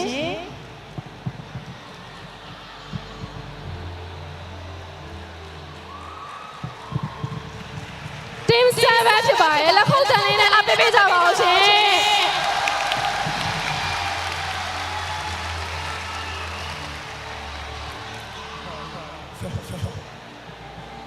ဒါလို့ရှိရင်အခုလောဆယ်တာခံစားချက်လေးလေးလိုက်မယ်ဘယ်လိုမျိုးခံစားရလဲစိတ်လုံးရှာဟုတ်ကဲ့ပါအခုလိုမျိုးပေါ့နော်ဒီလိုမျိုးအဆင့်မှာအခုလိုမျိုး grand final ဆောက်ရမယ်လို့အဲ့ဒီ player တွေကပေါ့နော်အိမ်မက်ထားမှုကြမယ်လို့ဒါသိကြပါတယ်ဆိုတော့အခုကလည်းဒီ Team 7ကတကယ်ဖြစ်လာခဲ့ပြီဆိုတော့အိမ်မက်နဲ့လက်တွေနဲ့ဖာကွာချလဲရန်ခံစားလို့ကောင်းရန်ခံစားလို့ကောင်းတယ်လုံးဝအဲ့ဆိုအိမ်မက်နဲ့လက်တွေနဲ့အခုတကယ်ထပ်တူကြသွားပြီလားမကြသေးဘူးမနိုင်ချက်ပြရပါချက်တူကြTeam 7 champion ရောမှာထပ်ပြကြမှာဟုတ်ကဲ့ပါဒါဆိုလို့ရှိရင်နောက်ထပ်တစ်ယောက်အနေနဲ့ပေါ့နော်ပြိုင်ပွဲမစတင်ခင်မှာဒီ regular season ကာလအတွင်းမှာပါပါနော်ခုလိုမျိုးအသေးကြီးတွေကပဲ grand final ကိုလည်းဆော်ရမှာဆိုရဲဒီပရိသတ်တွေရဲ့အတွင်းတွေကိုပေါ့နော်ဒီ Team 7ကခြေပြတ်နိုင်ခဲ့ပြီဆိုတော့ဒီလိုနေရာထိရောက်လာဖို့ဘာတွေပြည့်စက်ခဲ့ရလဲရှုံးခဲ့ရရှုံးပွဲလို့တွေ့ကြုံခဲ့ရပါတော့ပရိသတ်ကြီးရဲ့အတွင်းကိုခြေဖြတ်နိုင်ခဲ့တဲ့ပုံမှာဘယ်လိုမျိုးခံစားရလဲ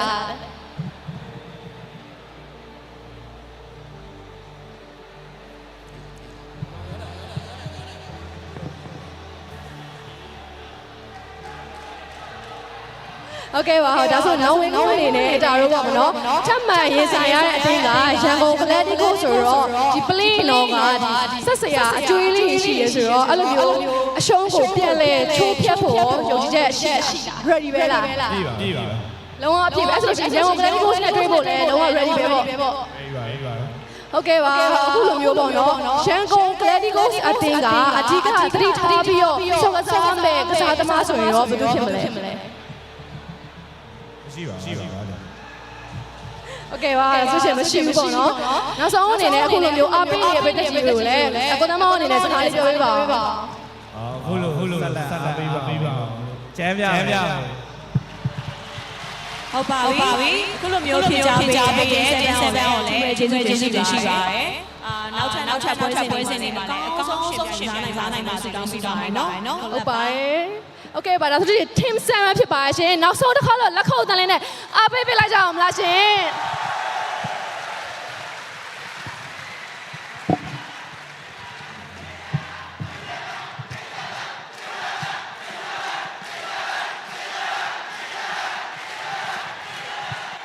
โอเคပါအခုလိုမျိုးဖြစ်ချပေးတဲ့တစုအများကြီးတင်ပါရှင် team 7နေရာယူလို့ရပါပြီเนาะโอเคပါ Wow. All right. Wow. Man, I'm so shocked. I mean, I know unfortunately, Mirko, we can't translate. You know what? No, I'm sorry. Yeah. What Team 7 was saying. Maybe if Mo was here, man. Maybe if Mo is here, but. Let's talk about the impressive crowd. I'll tell you what, there is a ton of fans out there, and you could hear the chants. Team 7, Team 7. That's great support there. Dude, me and Isu were talking about the fans all throughout like the interview. We were like, damn, wait, that's a full house. Maybe we should have like an M series there sometime. And I think that's a great idea. You know, if the crowd keeps on growing like this, the fact that it's already so massive, and you gotta understand that this is for Team 7, right? Like, obviously there were a lot of fans there for AI, but they stuck through the interview as well. They watched and they waited and they supported Team 7, a team that is so new. Before you saw, if you guys are new here in the Myanmar Super League, maybe you're thinking, all right, Team 7 is a mainstay. No, it's usually the Falcons, the AIs, even YG who made it to Grand Finals, Mythic Seals. We've never seen Team 7 make it this far before. So the fact that a lot of them are also part of like the secondary academy Falcon team, Naisu, shows you just how bright the future is looking for Myanmar. What I really like is exactly that, Mirko, is, you know, when we see some of these newer faces, newer teams or organizations make it to the grand finals, make it to, you know, the distance in their playoffs, it's always refreshing to see, because what that tells us is, again, is, you know, across the world, across the regions right now, everybody's getting better. You know, even your mainstay teams where you think like, okay, it's, you know, a lot of us were introduced, especially with like, you know, for a lot of our international viewers out there, Falcon Esports and Mythic Seal and everything recently. But you get teams like this, like Team 7, for example, where they start to make a name for themselves. Yes, some of these players have experience here. Our MVP for Game 4, by the way, is Shan here, on it, that Jushin. And that's the thing, like, you get to see so many of these stories start to develop in these other regions, which is always, again, it's a great privilege to also be part of it here on the English broadcast and get to be a part of the storytelling for these new and up and coming players and teams and organizations. And then eventually we'll find out, you know, between Team 7 and YG later, is who is going to be that representative to go to M7 and be possibly, potentially, you know, one of the dark horses, if you will, or one of the contenders for the title.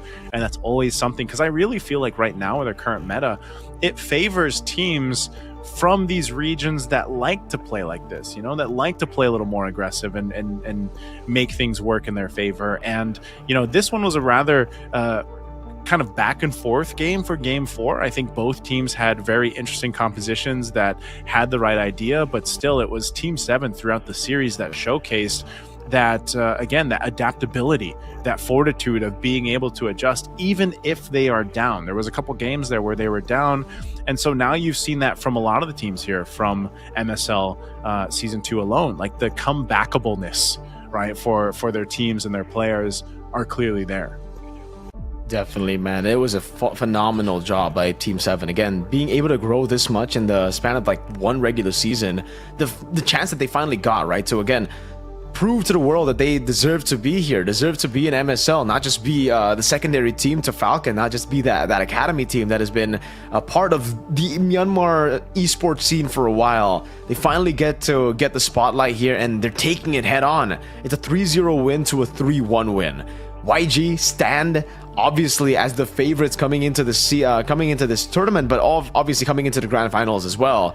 But I think that's been the case for every single T7 match, right? Against Falcon, they were the underdogs. Against AI, you saw the talent predictions, they were the underdogs.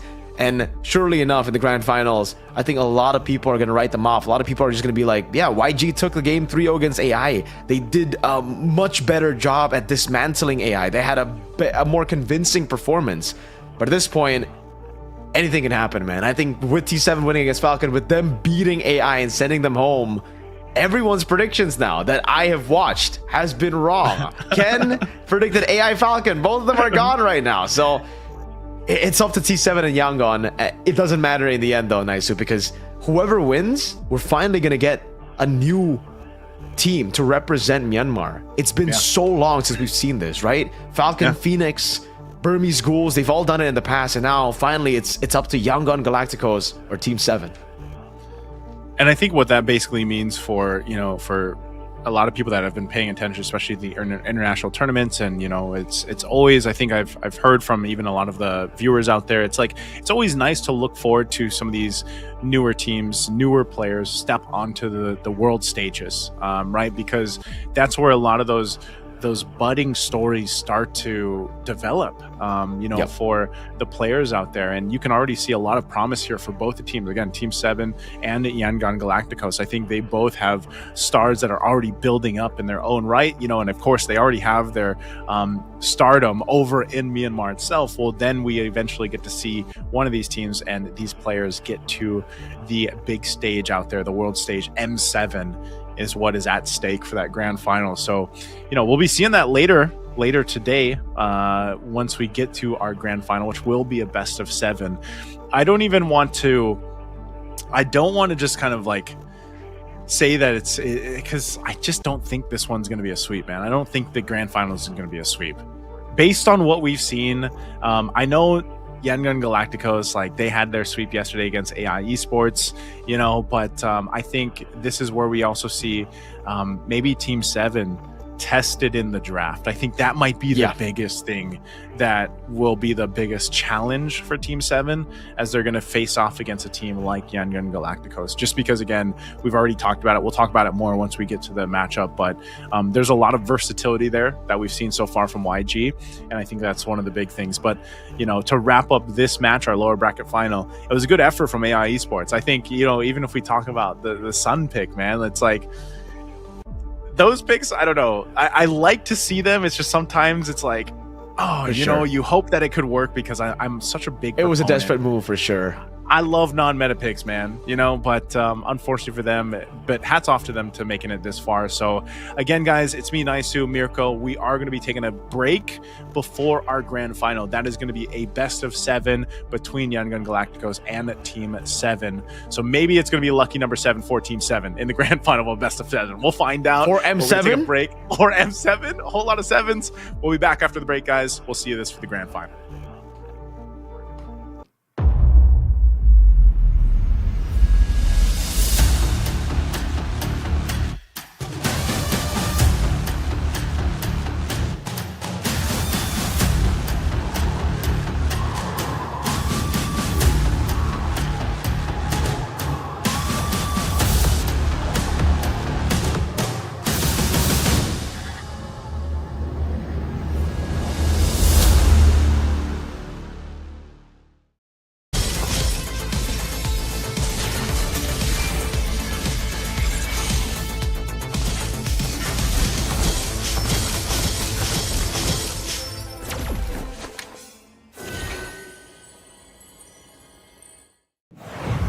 Welcome to MCGG Rising Stars.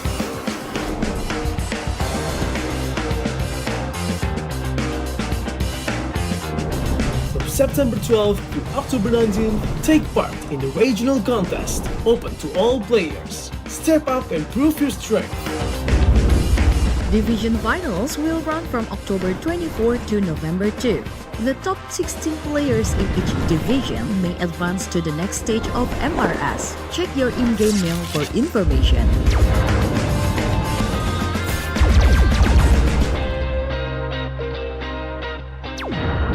The S3 Finals group stage kicks off from November 8 to November 9. The top 6 players from each group will qualify for the S3 Finals semi-finals. The semi-finals will be held on November 15. The highly anticipated grand final arrives on November 16. The champion will earn a direct qualifications for the first MCDG World Championship. The battle is on and the world is watching.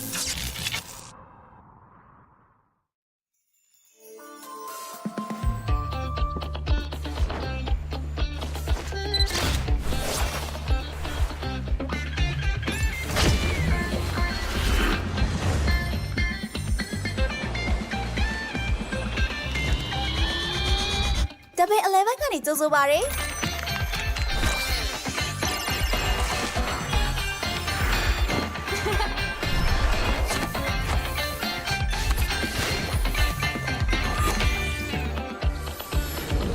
အားသစ်စရာစိမ်းနှုတ်ပြအားသစ်စရာစတိုင်များ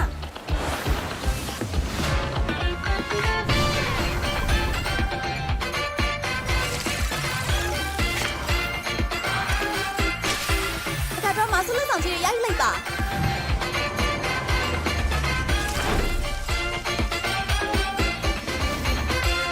အနေဆုံးစိတ်များအကောင်းဆုံးအကျိုးခစားခွင့်များ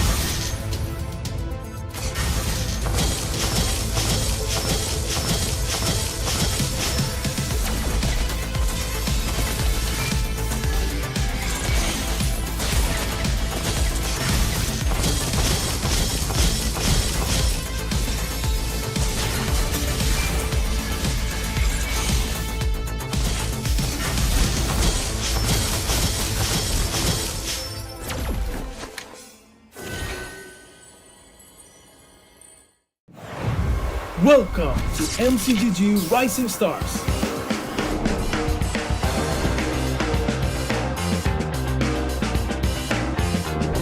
From September 12th to October 19th, take part in the regional contest, open to all players. Step up and prove your strength. Division finals will run from October 24 to November 2. The top 16 players in each division may advance to the next stage of MRS. Check your in-game mail for information.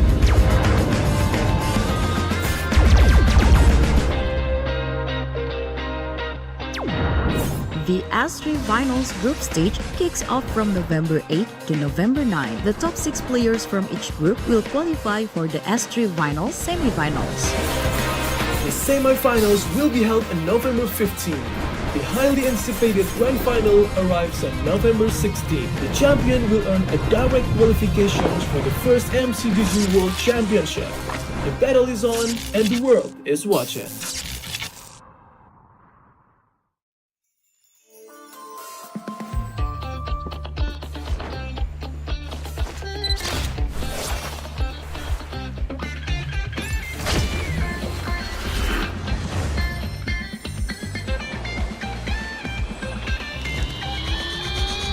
Debate 11ကနေကြိုဆိုပါရစေ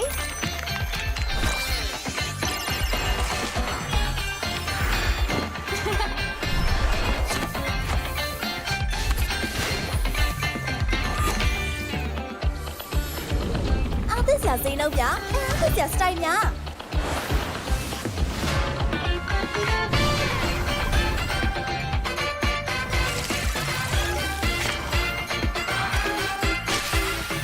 မဆူလက်ဆောင်ကြီးရိုက်လိုက်ပါ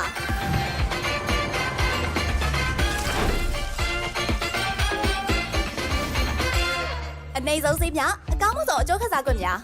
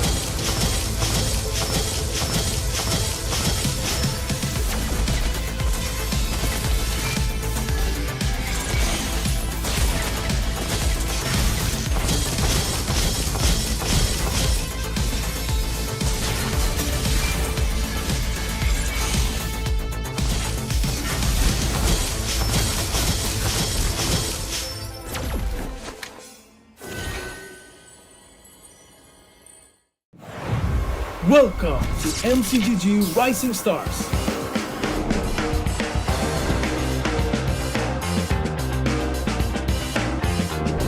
From September 12th to October 19th, take part in the regional contest, open to all players. Step up and prove your strength. Division finals will run from October 24 to November 2. The top 16 players in each division may advance to the next stage of MRS. Check your in-game mail for information.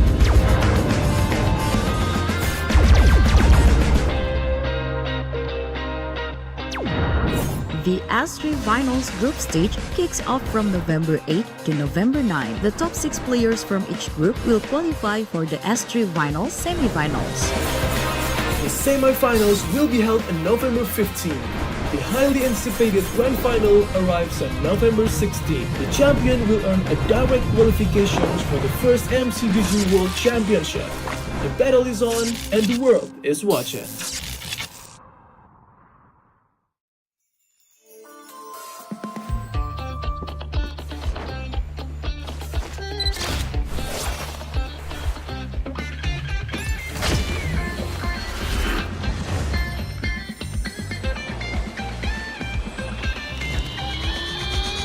Double 11 ကနေကြိုဆိုပါရစေ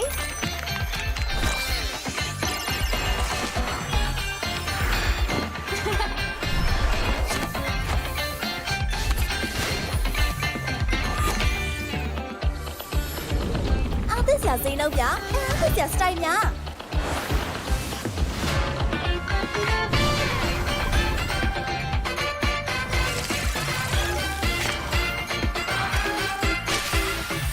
ဆုလက်ဆောင်ကြီးရိုက်လိုက်ပါ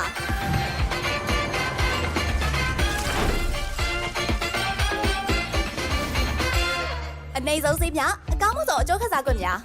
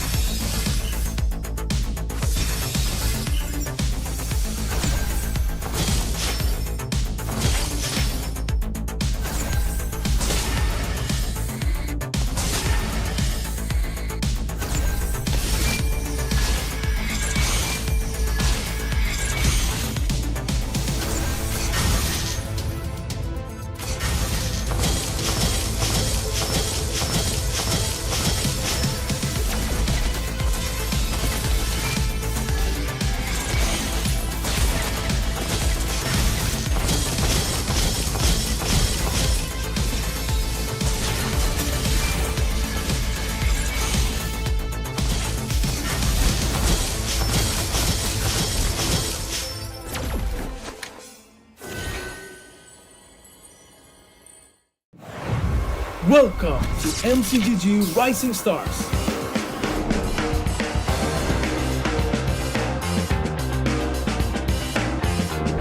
From September 12th to October 19th, take part in the regional contest, open to all players. Step up and prove your strength.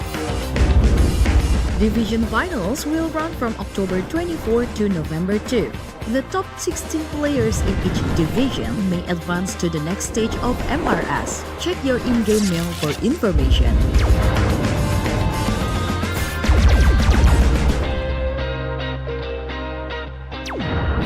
The S3 Finals group stage kicks off from November 8 to November 9. The top 6 players from each group will qualify for the S3 Finals semi-finals.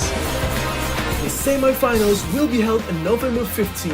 The highly anticipated grand final arrives on November 16. The champion will earn a direct qualifications for the first MCGG World Championship. The battle is on and the world is watching.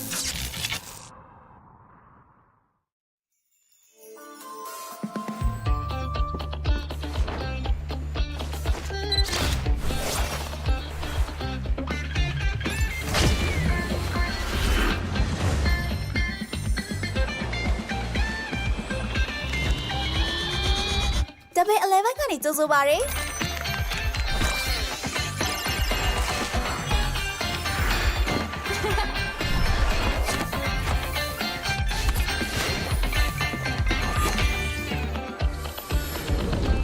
ဆရာစိမ်းလုံးပြအဲ့ဒါဆရာစတိုင်များ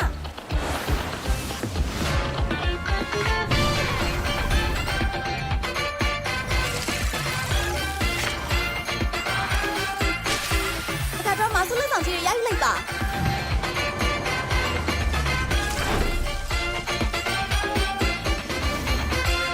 အနေဆုံးစိမ်းများအကောင်းဆုံးအကျိုးခစားခွင့်များ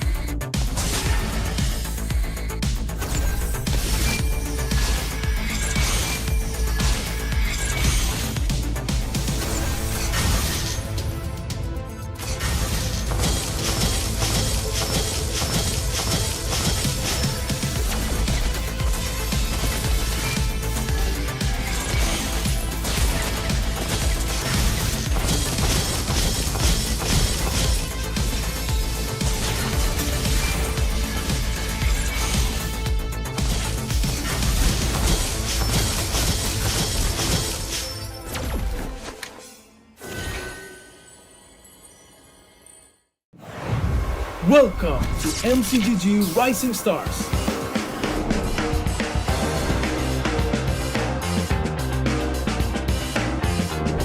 From September 12th to October 19th, take part in the regional contest, open to all players. Step up and prove your strength.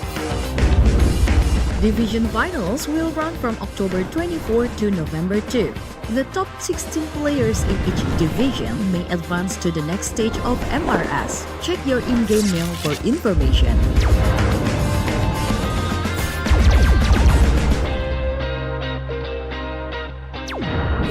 The S3 Finals group stage kicks off from November 8 to November 9. The top 6 players from each group will qualify for the S3 Finals semi-finals.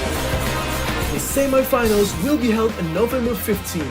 The highly anticipated grand final arrives on November 16. The champion will earn a direct qualifications for the first MCGG World Championship. The battle is on and the world is watching.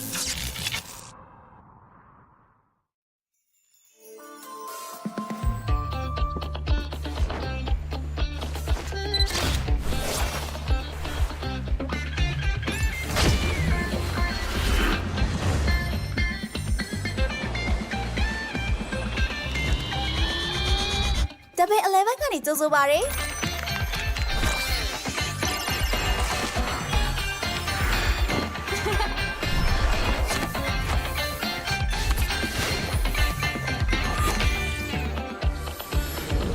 အားသစ်ဆရာစိမ်းလုံးပြအားသစ်ဆရာစတိုင်များ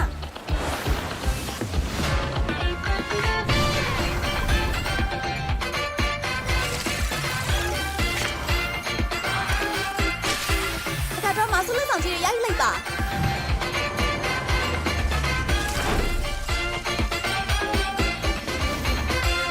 အနေဆုံးစိမ်းများအကောင်းဆုံးအကျိုးခစားခွင့်များ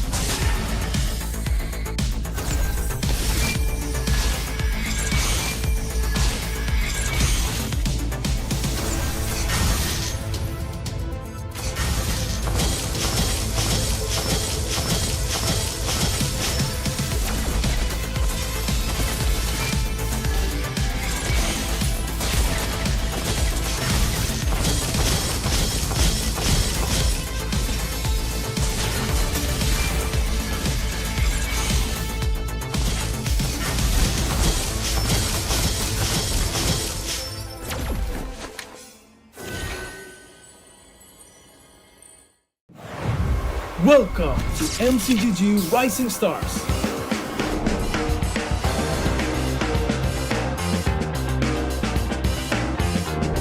From September 12th to October 19th, take part in the regional contest, open to all players. Step up and prove your strength.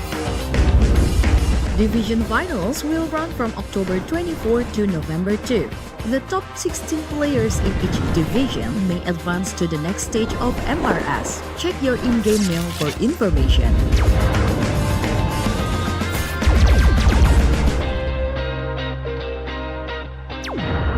The S3 Finals group stage kicks off from November 8 to November 9. The top 6 players from each group will qualify for the S3 Finals semi-finals.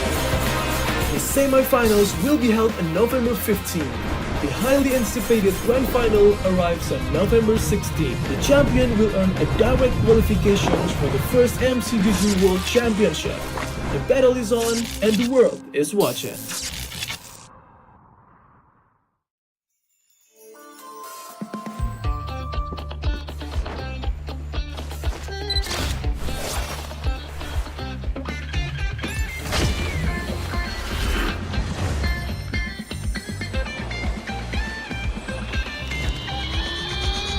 Double 11 ကနေကြိုဆိုပါရစေ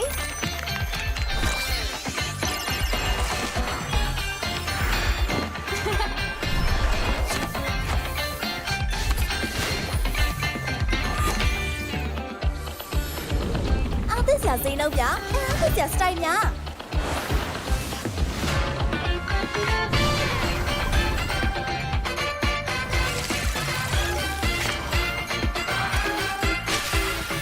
马苏勒上去压力吧。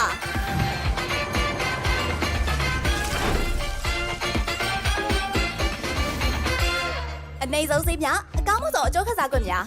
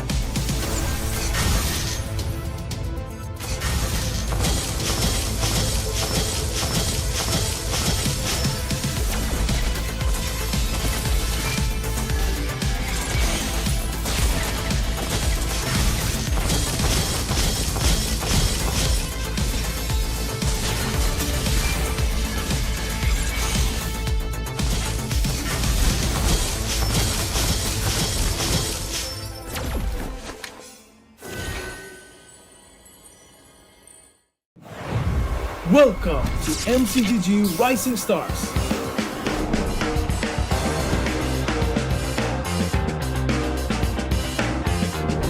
From September 12th to October 19th, take part in the regional contest, open to all players. Step up and prove your strength.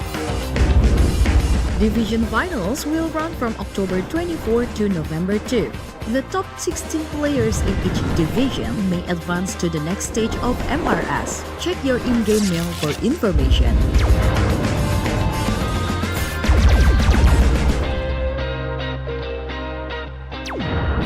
The S3 Finals group stage kicks off from November 8 to November 9. The top 6 players from each group will qualify for the S3 Finals semi-finals. The semi-finals will be held on November 15. The highly anticipated grand final arrives on November 16. The champion will earn a direct qualifications for the first MCGG World Championship. The battle is on and the world is watching.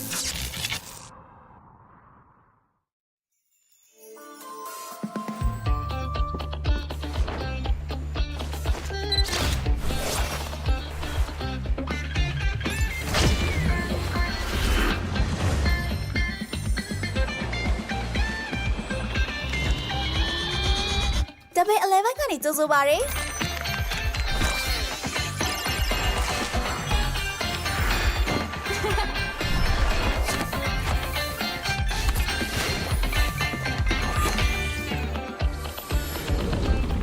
ဈေးနှုန်းပြအဲ့ဒါစတိုင်များ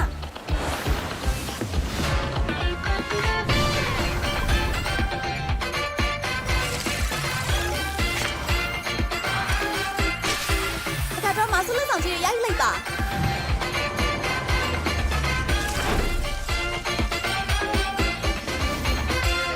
အနေဆုံးဈေးများအကောင်းဆုံးအကျိုးခစားခွင့်များ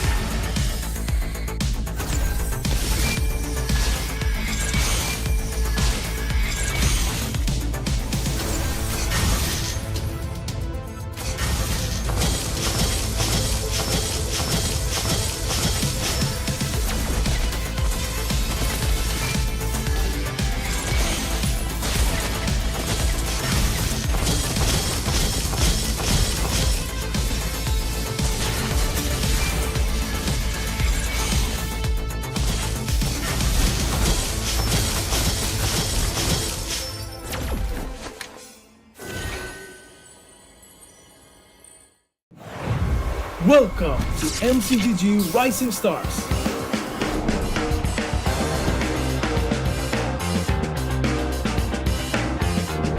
From September 12th to October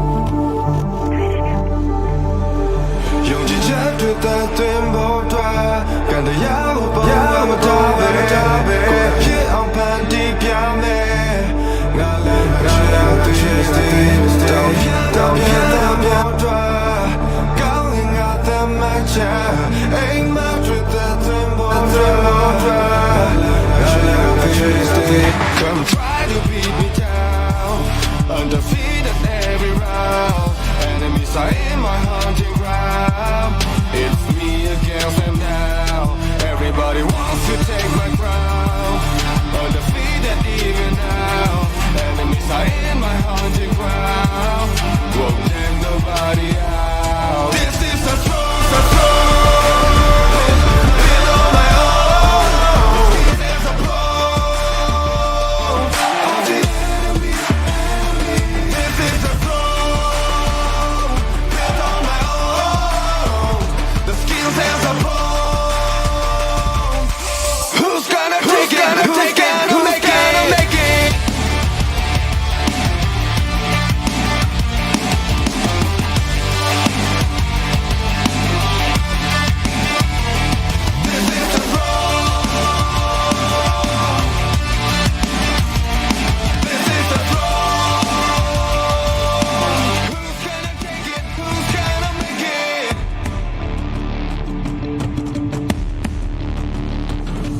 Let the power my guy sweat down there.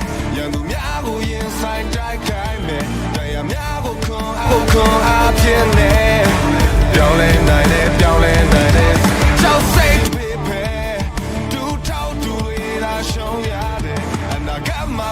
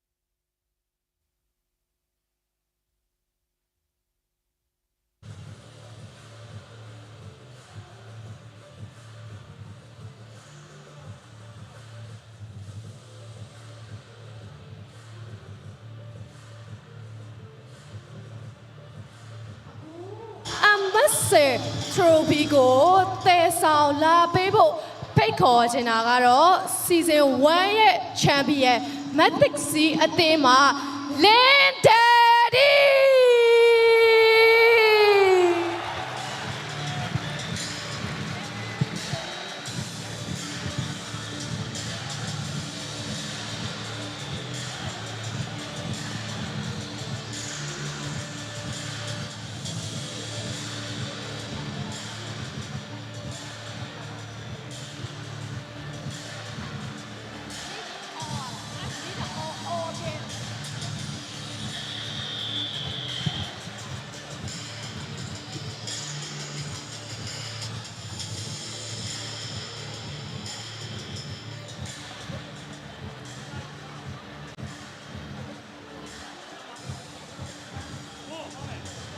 October 19, take part is on and the world is watching.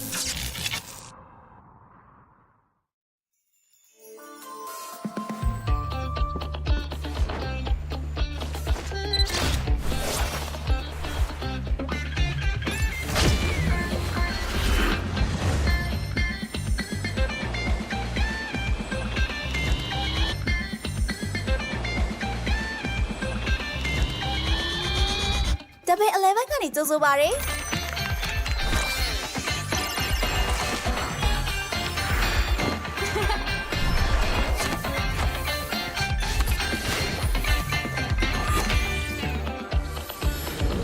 အားသစ်စရာစိမ်းလုံးပြအားသစ်စရာစတိုင်များ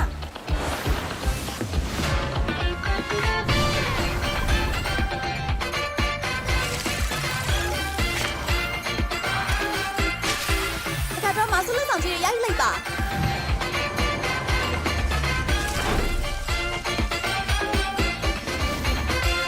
အနေဆုံးစိပြအကောင်းမှုဆုံးအကျိုးခစားခွင့်များ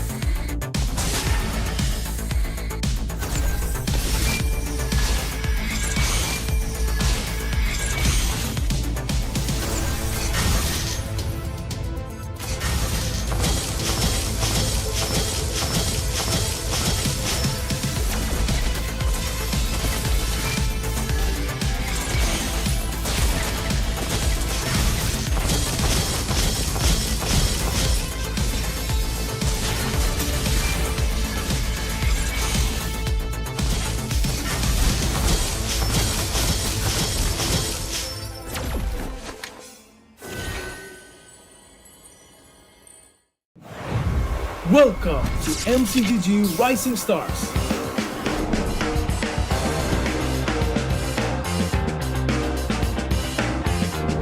From September 12th to October 19th, take part in the regional contest, open to all players. Step up and prove your strength. Division finals will run from October 24 to November 2.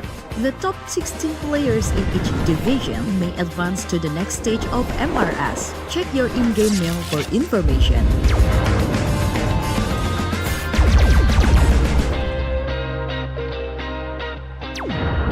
The S3 Finals group stage kicks off from November 8 to November 9. The top 6 players from each group will qualify for the S3 Finals semi-finals. The semi-finals will be held on November 15. The highly anticipated grand final arrives on November 16. The champion will earn a direct qualifications for the first MCGG World Championship. And welcome back, ladies and gentlemen, here once again. It's me, Naisu, joined here with Mirko. Man, I'm getting tongue twisted here. Mirko to bring you guys the grand final. We're here on the very last day, day 2 of the playoffs for the MSL Myanmar Season 2 Grand Finals. And I'll tell you guys what, it's been 2 days, at least here for the English broadcast, of jam-packed action. Well, now we're down to one best of 7, the Grand Final, to see who is going to move on to represent Myanmar in M7. So, Mirko, you know, now we've seen it. We've gone through a couple of the reps ourselves through here. We know it's going to be Team 7 versus Yangon Galacticos. And, you know, we just saw what Team 7 was capable of. Yangon Galacticos, you got to see yesterday with you and Leo casting it. Now, what do you think? What are we thinking here for the Grand Final? Best of 7. I feel like as casters, we usually kind of throw out the wins there that, you know, we'd like to see go the distance at least to a certain extent, like depending on what's the realistic take here. What do you think for this Grand Final? Honestly, like, I've been wanting full series every single time, right? I mean, all the way from day number 1, I was expecting a 3-2, at least one of them going 3-2, or at least one of them going 3-1. Both of them ended up going sweeps. Today, I expected the previous match, AI versus Team 7, to go 3-2, at least. At least we got a 3-1. It was almost a 3-0. We got a 3-1. This time, though, I will say I think we actually do have a big chance of this being a sweep. Again, Yangon Galacticos, they look amazing, Naisu. Yesterday, they look like they're informed. They look like they have the strats ready. They look like they're M7 bound at this point. They're built different. Team 7 have done an amazing job in the bottom lane, and the bottom side of the bottom lane. I mean, lower brackets. The lower brackets is bottom lane now. Right? That's the goal lane right there. But they've done an amazing job in the lower brackets, man. They went through both, I think, favorites of the tournament, Falcon and AI, 3-0, 3-1. They're bringing in the momentum. The thing is, for me, is that they played just 4 games earlier, and now they're gonna have to play possibly 7 games. Yangon Galacticos have already read through, I think, a few of the strats that they've seen throughout there. And the thing is, what makes Yangon Galacticos so good, Naisu, is the fact that, yes, you can ban out the Lance and the Fannies, but they don't care. Yesterday, we saw a full target ban into the jungle, and Han played a Guinevere in the jungle. He played these utility tanks, and he's amazing. I think he's the best utility jungler in Myanmar for sure. It's I think that's one of the, like, if we had to really break it down, like, what's the biggest, one of the biggest factors here is the fact that Yangon Galacticos is fresh. We've seen it before, though. I will say, like, we've seen it before, you and I as well, like, through some of the online casts that we've gotten to do, is, you know, a team that runs through that lower bracket and then has to play the Grand Final the same day. There has been some cases where they, in a way, it's like they take the momentum from the lower bracket and they bring it to the Grand Final. That's like the best, I guess, the best way we could look at it here for Team 7, if they're able, if they're capable of doing that. Because again, yes, you make a great point. YG is basically fresh. They saw the drafts, they saw the gameplay that Team 7 brought to their last match against AI Esports. And that's definitely something, that upper hand that they can have too. You kind of always look at it that way, you know, in competition. It's like, if you're playing these multiple games per day or matches per day, it's either way. Like, you're technically warm. Like, you might be tired, but you're like technically warmed up too, you know? So I think that could play into effect here for Team 7. I hope that they can take, even though there's been some time, a little bit of a break here, but that's also for them to go ahead and refresh and recalibrate before facing off against Yangon Galacticos. And that's the thing. I think I hope they had an opportunity to also prepare for the draft, because I think that's the main highlight point that we were talking about when it comes to YG, and what we've seen through the playoffs so far was the fact that they are the team to bring out more of these kind of unorthodox picks. Now, we saw that from AI Esports previously, man. The Sun Gold lane, maybe at someday, you know, maybe someday. And maybe at some point before we even get to M7, because again, the teams that are qualifying for M7 right now, there's so many grand finals going on today alone, by the way. There's literally multiple competitions. So I know some of the viewers have actually sent me a screenshot earlier They had of us all up the from MPLs. Myanmar. Yeah, they had us up from Myanmar. They had the MPL MY going on. I think there's the Cambodia MPL Cambodia, going on. Japan Which, by the way, qualifiers. Japan qualifiers. Like, dude, there's so much to watch right now because, again, it's all coming down to M7. And we got to talk about the patch once again for you guys. You've already seen this plenty of times. You know, you have that Freya buff, hasn't been picked up yet. Not sure if she's actually going to be allowed to be played after that revamp. But again, these items that have changed, not too much though. I mean, like, if it comes down to game that we're seeing, yeah, we see the Guardian helmet picked up some, that Dominance Eyes, obviously the Black Eye Shield is there. But I don't think in the series at all, man, we didn't see any, if I remember right, CP brought up. You know, there was no Chastised Pauldrons. Not a single time. Not a single time.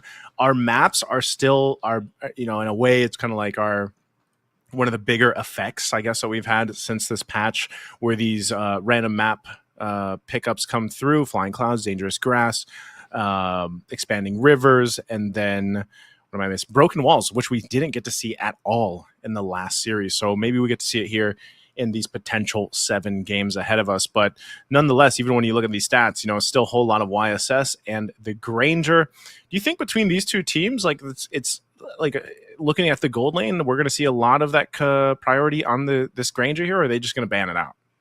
I think so, man. I think if the Granger's left open, we're definitely going to see the priority on the Granger. We saw that OP did an amazing job on the Granger, game number 2 comeback. It was also the same case for Stitch on Young Gun Galacticos yesterday in game number 2. He did an amazing job on the gold lane with the Granger, but then later on, even on the fighters. So I think what we have right now, especially after Team 7's display of the CC Gold, is of MLB be possible right now. We can go for the orthodox picks like the Harriet, the Grangers like you mentioned, or we could even go for the very active, hyper-aggressive strat of going fighter gold lanes to control the early game with the CC, Esmeraldas.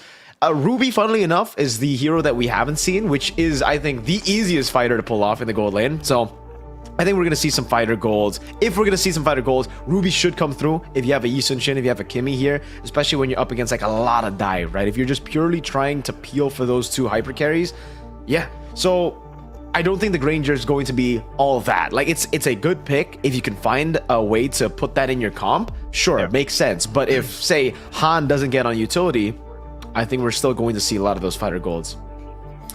I think that's the direction we're going into, and that's why I think, I don't know, I feel like, you know, the tanky items it's nice to have the Chastised Pauldrons come in and like some of these new changes to go on with the tanky items. I always felt like, you know, as a roam main myself, sometimes you when you're playing tankier heroes, it's just like sometimes you don't even feel like a tank, man, you know. It depends on how the game goes. But once again, this is the GPM rankings so far for MSL here. As you can see, the only man standing in these rankings is OP from Team 7. And like we mentioned, he was a lot of the times the highlight of why Team 7 was able to win a lot of their key fights. He literally turned a game around too, just on his macro or his micro positioning on the Granger. So that's something to keep note of and keep an eye out for, because I think, yeah, in echoing what Mirko mentioned, we might see the forced situations of you have to pick a fighter gold lane, or if the Granger is up for grabs, maybe OP is the one to go ahead and try to get priority there. But you can see, all right, we have seen still a lot of the Jushin as well. That's provided so much of utility in our last series that we just witnessed, and still quality pick. Most banned, that box just slipped through once, man. And when it did, it worked really well with a lineup that also had a Grok, if I remember correctly. So Angela's still being majorly banned globally too around. I'm just not sure if we're going to see much Angela played until maybe something is done about that. And it's so funny. What do you think about this? Like, the fact that Angela is just constantly banned here. Before you share that, let's go ahead and introduce Young Gun Galacticos real quick. Once again, introducing Ying, Han, Lena, Blink, and Stitch over here. And I know you guys mentioned Blink was so impressive for you and Leo in their first day of streams that we had here yesterday. Bro, Blink's definitely the standout, man. He is a phenomenal roamer, and mainly it's because of the Hellcurt, right? Most of the games that we've seen from Blink has been on Hellcurt in the playoffs here, in the play-ins as well. He's just, for some reason, sticking on the Hellcurt every single time. He does an amazing job on it, though. And again, initially, we were thinking, hey, it's the Hellcurt pick because of Dangerous Grass, you know? It's as simple as that. But then they keep on doing it, dude, on Flying Clouds. Then we're trying to make the connection, me and Leo, and it makes sense. Like, all right, Flying Clouds, it makes sense. You get to traverse around the map quicker with the Flying Clouds. And then we get into Broken Walls, the neutral map, and he still picks it up. And the thing is, like, the prerequisites, right? Again, Dangerous Grass, the map prerequisites, he got rid of. We thought, all right, you still need a utility jungle, you still need a utility mid to pull it off. He ends up still pulling off the Hellcurt roam with a joy in the jungle. So just goes to show you how ridiculous Yangon Galacticos are when it comes to picking up these crazy picks. But here we have Team 7 with CK, Lucky, Xian, Tanpok, and OP back off of a win. Momentum in their hands for sure coming into this matchup here, as they got a win 3-1 against AI, 3-0 against Falcon, a total of 6-1 record that they are holding right now in the MSL playoffs.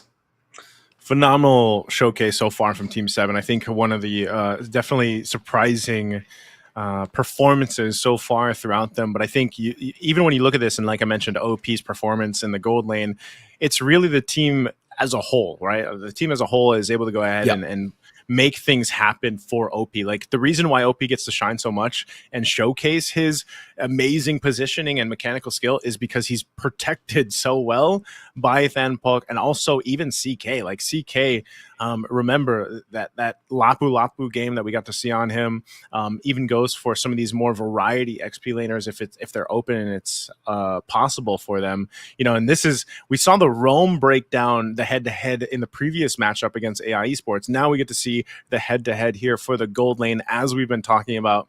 This is definitely going to be something that you want to look forward to, because again, OP and also Stitch. Now Stitch, again, a player that has experience going through a lot of the global tournaments for MLBB. So that veterancy there is usually what's able to go ahead and help him. And I mean, he looks a little bit different here, different hairstyle, but nonetheless, Stitch is an amazing gold laner. And so I feel like this is actually a challenge too for OP to continue to play and step up the way he has. Definitely, man. He's done a very good job again on every pick that he's been given, which is surprising. Again, for someone so new in the gold lane compared to, again, like Stitch, Alita, even yesterday, the way we saw Sanji as well. So many veteran gold laners have failed to adapt to the current meta, to be as good on fighters and on marksmen, right? But I think OP has done a really good job here with Stitch at adapting to the new patch, because again, we saw the CC Gold earlier, we saw the priority on the Granger, we saw just how much he could be the carry when necessary, and how much he could actually transform his playstyle into that enabler guy in the gold lane for Lucky, for even his mid laner. And it's the same thing for YG's Stitch. He played the Esmeralda, and that's what really locked in the Hellcurt roam in the final game yesterday when we didn't expect it. The Joy came through with I believe it was a Kimmy in the mid lane, and then the Hellcurt came through, but then it was with the Esmeralda gold. So if you already have those carries, those 3 carries in your trio mid, you need to fill in some of the tank roles in the other departments, and that's what Stitch was able to do. I think, again, very impressive. More than OP thus far, because for OP, even though he's on enablers, he's still on enablers that are relatively carries, you know, like CC, you still see that around. But for Esmeralda's, it's completely different to how you would play a marksman, how you play that kind of fighter, a carry style fighter, than an Esmeralda that just wants to stand there in the front, tank up the damage, peel for the rest of the team. So this is, again, going to be a very exciting matchup, just because Lucky, the guy who's been getting so much room, might not be able to get that much room when Stitch is on those tanks. When Stitch is on even the rubies, they can stop him in his tracks.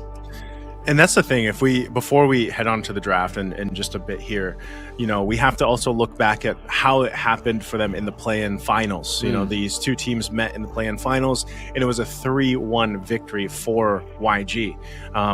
When you look at that breakdown too, it was Stitch that got 3 of the MVPs. right? So that's why, again, me and Mirko here are really talking about, and it's good, great, again, that we have this the head-to-head here, because I think that's really what we want to go ahead and pull our attention to when these games commence, right? Is how is that played out? How is the drafting, of course, started? But then again, it's such a rare case that you think, okay, we're going to go into this series here, this grand finals, this best of 7, and we might potentially even just see a Hellkurt ban come through, you know, just to go kind of like cover that ground, because YG picked it up twice in their previous bout when they went 3-1. And you know, when you look at it too, the previous games that they had, they were all long games. I was saying earlier on, you know, especially for the Myanmar play style, it's rather quick.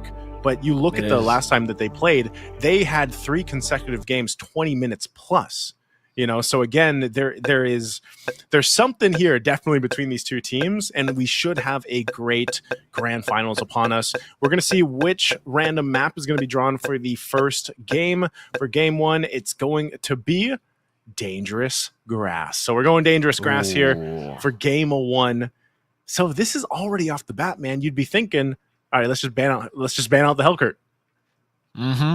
Or the Hilda. I think so, man. It's just so scary to go up against Dangerous Grass, man. Hellkurt, Blink in the role, man. It's so tough. It really, hey, I will say his nickname fits him so much, man. You blink and you miss it. Seriously, the way he plays the game, it's so weird. And it's a different style of Hellkurt, right? We've seen Hellkurt roam in the past as well. It's not like this is a new pick that has never been seen before in MPL ID and other MPLs. We have seen this constantly, but it's a different take on the Hellkurt. A lot of the times, when you see the Hellkurt, it's purely just to deal damage, to be the guy to assassinate, right? As simple as that.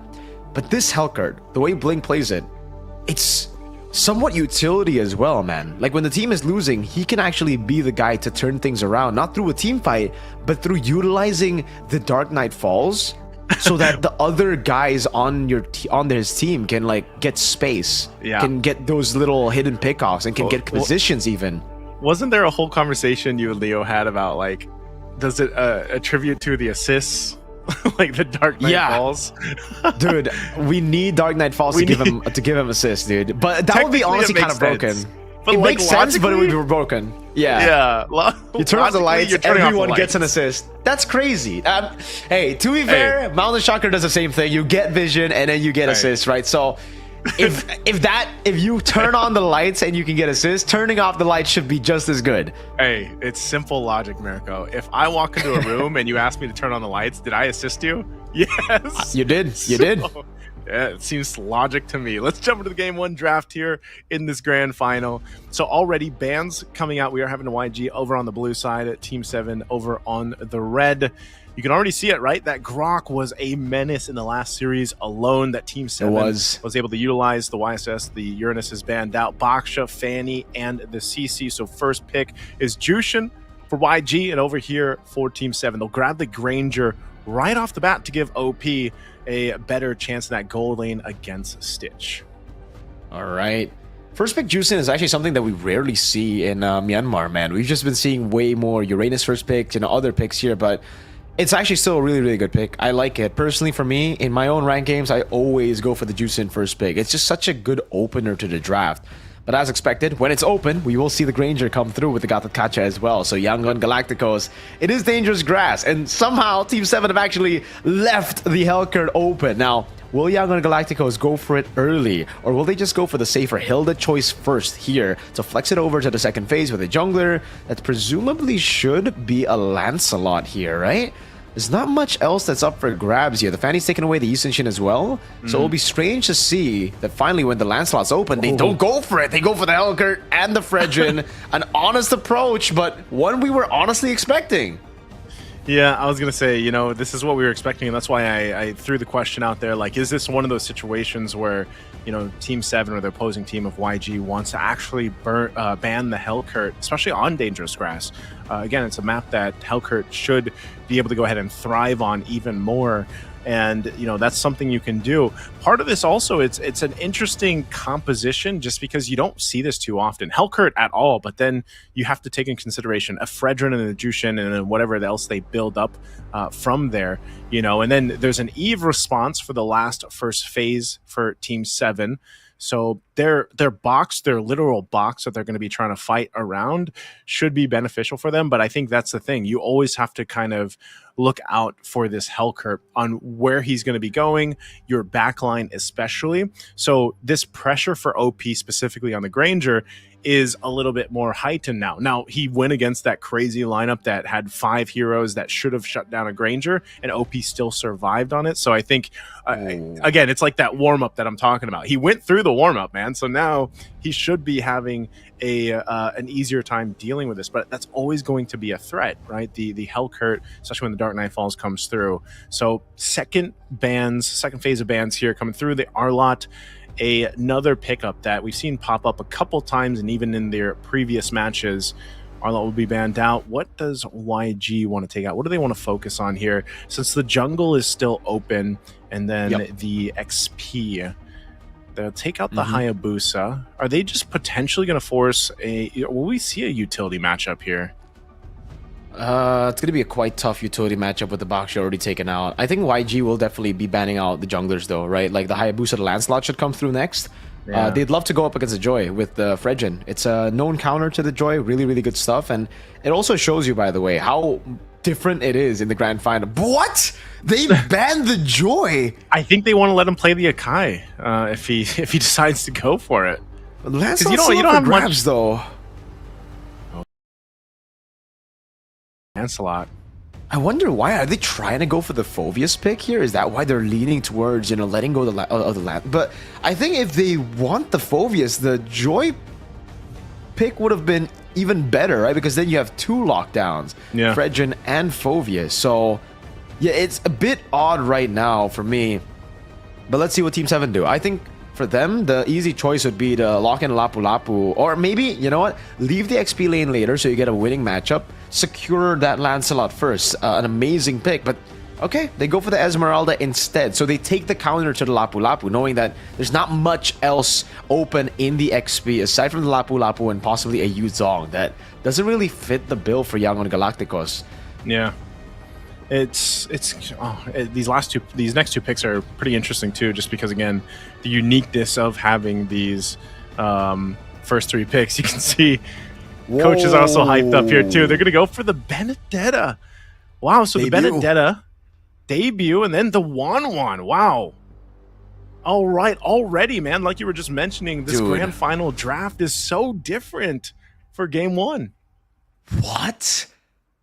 I mean, that's cool and all, but like, that's a 1-1 into a possible Lancelot come out pick here, plus the Yves and the Granger. These are already really, really good picks against the 1-1. I'm guessing they should have. I'm guessing right now they're assuming it's going to be enough with the Hellcurt, Dark Night Falls, and a Benedetta with Fredjin to open up for the 1-1 to get space. But let's see for Team 7, last pick. What is it going to be? It really should just be the Lancelot, but they do go for the Akai, like you said. Nice call, Naisu. They do go for the Akai. They will just be playing purely for OP and Shan. Man, this is already such a different take to the draft. This is ridiculous. How different it is from the classic Team 7 of 3 damage output for Yangon Galacticos with a classic Hellcurt Roam. That's still in true, but like 1-1 and Benedetta, there's so many picks that we didn't expect to come through here. Welcome to MSL, man. That's all I can think, that's pretty much what we can sum it up as. And yeah, like I was saying, I threw the Akai out there because this was a similar kind of situation when they had their play-ins leading into this, but it's the concept. It's the idea of OP got his Granger. Let's protect OP in multiple ways, by the way, plus that real-world manipulation from the Eve, and hope that OP can just pop off again, getting those stacks. That might work here. But with this interesting lineup that we're going to see from YG, and again, it's Blink on with this Hellcurt, do they have an answer? Can they protect OP enough from this? We're going to find out here. Ladies and gentlemen, we're jumping into the land of Dawn. MSL Myanmar Season 2 Grand Finals here. A spot to M7 is on the line. Can we go the distance in this Grand Finals between Yangon Galacticos and Team 7? Right after Team 7 came from a 3-1 victory against AI Esports, do they have the momentum going into the series here? Or is it a fresh Yangon Galacticos going to get the first blood in this series? It's a utility battle in the jungle with some very interesting picks here and there. The Benedetta up top for Ying, and also Blink with a signature Hellcurt. Now with the emblems as well, Master Assassin plus the Lethal Ignition. He's going to be the main carry alongside the 1-1 in this game. Does look like OP has to flicker out. Blink has executed. He's going to be looking for the Blink one more time in towards MOP. Disrespect waiting. He was waiting in the bush, man. You have to give him way more respect than that. Stitch gets all the hits on the turret as well now. Mirko, he used Flicker as well, and then he decided to recall there, thinking he was safe. But like you mentioned, the execute for Blink, he saw the kill and he got it. So early start already with this lineup. And you know, I was going to ask you earlier on, because I know you used to be what, a global 1-1, right? Global? Was it a not global? Not global, just a very high win rate 1-1 though. Oh, hold on. That's good. A good eye for an eye over to Lucky. Retribution, though, takes it away. So, no level 4 for Han as a turtle spawns in the game. Okay, Revitalize used as well. What I was going to ask you real quick, Joe, hold on. No. Okay, he should be one out. Turtle is up. Wait. I just want to ask you about the 1-1, but Han's in trouble. Yeah, they don't want you to ask me questions about the 1-1, man. That's going to be taunt poke. Oh. Great taunt there. Han still able to survive. Crimson Beacon, the follow-up from Blink as he dumps in Petrify as well from Ying with the final blow. Doing a lot of damage. Eye for an eye, getting the CC immunity. And the fight goes to Yangon Galacticos. Oh my god. Talk about the amount of power in this lineup early on, even without their jungler. They're still able to pull through. YG will also get the turtle secured. Han just walks up. You see the value in him. Walks up, gets the turtle, and secures it. So again, it's this juggling of power that comes with this kind of lineup between having a Benedetta now with a double kill, and then having Blink there in an execute as a big threat. Look at this again. That's what's gonna happen. Man, I think the concept of protect OP isn't going to work if OP is just dying in the lane. Definitely not, man. And the fact that there's no one to catch is so frustrating. That's a pickup on the Panda. Han already going for the stabs. Lina, luckily 4-7. Lina does not have enough mana. But look at Blink. Look at how he's indirectly protecting the 1-1, right? Like, okay, so I will talk about the 1-1. I know exactly what you're gonna ask me, right? Like, this is a bad matchup, by the way, against the Granger. It's not really the best matchup. You're just there, taking the bullets, trying to farm out. But the fact that Blink is doing so well at stopping the farm from OP and giving Stitch the free lane, that means the lane doesn't really matter anymore. So, team fight-wise, Stitch is going to be big as we get into the next big neutral objective battle. Man, that's just weird. Look at this. Look at he's just playing around the dangerous grass, too. Like, that's basically what he gets to do, you know? He's just playing around this. I mean, it feels like this gives you the space, if you're Stitch, to deal with this. Whoa, look at the predictions here. Wait, whoa. We've got a back and forth. Bro, YY's gone 4-0. I don't know about the 4-0, though, Naisu. That's kind of wild, no? I think this one in particular, there has to be at least one game from either side. 4-0? There has to be. There was a couple sweeps there. I don't know. There should be another group of talents too on the predictions here, but I don't know if I believe in a sweep, man. I mean, we didn't believe in it yesterday either. That's true. That's gonna be hard to pull off. But what I was gonna say too is, you know, the fact that Blink has been such a threat, it gives so much space for Stitch. You can see him; he's knocking down that tier 1 turret. They might force a fight for this turtle. They do zone them out. Pop the Dark Knight false. I don't think that's a good target to go for 10. So yeah, they're gonna cancel the AOG like 3 times and then back away. They've done enough to bait out the AOG. Blink now goes in, gets the execute on him. The layering, man. Even Tan didn't expect that. He thought it was done. He thought he would. Oh my lord. You just can't. You don't expect it. You never expect Blink to blink in.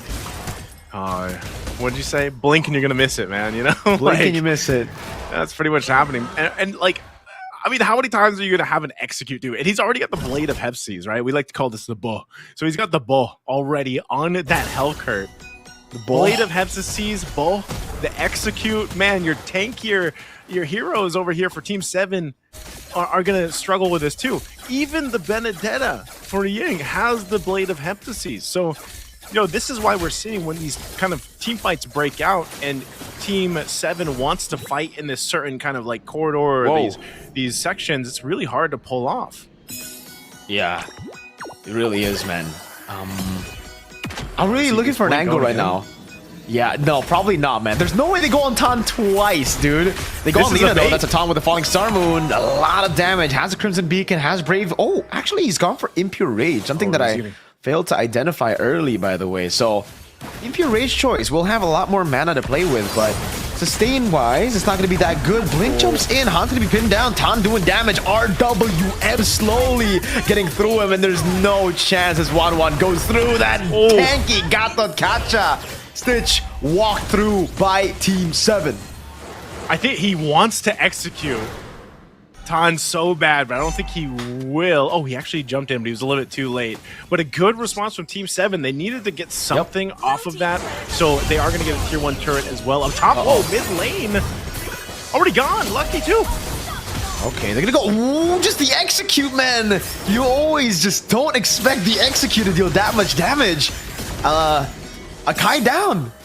Whatever Team 7 has done, it's better on YG's side because they got a tier 2 down below, and now the jungler's dead. That means free neutral objective despite Han's death. Yeah, objective secured here. That's the last turtle of the game goes in the hands of Han. Getting themselves up to a 3.2k gold lead. They're going to go put some pressure on the purple buff now. They might get punished though. Again, you still kind of have to respect what Team 7 do. He does get it. So there you go. Han feeling pretty good on this Fredrin right now. It looks like Lucky just trying to scrap up what he can.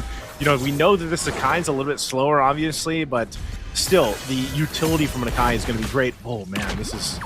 I don't think they want to get overzealous in this side of the jungle. So they'll still respect it. Even with the lead that YG's built themselves, they still got to give it time. Now, one of the things, too, that because the main component to this right now for YG working is the threat from Blink and also Ying, right? The amount of damage they can put out. But once that's done and this transitions to the focus of being, all right, there's a 1-1 over there, and even the Jushin. Jushin's utility is just so good right now. And T7 kind of has to come up with an idea on how to deal with this. CK could be in trouble even if he's tanky enough. Stitch try to go for it. Petrify with the final blow. CK gets out with the flicker, but look at Blink. This is what I'm saying about the whole utility thing, man. He's a split pusher. He turns off the lights when you need him to. And you saw it earlier, right? Turn off the lights, made Team 7 panic, forced out a few resources because it was revitalized too for OP. They were that afraid of a random Hellcurt cockroach coming in with an execute. Hey, man, I don't like... we've seen so many Hellcurts. Blink's Hellcurt is built diff. I think at this point we can basically say that. You can see the way he's going too. He's got the extra speed with rapid boots. Now he's got the Sea Halberd to capitalize on kind of reducing some of that healing going on here, especially with an Esmeralda across from them. Dom Ice is going to be picked up here. So now CK getting a little more tanky, but even with that blade armor that they have over here. Oh, no, hold on, CK once again. That's a free crossbow attack. Going to be used. Oh, transfer is over, but not towards the Eve. That's an AOG to the backline. He ain't going to be caught, but it's Blink again. Gets it, just blinks it and executes the Panda. That's another man down, and Han's the one who picks up the kill. YG cruising through game 1. And cruising right now to the Lord as well as they go and focus down in between the turrets. What? They'll take out OP and follow Machine. Man, they just cleaned up. Turrets do not exist in Yangon Galacticos' world. Han gonna be sent to solo the Lord earlier as a 4-man dive happens in mid, and now look at Blink again. He's given the job to clear out mid, to be as annoying as possible and to not be seen around the map. Like, he's just holding these bushes, popping in Dark Knight Falls to give 7 a big dose of paranoia. That's exactly what it feels like, man. Team 7 not even safe in their own jungle. And this is, it's already hard enough with a Hellcurt. Like I said, the amount of work that Ying's able to do, put pressure with a Benedetta, and sometimes it's simply just to get a Petrify off the Electro Final Blow. And, this is all, again, without even considering the fact that a 1-1, getting the airtime from Stitch, if he can get it with that crossbow of Tang, is really devastating to deal with. Again, a lot of this utility that is on T7's lineup is useless if you just get kind of shredded down too quickly, So they face off. against this Lord push on the bottom side. That shield already down because of the work that Blink did earlier, so now they might be able to go ahead and get more damage to these base turrets, potentially going for... Oh my lord. Whoa, CK, so low, but they are going to be clearing this out. Lord's going to finally go down. They hold on to that bottom turret. They did lose the shield up top.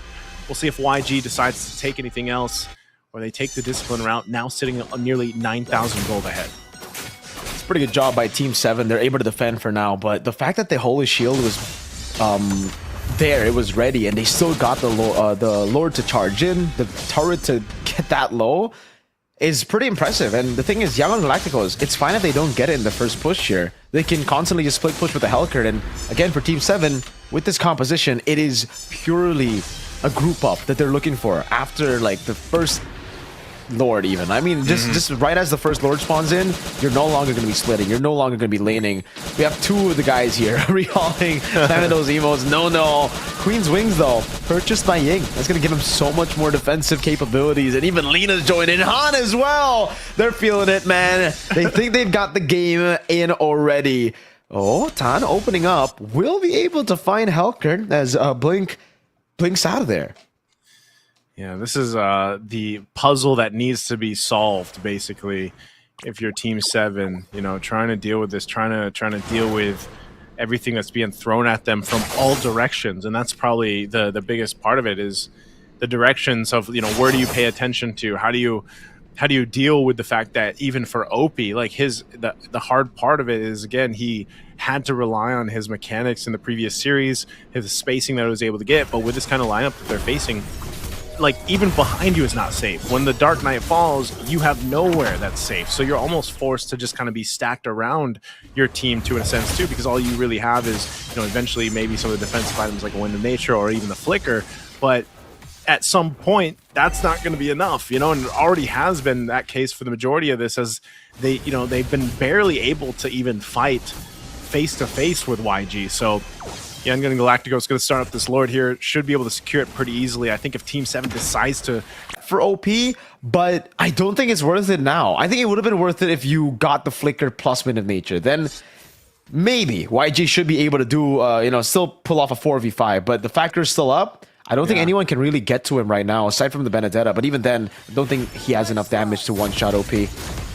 Maybe that was just the plan and it didn't come to fruition like he was hoping. So with Blink down, I'm not sure if YG, even with the lead that they have, they want to like force this. They might just accept that, okay, we're going to get a base turret with this Lord down on the bottom side.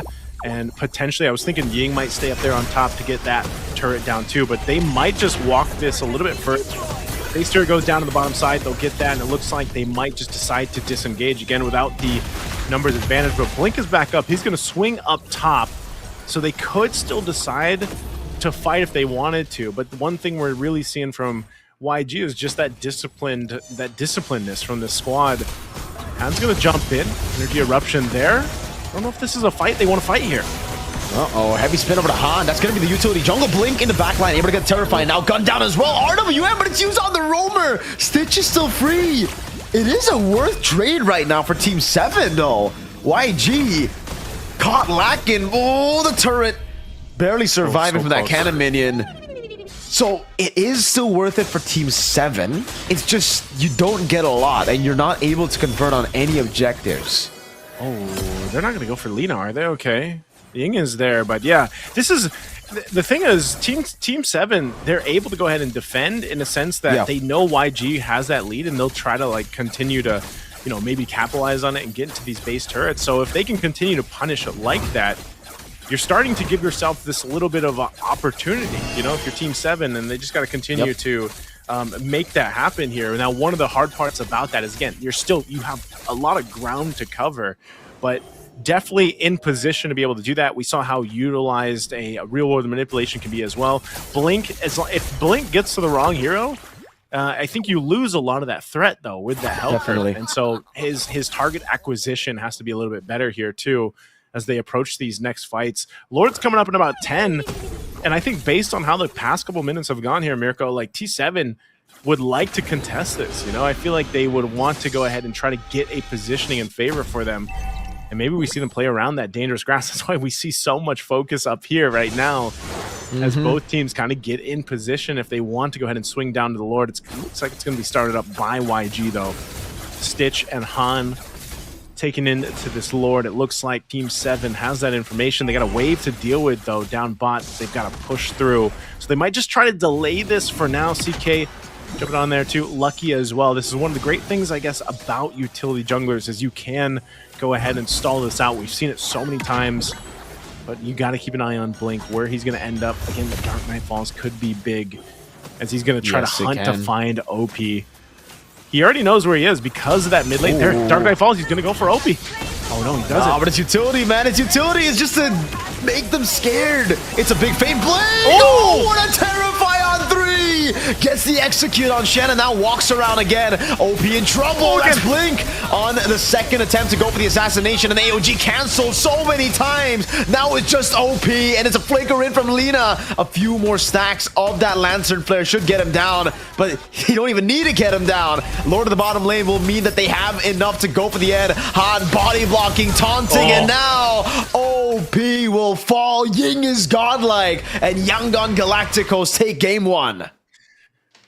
Took them a little bit longer with the lead that they had, but YG makes it happen. Team 7 just couldn't deal with the pressure from Blink. Again, it was that Dark Knight Falls, that utility that it provides to keep them guessing and scramble in position, and then Blink shows up even when it doesn't have that Dark Knight Falls anymore. Again, a great usage of a marquee signature pick so far that we've been seeing here in MSL Myanmar.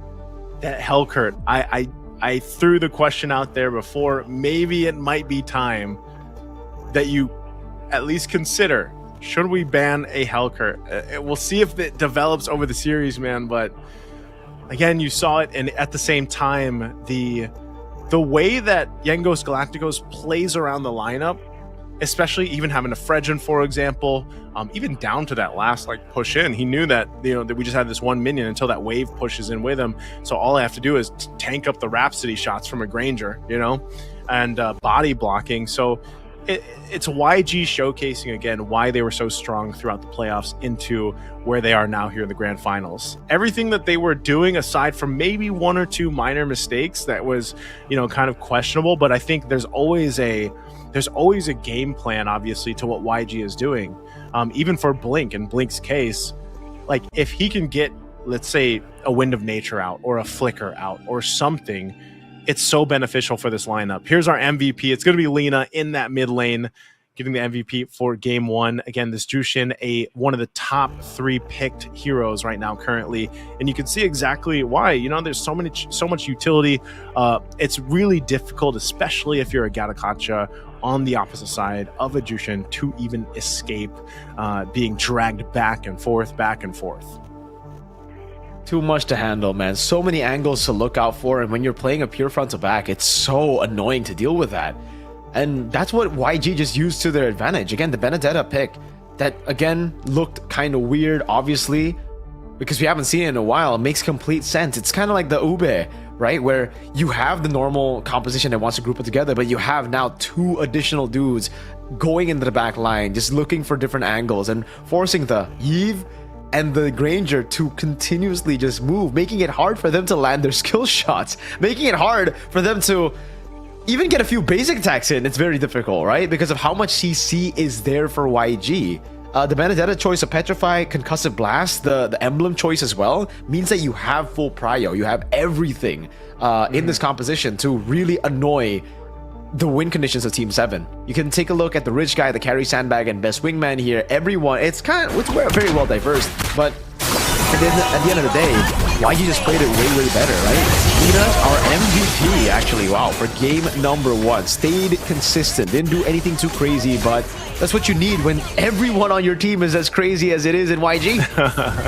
I was gonna say, I feel like Lina, he brings that veterancy that he has through all the course of the internationals that Lina has been to, and it's really that stability that he brings into the mid lane, especially on heroes like this Jushin pick, and making it work, and it was probably the most, I guess, meta or normal thing in this lineup. If you look at the lineup from YG, I guess even the Fredrin, like technically in the jungle, Fredrin doesn't get picked up as much as before, right? So the Jushin really just kind of that kind of staple piece, and Lina really showcased it here. This is where Blink kind of jumps in, goes for the wrong target, goes on Fan, and then gets punished. And that's why we were starting to see, like, Team 7, they might be able to make things happen, but then this was that play, that last fight where the Dark Knight falls, shake things up enough, Blink puts pressure on OP on that backside. Even though he dies, it gives him enough time for the rest of the team to be able to catch up towards OP, forcing the winning push here. And again, it was just a great showcase of team synergy and knowing exactly how they needed to approach these fights, how they needed to approach a lot of the nuances of this lineup, because that's exactly what it is. This is not a lineup that I don't know if you would ever see this, man. Like, honestly, like, this is not a lineup that you have an opportunity to see too often. No. A Benedetta alone, you don't even see that often anymore. So a Benedetta, a 1-1, and a Helker all on one lineup, like, where are you going to see this? And but it's a team like Yangos Galacticos that actually makes it work. And when you're watching it kind of be executed to this level, you're like, dang, that looks really good. You know, like to be able to see it work this way. It's so cool to see again. Yeah, like you said, it's very unique. This is not something that you would see randomly. Even if you try to play this in ranked games, you really start to appreciate how much coordination that actually takes, right? Because it looks easy. It looks like, oh man, it's just a cheesy composition that ruins a front to back. It's so annoying to play against. But playing with this composition is extremely difficult. It's a very high skill ceiling, and there's a reason why not a lot of teams have played it before. Maybe you're assuming it's because they didn't know about this meta, but even if you do, again, that coordination that it takes is next level. Though the way that he utilizes the Dark Knight Falls and the whole team capitalizes on it, Naisu, is what really impresses me, right? Because it's one thing using Dark Knight Falls, having an idea, but it's a whole other thing having your whole team executing the idea that's in your head, the idea of why you popped in Dark Knight Falls, and the idea of how to utilize that darkness around the map to sometimes not even do anything on the map, because they see they're so proactive with the Dark Knight Falls. When they use it, they usually always get something, to a point where he can just randomly use it, and the enemy team will be thinking, oh man, they have a setup somewhere. That's why they pop Dark Knight Falls. We got him back. And it just ends up giving position away to Young on Galacticos to farm, to suffocate their opponents even more, to take away resources. It just becomes such a broken tool in the hands of YG. And I think it's time, Team 7. You try to counter it in Game 1. You gotta ban it if you don't want to get swept here. If you leave it open Game 2, I don't know, man.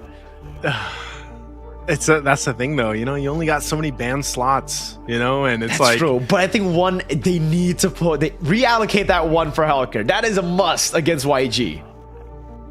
It might be, man. And I don't know. Like, I don't want to get ahead of myself, but if YG makes it, if they are the ones to make it to the M7 stage, man, like, I'm sure no one's gonna leave that open.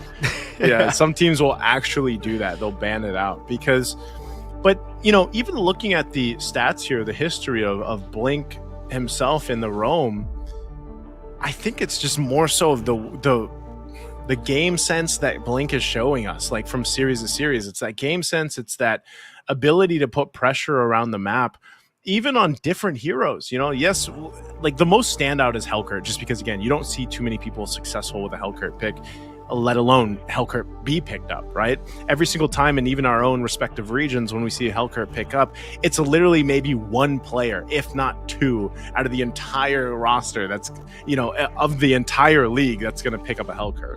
Now, the thing about Blink and what makes it so what makes him so interesting is his hero pool seems really deep, but also unorthodox. But if he picks up some of the more meta roams, he seems to play them very well too. You know, he seems to just be able to go ahead and pick up the Gatakachas or the Hildas, or you know, some more of the standard ones, the Hylos even, or let's just say the Khalids, the Badangs. Like there's these more traditional roam heroes that he does pick up, and he still technically finds a lot of success on them just by the way that he approaches and rotates around the map. I think that's one of the big highlights here that we see from Blink. And this enables the rest of the team, as we see them here on the screen, to be able to shine. Definitely. Team 7. We've seen very creative answers to, like, very creative problem solving to really interesting problems like against Team Falcon, against AI as well, where they just ban out 3 of these assassins.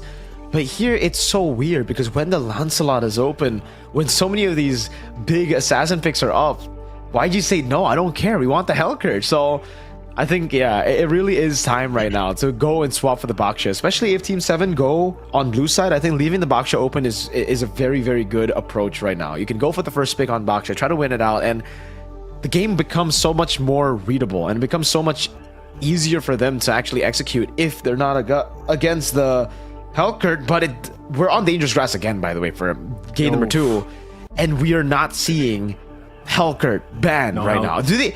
Oh wait, like Expanding River? Oh wait, no, it has to be swapped, right? Because it's Mars on the I think no, but 7 is on the left.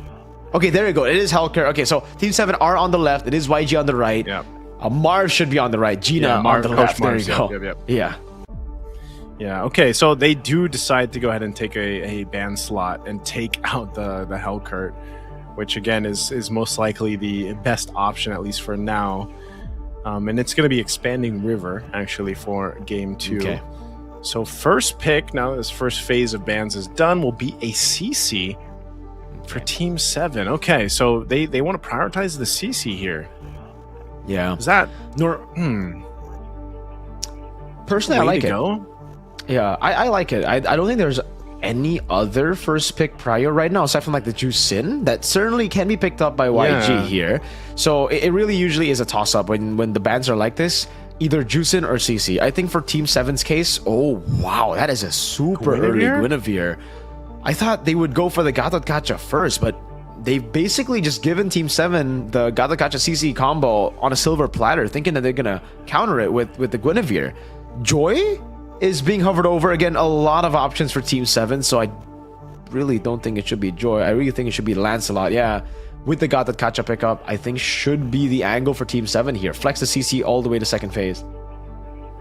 Yeah, okay. So that's interesting too, just because, you know, in terms of, you know, it's not often the same thing. Like we were talking about how Blink has this diverse hero pool, so does the rest of the lineup from YG. You know, it's not often you're going to see the Guinevere picked up, which technically, in theory, could be flexed. That could still be a flex pick, depending on how the rest of this draft goes. But interestingly enough, the fact that you prioritize the CC, I'm wondering what the game plan here for Team 7 is and Coach Gina.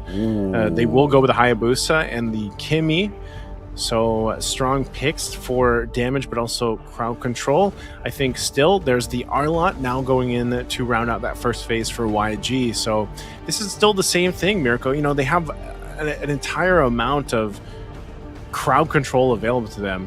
I'm not sure if those just went away, or like those should be the picks, right? That we were just talking about. But yeah, Arlot, Jushin, and a Guinevere alone is like all the crowd control you need in the world. There's a lot of kind of interactions that can happen there too, that could benefit this lineup from YG. You know, we've seen it time and time again with the Guinevere, like Guinevere being able to catch people out with the spatial migration, the Requiem there, but then having a final slash too. Like there's a lot of interactions where it's like, if that is that Arlot, okay, it is, you can final slash and set things up for your Guinevere to even get a better spatial migration Requiem setup in. Yeah, good respect in the Kalea, by the way. Something we have been seeing a lot from Tan Poke against Falcon earlier as well. Game number 3 and 4 against AI. It was a Kalea pickup for them. Very comfortable on that choice. Hilda ban comes through from Team 7, knowing that, again, they have a Kimi, they have a Hilda. That will be a lot of value to give over to YG with the Hilda. Yep. But right now for YG, it really looks like they are lacking damage, right? They need a big hyper carry in the gold lane. And it seems to be a Granger that they're going for right now. If Team 7 don't ban it, I think the Granger will come through. But even if T7 ban Granger, I think YG can still hop on the Harith train right now with the composition that they already have and be happy with it. Whatever isn't picked up though by YG will definitely be a choice for Team 7, right? If the Granger's not picked up, they'll deny it. If the Harith's not picked up, then they'll deny it. It depends on what YG leave on the table here. Still going to be a little worried here for OP, depending on, like, no matter what he gets, just because, again, like in the previous game, we didn't get to really see him you know, pop off like we did in their previous series in the lower bracket final against AI Esports. So in just a couple seconds, we'll see what that last ban is going to be towards YG. Wow. They go with the Cho. So they ban out the Cho here. Now this is YG's pick up with the fact they already have the Arlott, the Jushin, the Guinevere. What are they going to put in the jungle? Unless this is just a Guinevere jungle. Like, I know we see it there with the Retribution, but again, you always have to consider that the Guinevere could technically still flex. Like, there's a lot of room for flexing right now in the current meta, and we'll find out. But I think the main point is too, like, gold lane matchup wise, like you mentioned, what's not picked up here by YG will most likely be swooped up by Team 7. So they get the Harith. Yeah, that's locked in. Okay, so this is just going to be what, a Granger then for okay, Granger. I'm wondering what Roam. And you guys saw the Minotaur yesterday, right? Yeah, we did. Was it the Minotaur? Yeah. Okay, so they go with the Khalid. So we won't talk about the Minotaur. The Khalid's going to be picked up instead. I look at this lineup from Team 7, and it's pretty, like, the idea is there. Oh, and there's a chip now across from them. The idea is there for Team 7, but I'm just feeling like it's a little squishy, man. Like, it's a little dangerous. Like, if they get overloaded, they're going to be in a bad position.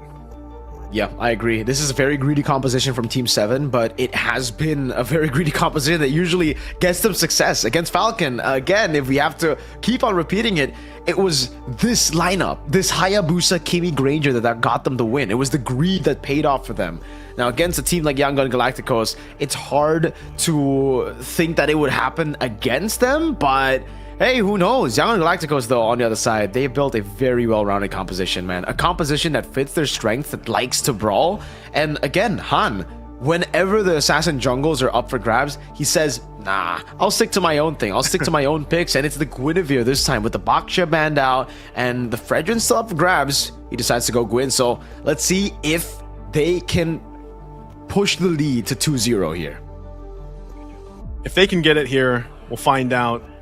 A Guinevere in the jungle is not something you see every day, but even with this, I will say that Team 7's lineup can work. It's squishy, it's a little bit susceptible to being overloaded, especially with now a trip across from them, but maybe, just like they did previously, they can make something work.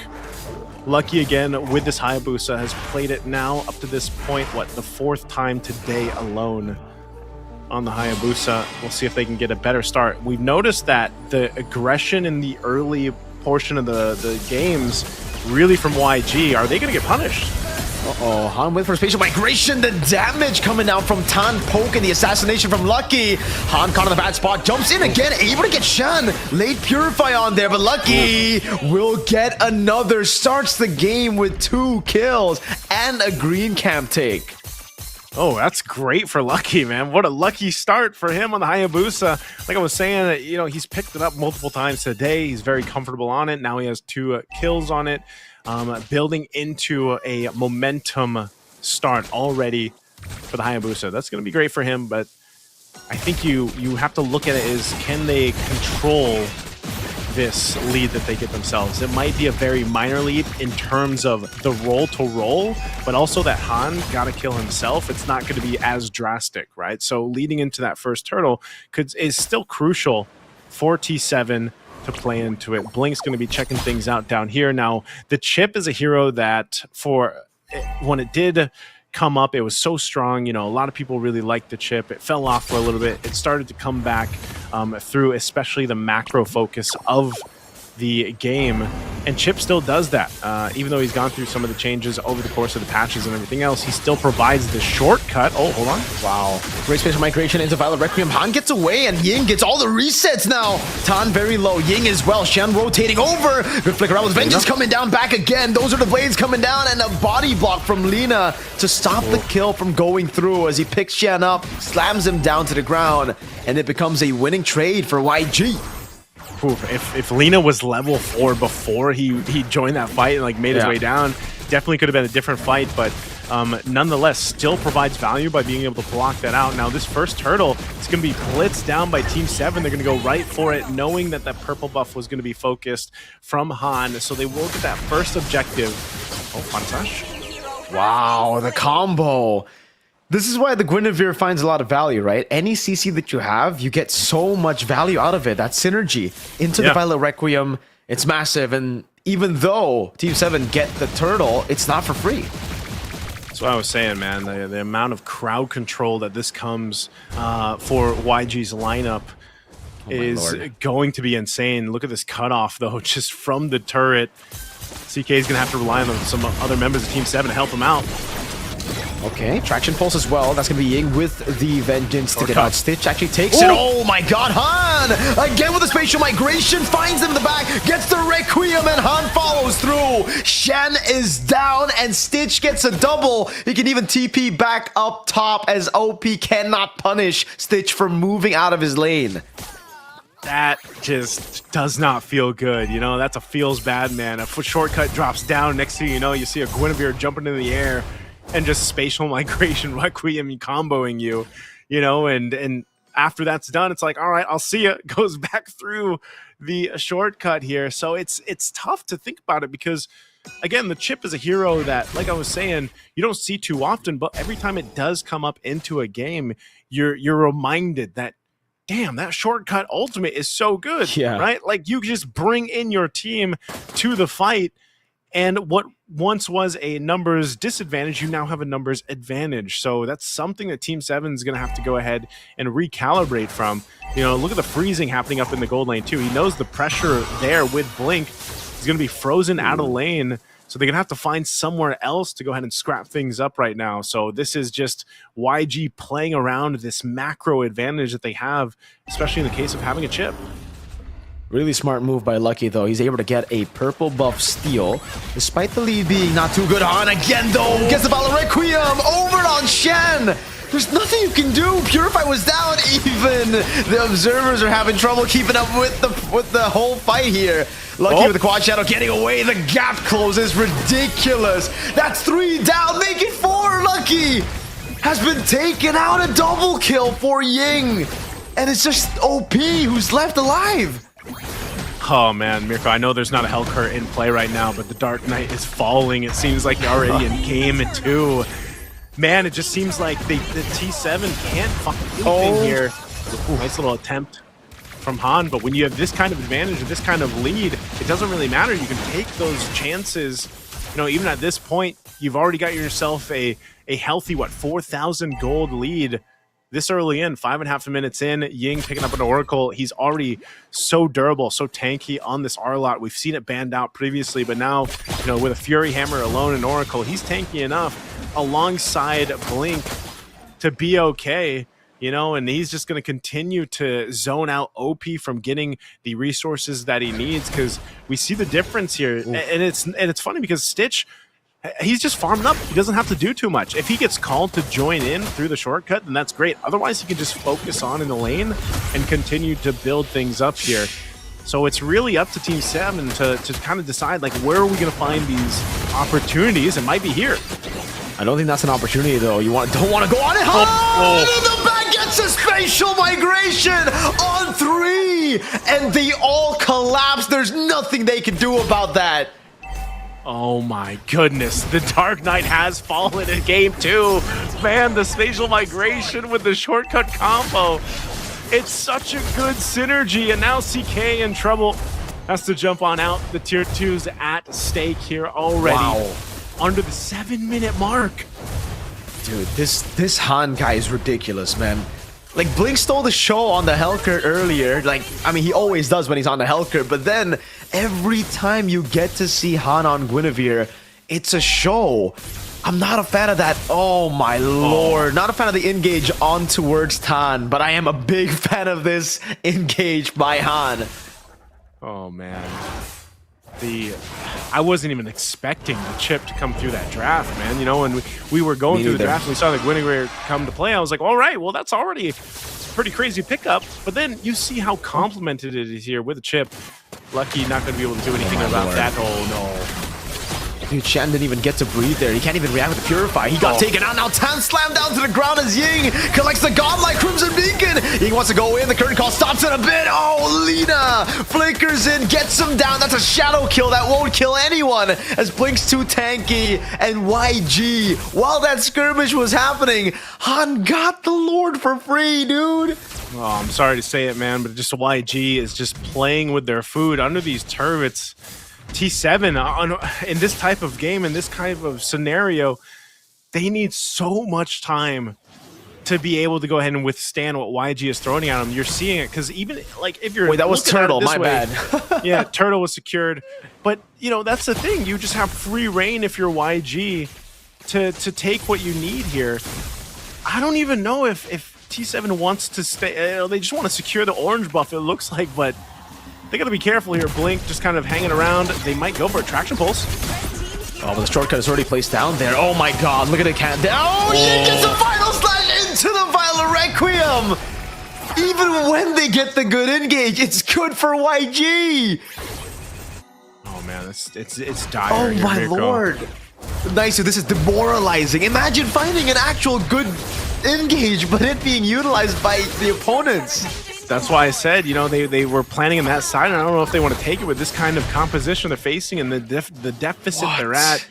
Shields are going to pop in the mid and the bottom. Lord's still 30 seconds away, so Han will just take the resources that he wants, takes the purple buff, gives it over to Lina. Lina, once again, has been phenomenal on this Jushin. 0-1 and 15. I think you're going to want to either take this Jushin away from Lina or ban it out possibly, but, you know, again, you only have so many bans to deal with these marquee picks for YG, and now you're facing down potentially a quick game 2. This Lord is going to be blitzed once it's up. You're up 10,000 gold for YG, 9-0 and 7 for Ying alone, man, on this R-Lot. What do? You know, if you're T7, what kind of chance do you have here to stay in this? Because again, a lot of your damage profile is going to come from OP. Lucky we saw the shadow kill earlier on. It just kind of tickled them. They're going to drop this shortcut down. What are they going to do here? Make it a move. They just want that buff. Even a mistake, like a shortcut used like that, they still find value out of it, dude. They get the orange buff take. Someone got away from that. I wonder who was actually caught in the shortcut, but yeah, they still find value. Green cam taken, orange buff taken. Listen, Naisu, as an assassin jungler, usually it doesn't matter if you lose out on the neutral objectives. You still are ahead just because of how fast you clear. The fact that Han is 3 levels ahead of the assassin jungler shows you how far YG are compared to Team 7. This is an 11,000 gold lead almost. Remember, too, Lucky started off with the advantage, right? He got that, he got that early start, 2 kills. Those are the only kills he's gotten so far. Oh man, that's so tough. This Lord making its way down bot. They'll try to clear out the waves they can with the shadow kill, but clearing out the mid lane, they might force a fight anyway. The YG's kind of lead into this. Ton? Did you see that Raging Sandstorm? Was that defensively? Was that? Did he just use it in assuming there was going to be an engage coming in? I think he thought it would. Lucky's trying to help out here. Oh, what a final slash into the Violet Requiem. A bait by Han as he went across and they collapse again. Tan very low. Stitch getting the last synchro vision as Lina falls to OP. Oh, Blink goes to the crash course. Now it's a big bonk. Lucky taken out. It's OP, the only one left standing. Stitch walks up synchro vision. Zaman Force inside of the base. They won't get OP, but they will get what they're aiming for. 2-0 in the grand finals. 2-0 YG right now. Game 2, quick as ever. You can see how good they're feeling about that one. Again, this lineup, man, is not something you normally see. And I feel like we just said that. You know, we just mentioned interesting lineups from YG. They do it here in Game 2. Wow. I mean, man, that's going to be a combination we're going to have to look out for even in the future, Miracle. I feel like the Guinevere chip is one of those things. And then you sprinkle in an R-Lot, by the way, because that was also a big component to making this work. It was phenomenal. But that is such an interesting lineup to come to work here. I'm really liking what we're seeing here from Yangon Galacticos, man. There's a lot of creativity that we're seeing in the draft, of course, from Coach Marv's there and the team kind of supporting them. And then the execution, like that's always the fun thing. It's always fun to see these like, you know, cool drafts and like cool heroes be picked up. But then usually you're like, all right, now they got to execute it. Well, talk about the execute here, right? Ying going 9-0-11, the MVP for game 2 on this R-Lot. He was a big part of it, like I said, that allowed them to punish Team 7 whenever they utilized that shortcut. Even if they didn't use the shortcut, man, they were still able to make this work here. And it was just a really good showcase of why Yangon Galacticos is so strong right now throughout their playoff run. For sure, man. And you know, to answer the Guinevere Arlet, we actually have seen Guinevere Arlet. I believe it was Alter Ego in Indonesia who utilized the Guinevere Arlet. So I think, man, we're seeing a lot of teams pull off like compositions just with added spice, by the way. So we didn't see the chip together with the Guinevere Arlet. Now we do see the chip with the Guinevere Arlet, and it works so well. Oh wait, no, it wasn't Guinevere. Oh wait.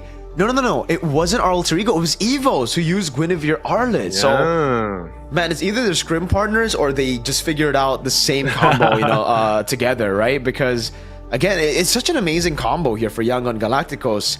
To give you guys a fun fact or just trivia here, I spoke to a lot of coaches while MPLID playoffs were going on, and a lot of them, when I asked them who was going to be a threat at M7, pointed to the Burmese teams. They were saying, yeah, that YG team, they're ridiculous. They're actually crazy. Look out for them if they make it. Or even Falcon, they said. But Falcon's out already, so we only have our eyes set on one team right now, and that's the team that's dominating the grand finals.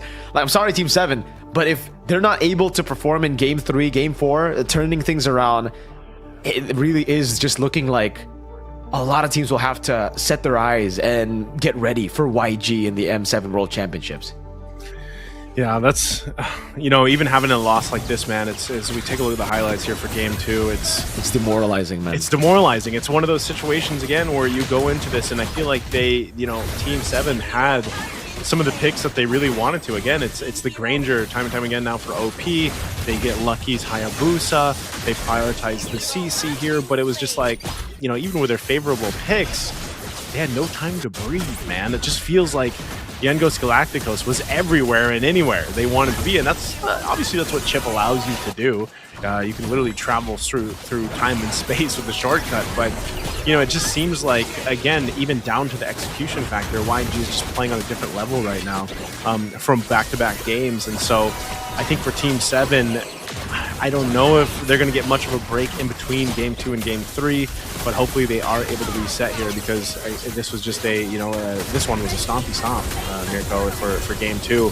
And not only was the lineup a tribute to that, but it was also just the fact that the way that YG moves around the map, I think that's one of the biggest things. And you got to remember, too, they started off not on the right foot, right? That lead went over to that double kill for Lucky in the early portion of the game, but YG just shrugged it off, man. It was like, they're just like, all right, here we are, you know, it ain't no bad thing, basically, is what YG said. And the constant like mistakes that YG were making to just bait their opponents to walk up is actually kind of crazy, you know? Like, they were making mistakes, but the mistakes almost felt like it was all planned every single time. Like that Han Spatial Migration Valor Requiem landing on no one to him Winter Crowning. I thought, oh man, Han's gonna die here. Finally, we get, you know, a glimpse of Team 7 to do something that they have been able to do against Falcon and AI. Turns out, nope. That was just an opening to corral them in forward, force them into a cell, into a false sense of security, and then you see Ying get a final slash flicker. A very good angle to get it as well, man. Like, that was the perfect angle. Again, final slash flickers, usually you just see it like sideways to get gap close, but he used it from like top to bottom type of deal, you know, to really make it almost impossible to react to. By the time you see it, you're already inside of the enemy team's lineup. You blink and you miss it, but it's not blink, you know. It's you Ying and you miss it, man, I guess. But you know, that's the thing for everyone. Like, yeah, that's why I was saying it's the creativity that we're seeing here, not just in the draft, but like the way that YG is executing it is creative in its own right as well. So big props to the players here of YG. We'll see if Team 7 can kind of take a little bit of a break, reset, recalibrate before Game 3, because they definitely need to raise the morale here. We're going to be taking a short break as well. So sit tight with you guys. Hopefully you guys get some refreshments. We're going to be going into Game 3 shortly. Again, I'm Naisu, that's Mirko, and we'll be back after the short break. The battle is on and the world is watching.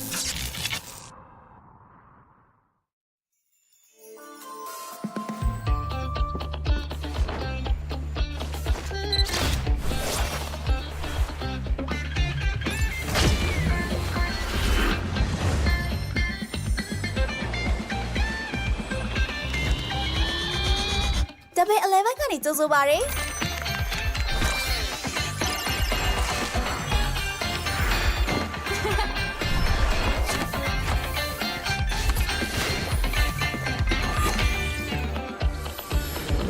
အားသစ်စရာစိမ်းလုံးပြအားသစ်စရာစတိုင်များ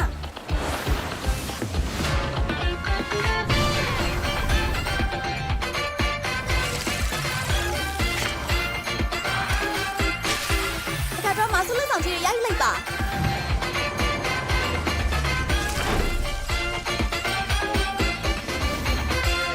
အနေဆုံးစိများအကောင်းဆုံးအကျိုးခစားခွင့်များ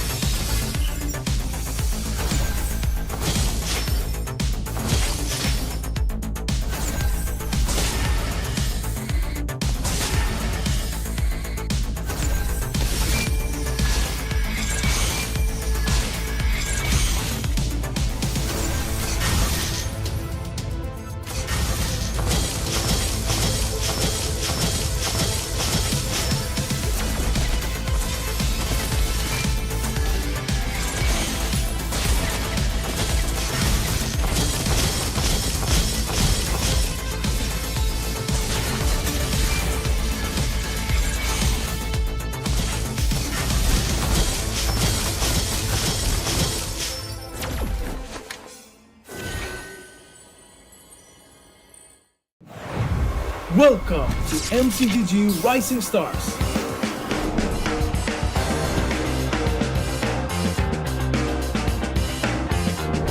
From September 12th to October 19th, take part in the regional contest, open to all players. Step up and prove your strength. Division finals will run from October 24 to November 2. The top 16 players in each division may advance to the next stage of MRS. Check your in-game mail for information.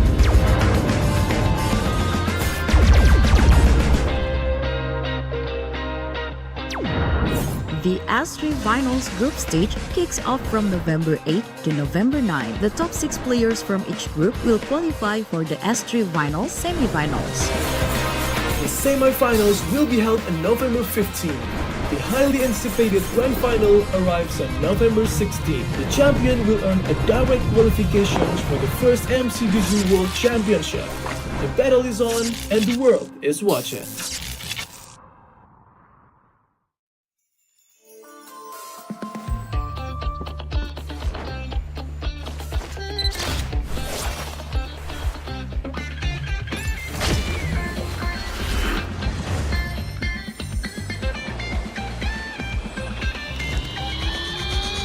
Double 11ကနေကြိုဆိုပါရစေ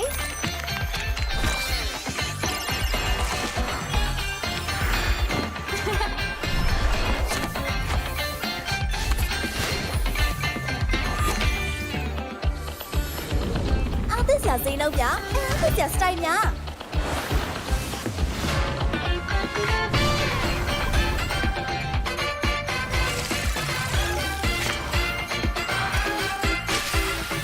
马苏勒上去压一类吧。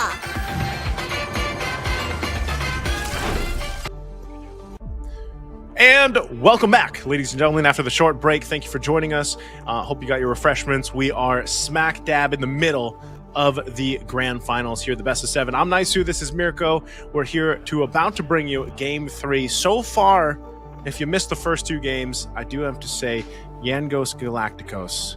Yangon Galacticos is a different level, man. I'll tell you what, Team 7, they've got to step up here because especially what's happened now, and maybe Mirko, this is what we were talking about earlier, what we were kind of worried about a little bit, is maybe there's some fatigue setting in from Team 7 because they went through the lower bracket final and now they're here against a fresh Yangon Galacticos in the grand final.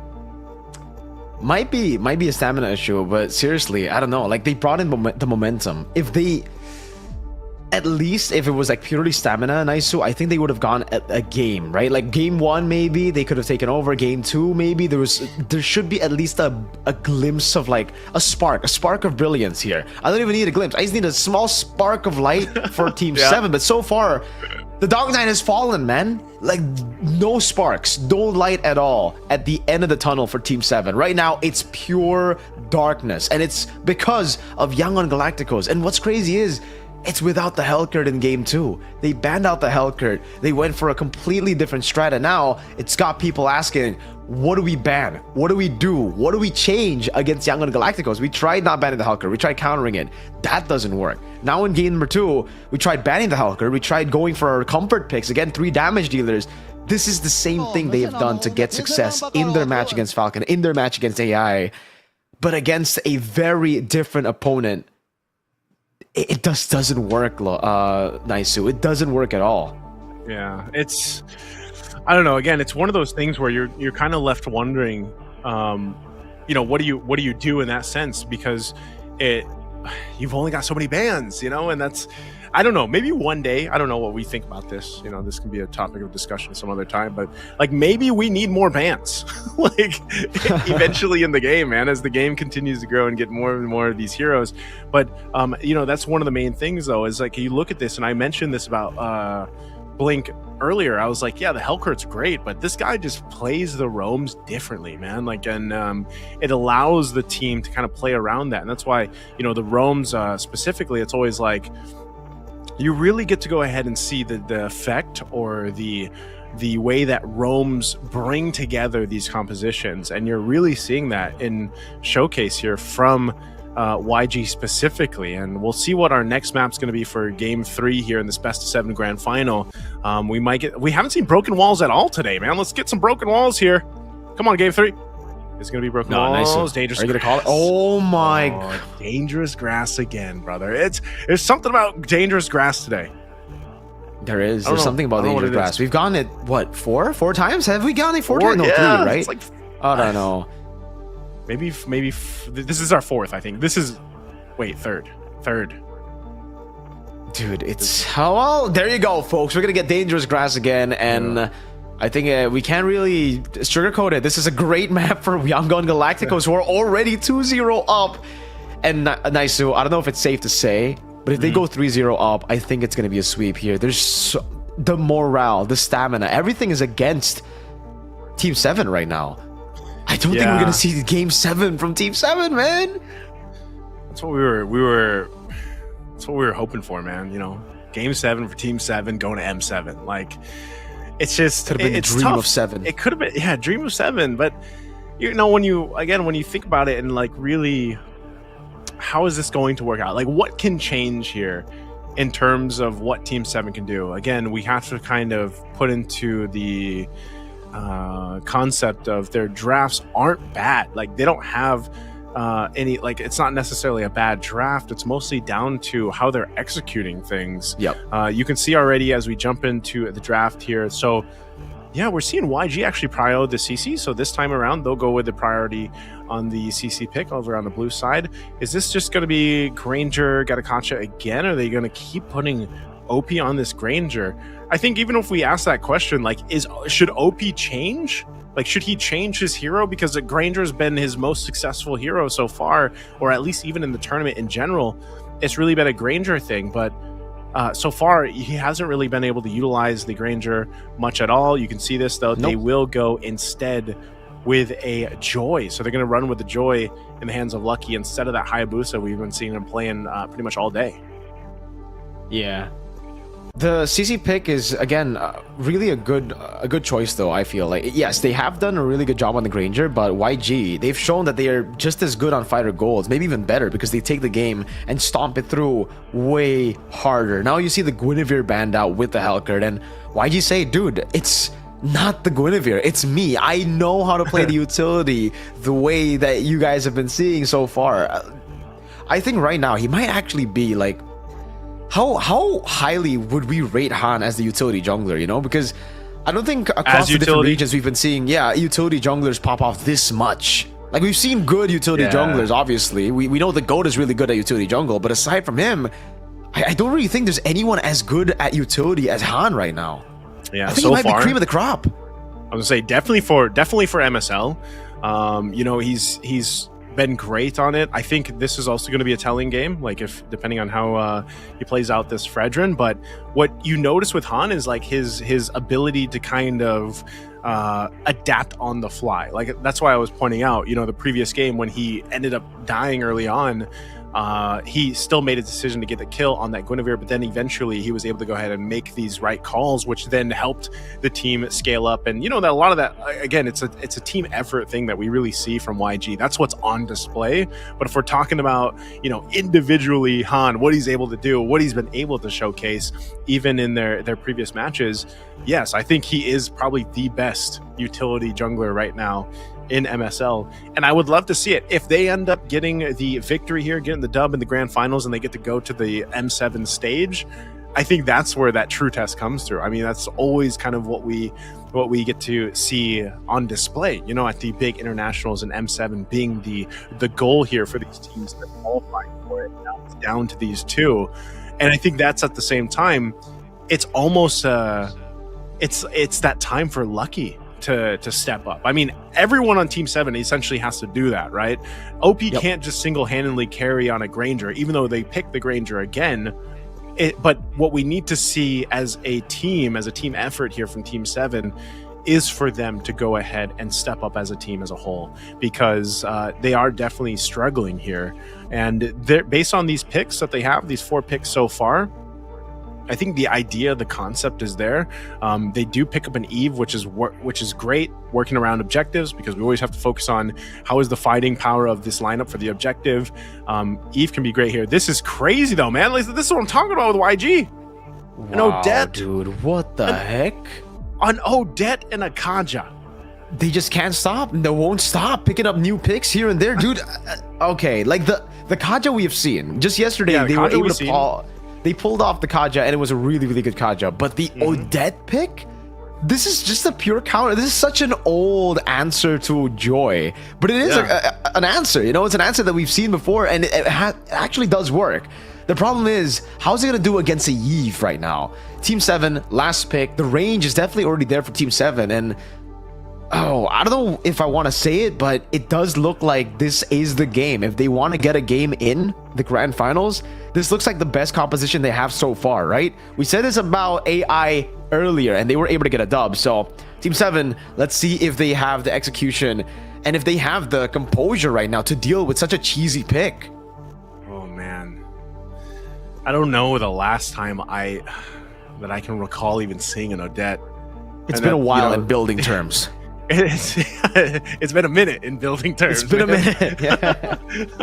Yeah, but you know, it's in the hands of Lina. Like, and if anyone's going to do it, a player like Lina, who has multiple international tournaments under his belt, you know, the experience there. And maybe this is also, if you really dig deep and you really have followed Lina's career so far in MLB esports, like maybe this is more of a comfort. It's also something I can say that what we've seen from YG as a whole is it's hard to draft against them because they do this, man. They do things like this with their compositions and lineups, and that's why it seems to be very difficult here. So let's find out exactly what's going to happen as we get ready to jump into the Land of Dawn. It's game 3 of this best of 7 grand final here.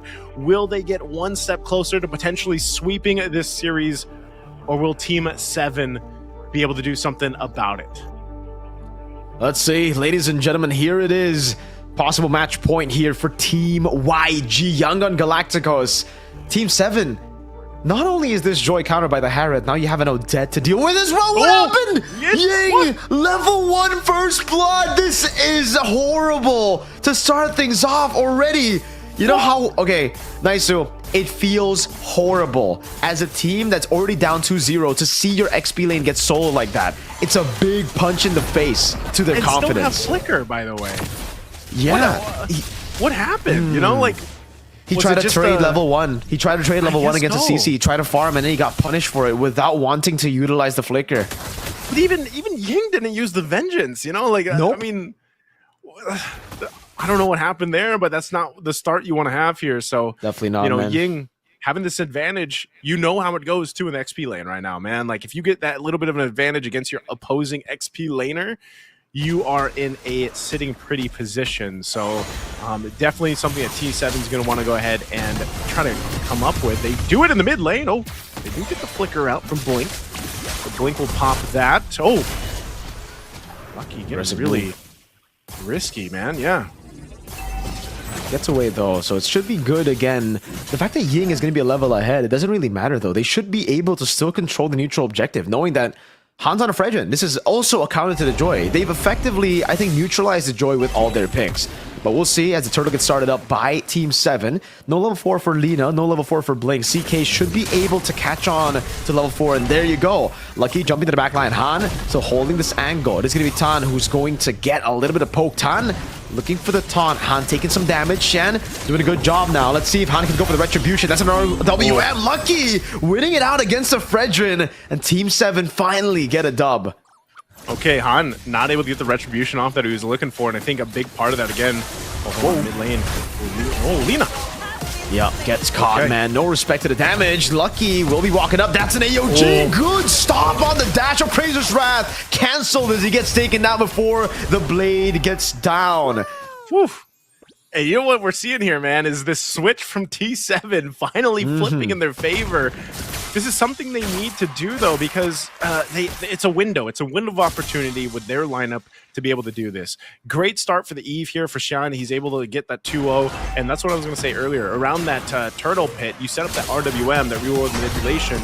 It's so good for being able to zone, and Han won't get his buff, so that's going to be stolen away from him. Again, they have to continue to put pressure here against YG. They've needed this the entire series, and Team 7 is finally making it happen. They built themselves up about a 1.2k gold lead, and they have given space to OP to now start double laning and starting to stack up on this Granger the gold that he needs, and hopefully will eventually be able to get the stacks on the Skypiercer later on once it's built. But what I was saying for YG is this lineup is built around these level 4s. The majority of the threat comes once they have the ultimates available, specifically Blink, as we see here now that he's level 4 on the Kaja. That Divine Judgment's going to be great, but even so, that Swan Song, that Odette ultimate, we all know, we've all dealt with an Odette at some point in our lives, and it is really not a good time to fight against it, right? And she's just dancing around, and you're in that huge AoE, but that's something that T7 can anticipate and be ready for. We'll see some of the defensive build paths that they go for too. Lucky's going to pick up a Genius Wand, so he's got that now to help. This is a great synergy, by the way, between having that Joy there, using that Genius Wand, and taking down some of the magic resistance, magic defense of YG. So second turtle's up. There's the pull. Oh, man. Lucky. Wow. He just gets caught off now, and well, we expected the neutralization on Lucky, but because he started off so well, we didn't expect this to Razor's Wrath. Big bonk Blink as well. There, and look at the Swan Song doing so much. Why are they fighting without Lucky? This is a free turtle anyways. Time to be brought back. OP unable to get a single kill. The force from Team 7 after losing Lucky, Naisu. You can see the desperation and the frustration from Team 7. I had the same question for myself, man. Why did they decide to fight without their jungler? You might have just given up the turtle anyway. It's unfortunate decision there. It looks like we are going to be taking a bit of a pause, a little bit of a break right now. I think, again, you know, we were just talking about, based off all that swing there, that little bit of a gold lead that they built is now gone couple hundred gold lead now over inside for YG.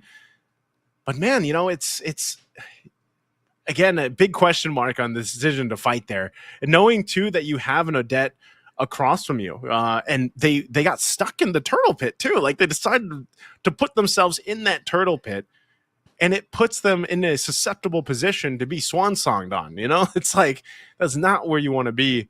And so again, you also have to take in consideration, like we were saying, with this Kaja pick that we saw even a couple days, just yesterday. I feel like it was a couple days ago. Just yesterday, the Kaja pick, man. You know, he's like, leave it up to Blink. Like I think one of the main things that we're seeing from Blink is his target acquisition on any roam that he ends up picking here, Mirko, because even this, you know, he goes and he's hunting down Lucky because he knows, like, if I can at least get Lucky for now, then that gives us a big advantage when it comes to the rest of the team fight.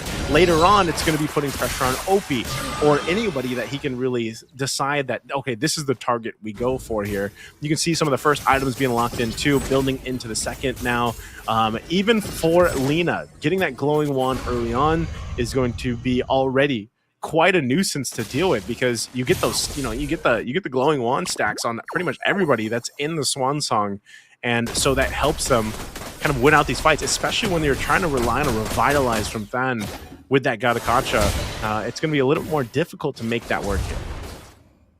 No, oh my lord. I don't know what to say anymore, Naisu, right? That early start was so good, but it was just like last game. The first 2 kills going over to Team 7, and YG capitalize on a small mistake, and then they convert on the objectives. Now they go on Tan. I don't really think that's going to be a kill angle, but it might be with immobilization there. Tan taking a half. Dude, that's so much poke. Tan's going to have to regen, and I'm surprised. Oh, man, Blink already there too. Tan's got to be really careful. He's low. He's very low. Conceal's going to be used. Are they going to go on a turret? Flaker Divine Judgment. They go for shut into the Swan Song. The insta-kill. Oh my lord, they're just so crafty. And now with CK, man, the AOG coming through, but it doesn't land on anyone. He goes for the taunt, able to get 2, revitalize as well, but Blink just gets out of there. And it's Lina who picks up a kill. 2 for 0, a free turtle to YG. And all this with a 2-0 lead in the series. Man, oh man, they just got a whole lot again, and it was started up with Blink. He gave the call. Let's go grab whoever we can under the turret. It doesn't matter if you're under the tier 1. We're going to get a kill anyway. And that glowing wand coming in clutch again, like I said, from Lina, it was able to go ahead and get that stack off. So then even CK on an Esmeralda, who has had a very rough start in this game 3, starting off by being solo killed by Ying earlier on, is just so tough to make it work, and these team fights are going to be favorable over to YG. Vanpook, he's going to have to get out of here, but that's the thing, man. You look at this, it's not like they have a crazy lead. It's just the way that they're approaching these skirmishes in these early team fights to their advantage, you know, playing around the advantage they have. OP does just pick up the Sky Piercer. We'll see if he's able to go ahead and start building up some stacks. We saw him do it in the previous series in that lower bracket final, where OP single-handedly on the Granger was able to change the course of a game.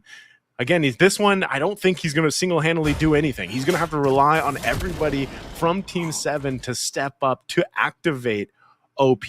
They did have a decent start. They had a better start than they've had all series, but that has slipped through their hands already at this point.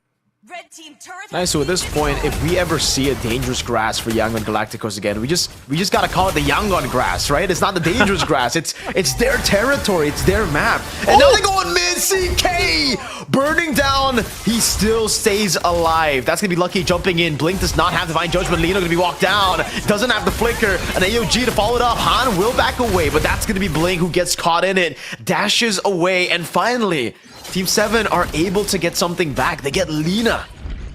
They got Lina, but they lost the tier 2 turret as well, man. You know, and so that's one of the problems that we're seeing from Team 7 is, you know, they're so focused at reacting to what Yangon Galacticos is throwing at them that sometimes they're not able to keep track of what's happening also on the map. You know, the split pushing happening here, the macro plays that YG is also executing seems to be a big problem with Team 7. So now this Lord is up. Again, not a huge deficit working against. They should be able to still contest it. Looks like they want to. A Divine Glaive for Xian gets picked up too. But look at the placements for Blink. What is Blink going to do here? He goes in with the conceal. Oh my lord. Divine Judgment, the dangerous grass, young on grass, catches OP. Now they go for the fight, but Stitch has him on force. Will be able to go for the on force, flickers out the safety as Ying does damage over Lucky and he gets baited in. Han still holding it in now, goes on the CK. Ying still dealing a lot of damage as Stitch waits for the right time to go for some on force again. It's still on cooldown. Shen doing a good job. In the end, it's a good fight for T7, but again, you get to see the value of the Yang on grass for Blink. Stitch, some on force already, now onto Tan. It's gonna go in again. And he gets poked down. This is a good fight again for Team 7. Ying already there, like trying beats, and it's a shutdown for CK. Han very low, will be falling as well. Team 7, it's 7-7 right now, and it could not be better for them. Oh, it might be some lucky number 7s right here for Team 7 in Game 3. All of that to be able to secure the Lord here. Again, a mistake from YG. It was Blink that started up the fight. Yes, they got OP, but OP actually isn't a big threat yet. He's still trying to build up on this Granger. He doesn't have stacks. He doesn't really have anything going just yet except the items. So even if you take him out, use the Divine Judgment to take out OP, you still have a ton of firing power for T7's lineup, and that's what we saw there, especially when that RWO was set up. Lucky is able to go ahead and actually provide quite a bit of damage that works in conjunction with that Eve from CN. So definitely a good swing here for T7. We'll see what they're able to do with this Lord now making its way up top. That's great for them. Looking at the items too, again, that Divine Glaive was a clutch pickup before that fight broke out. But one thing's for sure, Blink is probably going to not make that mistake again. Or if they do, then they're in a better position to actually deal with T7 as approaching here for the next team fight. So right now, Lord's going to be dealt with. Good pressure down bottom as well towards that tier 2 and to the mid lane. YG will try to hold on to this the best they can. A Stitch and Ying will clear out mid. Lord's going to fall here. Blink's positioning. Once again, what's it going to do here? Does he use the conceal? Are they going to try to make a play again? They're going to get the information they need. Lucky will also wait patiently, but it just looks like that's all they get. So the tier 2 turrets do fall, but nothing really much on the base turrets. The shields, though, will have one down bot. That tier 2 still mid lane up, so YG doesn't lose too much off that Lord push. So though, T7 finally gets some breathing room, right? Like, I think the whole series so far, it's been a complete shutout. The first 2 games, YG domination. So now they finally have a lead. They're finally able to make some proactive moves on the map, and they can finally push YG out of their own jungle. This is a good position. They just gotta be very careful though against Stitch on the Harroth. He's still scaling really, really well. Ying as well on the CC, gonna be scaling very well. So I would go as far as to say that YG have just been taking the fights bad, right? A lot of these fights, the execution has just been kind of off, the targeting as well. Maybe they felt like they were just too far ahead to make a mistake, but now they are back to reality where they have to still play around the Harroth, around Lina as well. They can't just be going on to OP. Like you said, this is not really a fully built up Granger just yet. No stacks at all. They need to target Shen and Lucky. Those are the 2 guys dealing damage. Those are the 2 guys actually threatening YG as of yet. Ooh, Winter Crown. Big item pickup here for Lina. Might be able to help him more now that he's got that ability to go ahead and pop that Winter Crown when he does the Swan Song. CK, go ahead and spawn out 2 here. Han and Ying. They might force a fight. Looks like Lucky's going to give the call. This is forced, man. Oh, yeah, there you go. Blink in the back goes in. Able to find it, man. And the Winter Crown is there. Team 7 shouldn't chase. They should just flank around with OP and Shen. But they get caught, and now Tan gets shredded down. And just as both their members die, Lord spawns in the game. Yang and Galacticos recover once again. Mirko, we called it. We said it earlier on. You know, Blink's probably not going to make the same mistake, and he doesn't. He goes right for the target, gets Shen out. That's a big component to this lineup from T7 and why they won in the last fight. And now they're just going to have to watch this Lord be taken down unless Lucky pulls a miracle. But I don't think he has any opening at all to go in, swoop in, and try to get that retribution. So Lord secured here for YG. They've brought it back in their favor. And now we'll see what T7 can do with this on the defense, if they're able to go ahead and set things up. Now, one thing we're looking at the lineup, again, you look at this lineup, their high ground defense, the capability they have to defend this is good. Like, this kind of lineup should be able to keep them obviously still pretty healthy within these base turrets, depending on how they approach it. In terms of YG, if they want to go ahead and press themselves into this base and push into the base, they have the ability to do it, especially when that flicker is available, but they might force a fight even before that happens. Tier 2 going to be worked on here, just a couple hits away. The Lord finally makes its way down to that bottom side, so they'll have to wait a little bit longer for that mid-wave push in that side. Meanwhile, T7 is going to go ahead and keep this here. See how they juggle this around. They want to clear out this Lord before it gets a chance to go ahead and get to this turret. YG in position. Watch out for Blink. He's got a flicker available. Is this all they get here? They're not going to be able to get that turret just yet. Oh, conceal, Blink. They're going up. Flicker, Divine Judgment. Lina's right there. Insta-kill. Lucky gets away. Lina caught on the turret. Will be able to flicker out now as Tan goes in for the re-engages. Han walks up as well. That's a falling star knocking him down, and OP finally gets his first stack of the game. A small win for Team 7. Ooh, very small win. Again, it was one of those situations where you're thinking, do they have to really pressure into this base or not? Oh, Ying. Okay, Electrifying Beast's going to be used, but I think they just disengage, so they'll do that.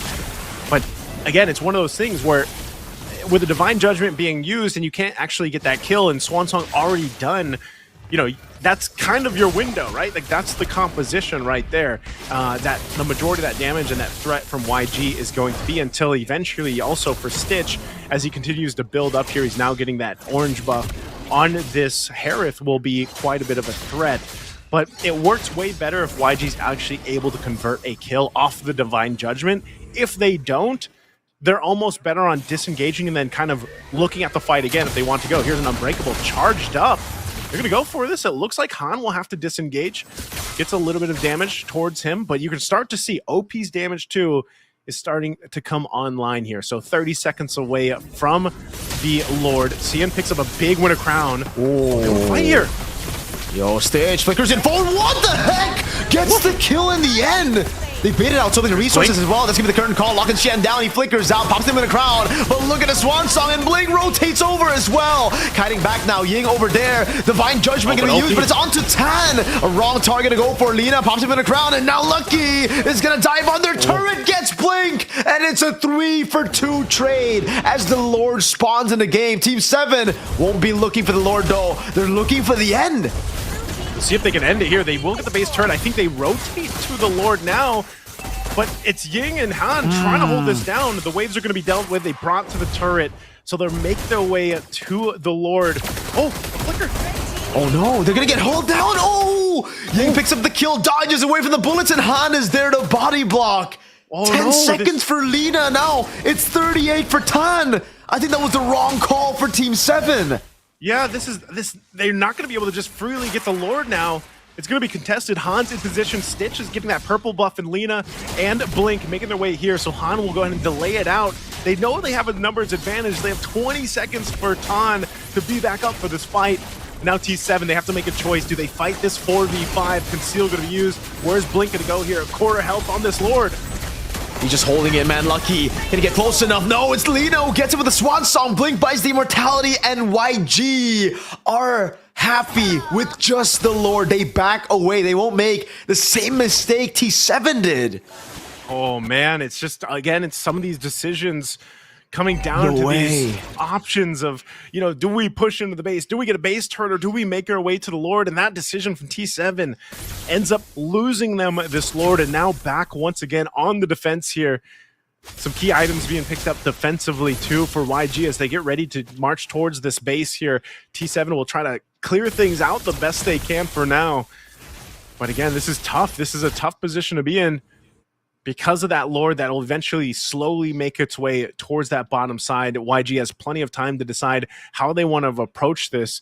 Even looking at Ying, you see he's built up defensively, brute force. He's got his radiant armor, oracles as well. Sea Halbert there to help deal with some of that sustainability this lineup that T7 has.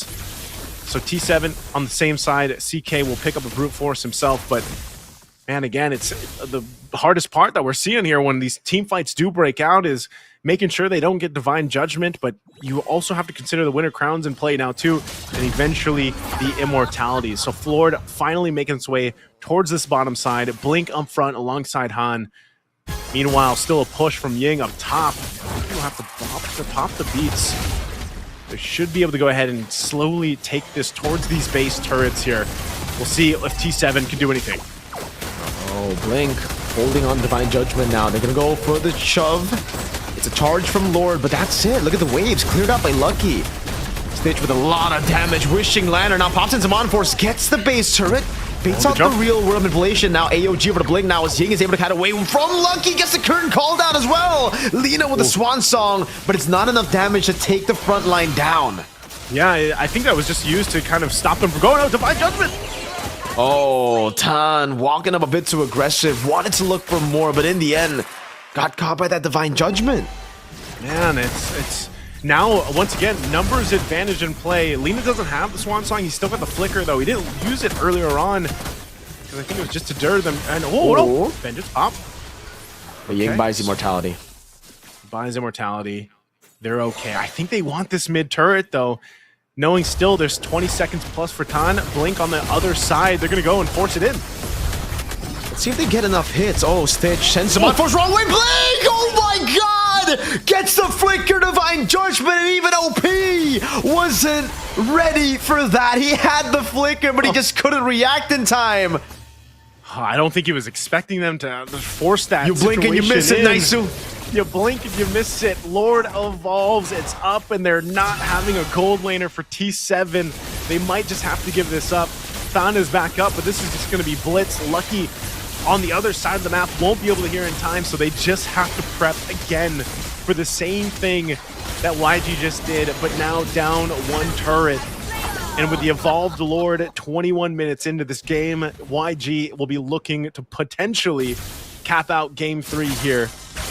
This is the tough one for T7. They'll grab what they can and grab the resources that they can.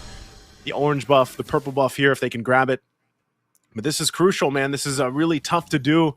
OP has to be locked in here with utilizing the Flicker if he has to. And it's so much harder to do because we all know how the Kaja works, right? Even if Blink doesn't have the Flicker, if he doesn't, but most likely he's going to be using it with the Conceal and towards this base, OP has to play on that backside and have the space to work with. He will pick up a Rose Gold. But again, this is going to be a tough one because of the nature of an Evolved Lord at this point in the game. YG can just take their time, wait for that Lord to approach, and then force it in. Flicker is going to be available as well for Blink. He's got an Immortality, so he can take a chance if he wants to. And Lina this time around too. Expect the Swan Song Flicker combo. Lord finally makes its way to the base. They've cleared out the top lane, mid lane pushing on in. Being on the front side, looking for the yo-yo. He's going to go in. They're going to force it in the mid. Divine Judgment straight up. RWM as well, but the Swan Song locks him down. Oh my god, AOG! Gets them all, but there's just not enough damage to punish Han. He's too darn tanky. T7 defended though, so they actually kept their losses at a minimal. They got the dub here. Stitch for Tan, not a single base turret falling from the one in the bottom lane, but that was already taken a long time ago. I think if you consider that, man, that is a successful defense if I've ever seen one from T7. And now shifting things in their gear, they're going to start to go and try to get some space on their favor. They will clear out this mid lane push, though, so not much is going to happen there. 30 seconds for that Lord to be up, so Stitch will be up as well as Than. We'll see the 5v5 again. This is a good window for contention, though, now that Team 7 has literally held on for minutes, man. 8+ minutes up to this point. Only losing that one base turn in the bottom. Uh-oh, are they going to force a fight? Only Sarmu, no Stitch. They need to get some neutral or some objectives or some structures, and they will be able to do so. Unfortunately for them, Stitch is already back up, and the Lord is going to be spawning, and the far lane is still controlled by YG. That wave in the bottom lane is the best T7 can manipulate it to be right now. Like, it's actually going to be quite slow for YG, so Team 7, they just need to make the gamble right now to fight. Yeah, they're going to start with the Lord here, getting the space they need. We got Immortalities in play now, too, for Blink and Han playing into the stand as well. They're going to force them off of that Lord. There's a good chubby wave down bot that needs to be dealt with. It looks like we're going to get a little bit of a breather here in this intense game 3. 24 minutes in, Miracle, right now. This is a tough one to be in because this Lord most likely could be a game winner for either team. And, you can see here on both sides for YG and also Team 7 kind of discussing on how they need to approach this. So this is about as even of a game that we've seen so far in this series, in this grand final. And even up to this point in this game alone, game 3, this has been a result of a ton of fortitude and holding on the defense for Team 7. So they're in the best position they've been in throughout the entire game to actually get this Lord and win it, hopefully, if they're able to go ahead and secure things. Now, the hard part about that is, once again, being in a position where you have favorable positioning around the Lord, and then from there, being able to make it in a situation where they don't get picked off, by Blink specifically. Way easier said than done, man, in that position, right? It's so difficult to not get caught by Blink, to have that swan song ready at all times, and now with the winter crown as well. It's so difficult to pick them off. So I don't know, at this point, they just need to 5v5. I think really for Team 7, they just need to stick to the fundamentals right now. They need to front to back, pure front to back. They cannot let themselves get too overzealous. They cannot walk up randomly. A lot of the fights that have gone to Yangon Galacticos have been the fights where they're just so distracted. Every single angle is distracted, right? So they don't have what it takes to get ready for the Kaja when he comes in.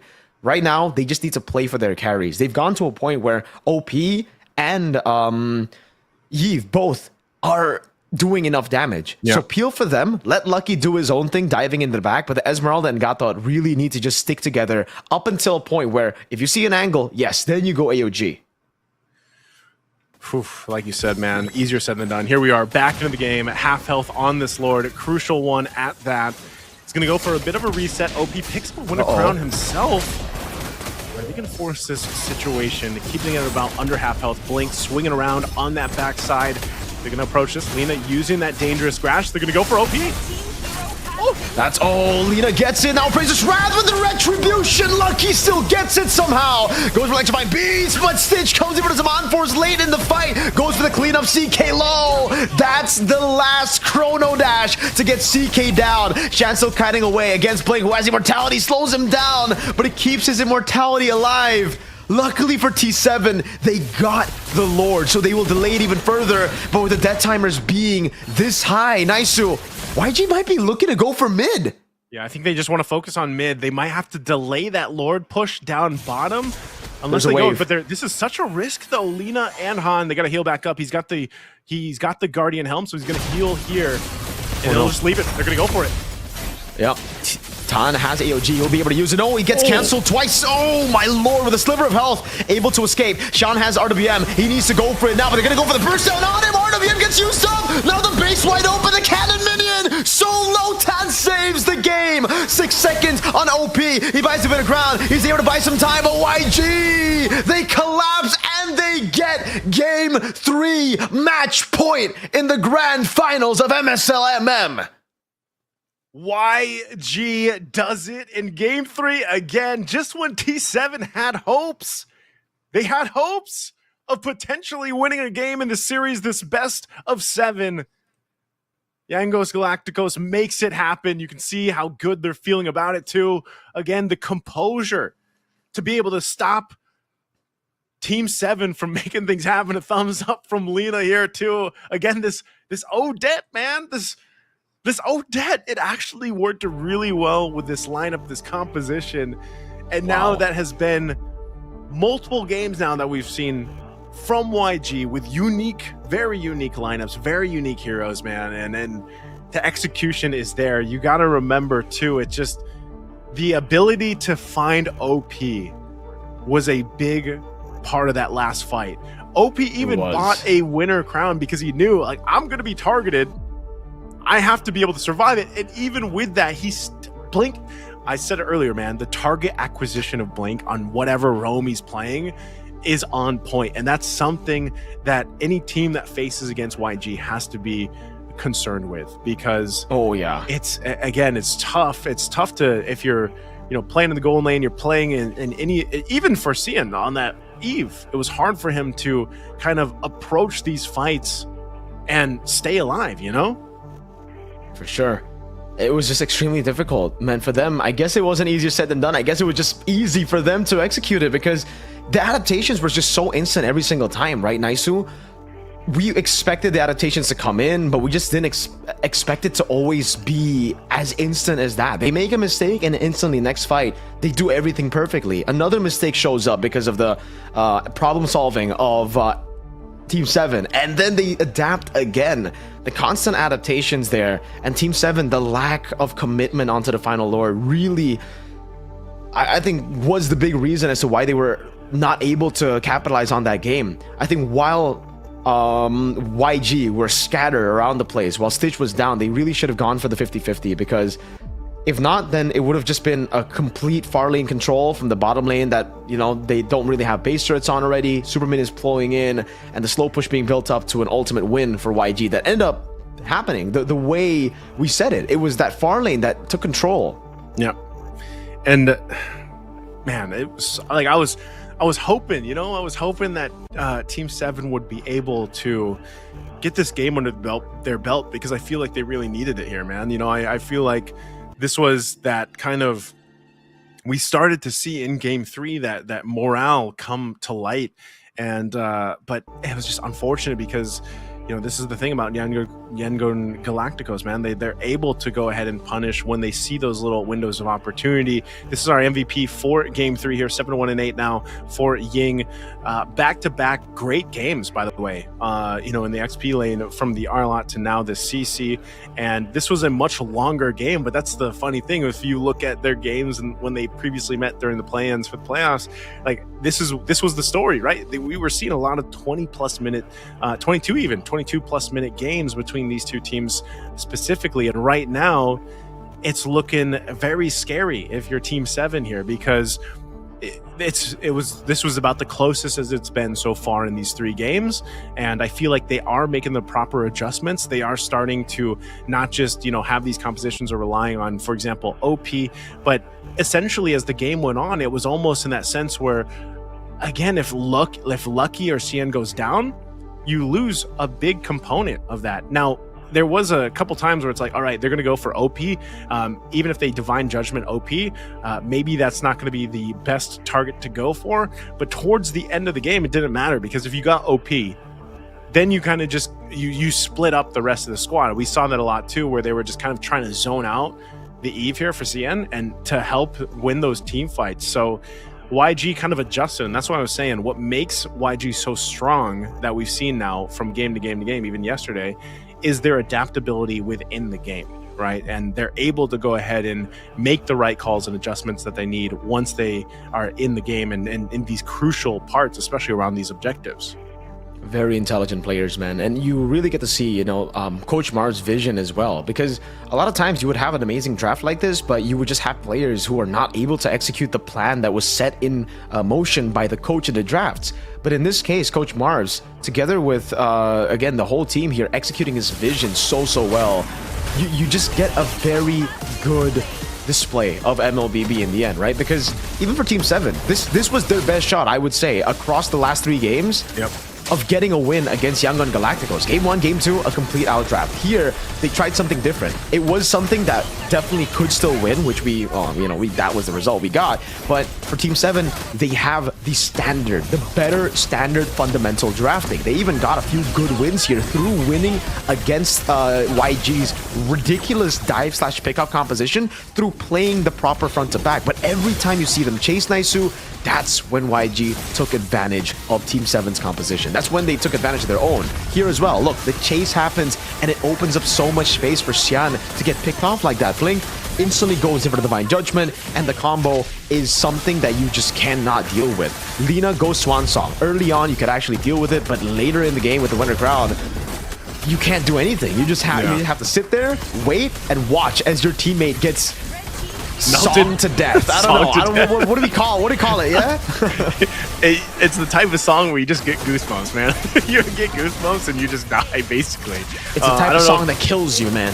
Hey, it's the swan song, buddy. You know, I guess that's how it works. But again, it's just one of those things where like you're not going to see the Odette picked up by a lot of teams, but the fact that YG is confident enough in someone like Lena, who again has a ton of experience even internationally, it ends up working out here. But you can also see the weak point of having that Odette, right? Once that Swan Song is expended, and let's just say you aren't able to actually convert a kill there, it can leave this window of opportunity for the opposing team to actually punish you. And we saw that a couple times, and why I would say once T7 had some of that defense, you know, in terms of the magic defense items that they needed, once they were able to survive some of those moments, it worked for them. But even here, like that, this ending, right? The Swan Song with the Winter Crown right under the base is just kind of what we saw from YG. It was a valiant effort from T7 to really try to extend that game. Again, that was the best that we've seen so far up to the series, you know, 3 games in. And if we look at it in a way, it's like, okay, they have improved from game to game to game. I know game 2 was just kind of crazy, like what we saw from YG. But overall, I feel like they made the proper adaptations that they needed here in game 3. I'm trying to think, what can they do?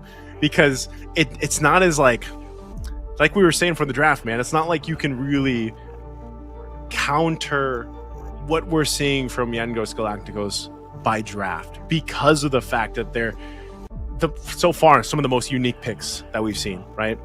So it's like, if the draft is as is, and we just kind of, you know, cover our bases, especially what we've seen from them, especially jungle bans and whatnot, it's more so of how can we activate ourselves, right? How can we activate ourselves and in terms of the execution here?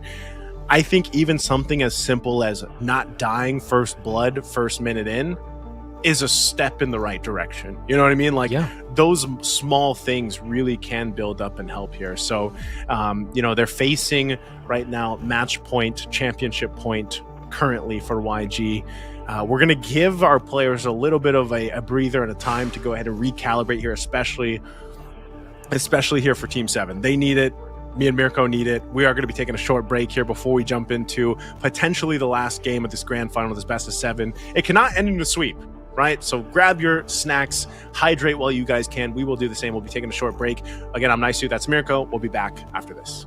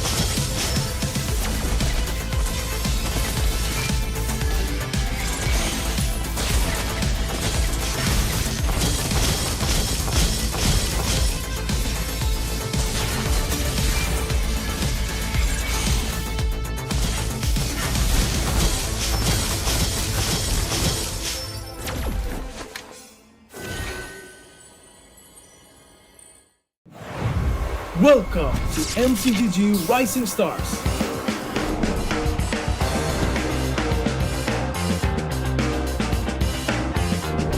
From September 12th to October 19th, take part in the regional contest, open to all players. Step up and prove your strength. Division finals will run from October 24 to November 2. The top 16 players in each division may advance to the next stage of MRS. Check your in-game mail for information.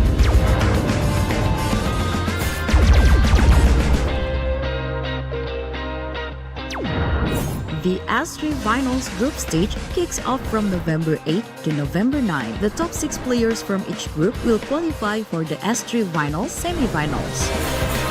The semi-finals will be held on November 15. The highly anticipated grand final arrives on November 16. The champion will earn a direct qualifications for the first MCGG World Championship. The battle is on and the world is watching.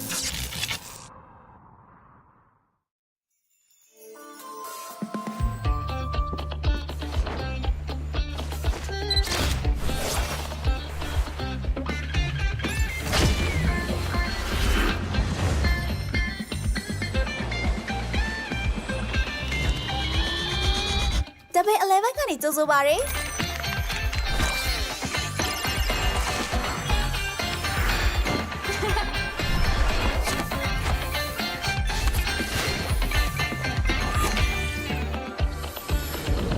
အားသစ်စရာစိမ်းတော့ဗျာအားသစ်စရာစတိုင်များ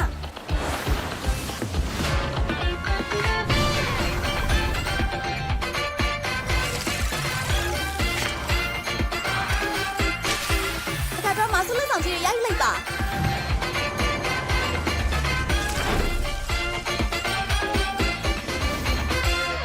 နေစုံစိများအကောင်းဆုံးအကျိုးခစားခွင့်များ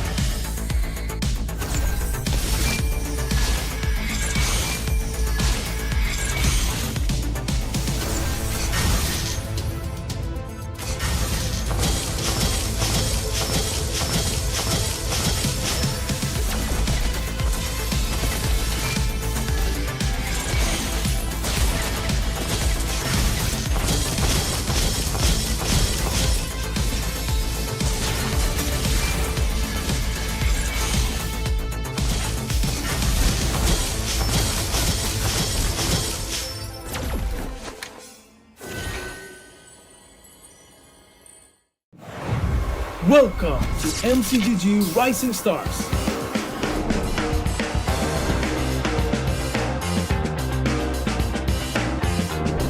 From September 12th to October 19th, take part in the regional contest, open to all players. Step up and prove your strength. Division finals will run from October 24 to November 2. The top 16 players in each division may advance to the next stage of MRS. Check your in-game mail for information.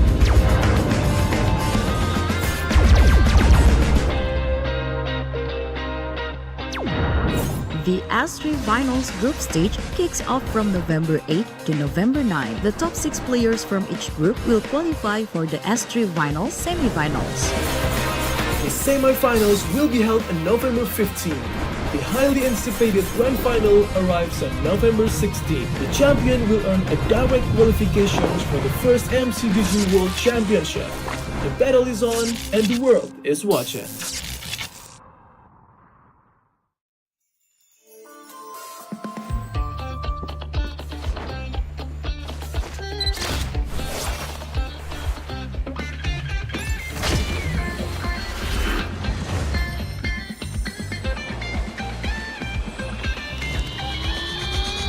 Double 11ကနေကြိုးဆိုပါရယ်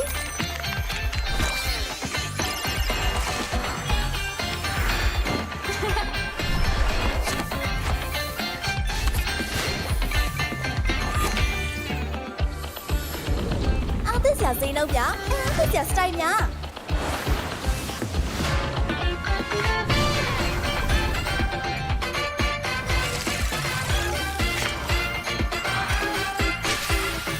马苏勒长期压力累吧？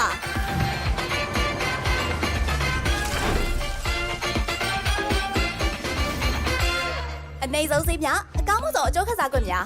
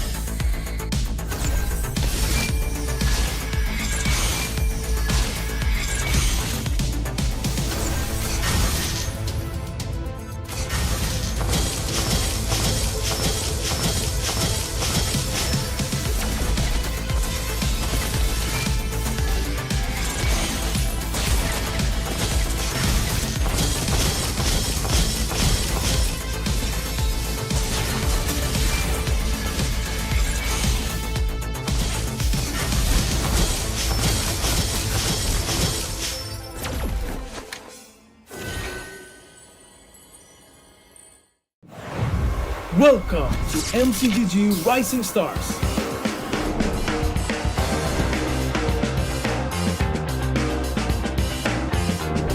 From September 12th to October 19th, take part in the regional contest, open to all players. Step up and prove your strength. Division finals will run from October 24 to November 2. The top 16 players in each division may advance to the next stage of MRS. Check your in-game mail for information.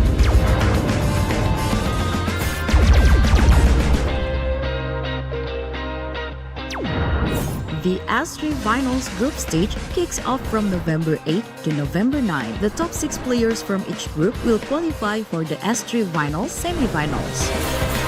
The semifinals will be held on November 15. The highly anticipated grand final. And welcome back, ladies and gentlemen, here for the grand finals. We're already midway or potentially towards the end of it.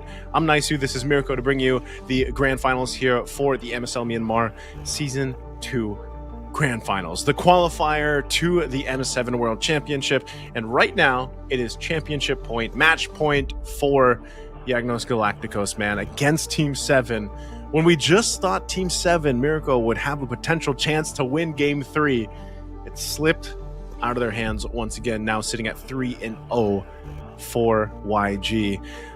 We've already thrown some ideas out there on what could happen, you know, what exactly Team 7 needs to do, and it really just came down to execution, because the draft you kind of throw out the window if you guys have missed the previous games or even the yesterday's games. And you know, YG is one of the teams out there that bends the rules of the draft. And so really when it comes down to it, I think for Team 7, maybe just go to comfort here for Game 4 and just execute better than you have in the previous games. Yeah, they tried a crazy strat in game number 3, so they've already gotten that out of the way, right? That's the best time, by the way, to get your experimental draft out. When you're already 2-0 up, when morale's at an all-time high, you can still go for those experimental drafts. And if you win, again, big morale boost. So game 4, I would say, keep it simple. If it ain't broke, don't fix it. Maybe don't go for the same draft you did in game number 3. I still think, you know, that is a composition that it just was tailor-made for that specific game because of the joy pickup, right?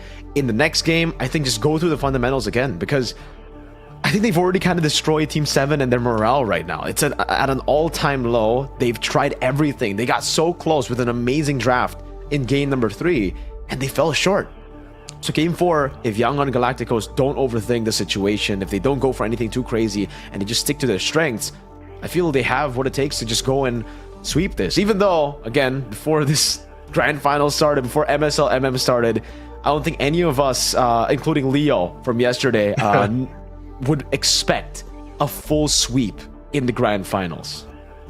It's you know, we've seen some sweeps in other regions, mine included, for the grand finals, man. But it's just, you know, it's sometimes it's just that case again where some teams, you know, the way that they perform up in the regular seasons and then the play-ins and everything else, once they get to the grand finals, there's, you know, sometimes it's like they're laying it all on the line.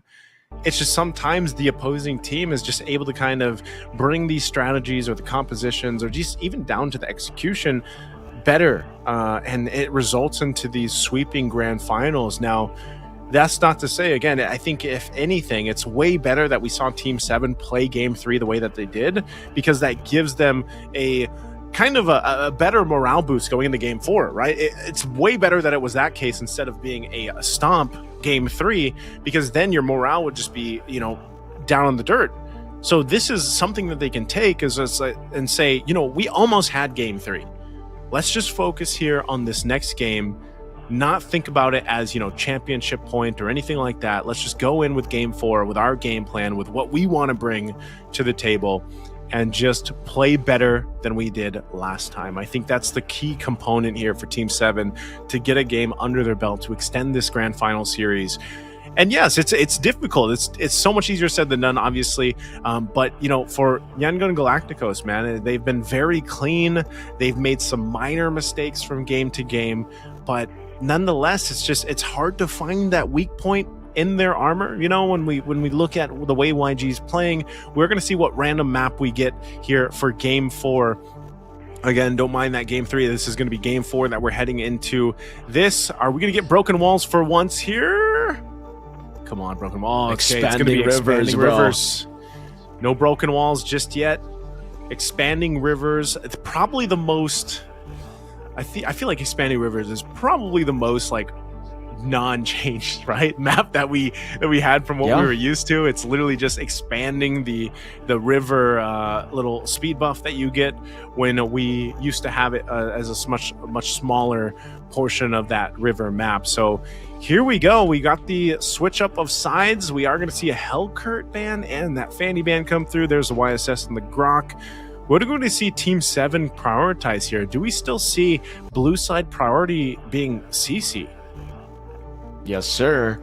The CC prioritization has been really, really good again for Team 7. I don't know if they want to go for it again, though. It's been good for YG. In Game 1, they decided to pick up the CC first, and they were able to win with it. But after that, Team 7, when they got their hands on the CC, it hasn't really worked well for them. So, still the same drafts, by the way. They will ban out the Hellcurt. They will respect Han and his signature pick on the Guinevere.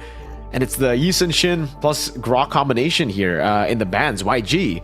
At this point, it really just looks like they are going to go for comfort. Coach Mara seems very, very comfortable. The Uranus will be banned out here. A really good pick for every single team in Myanmar so far.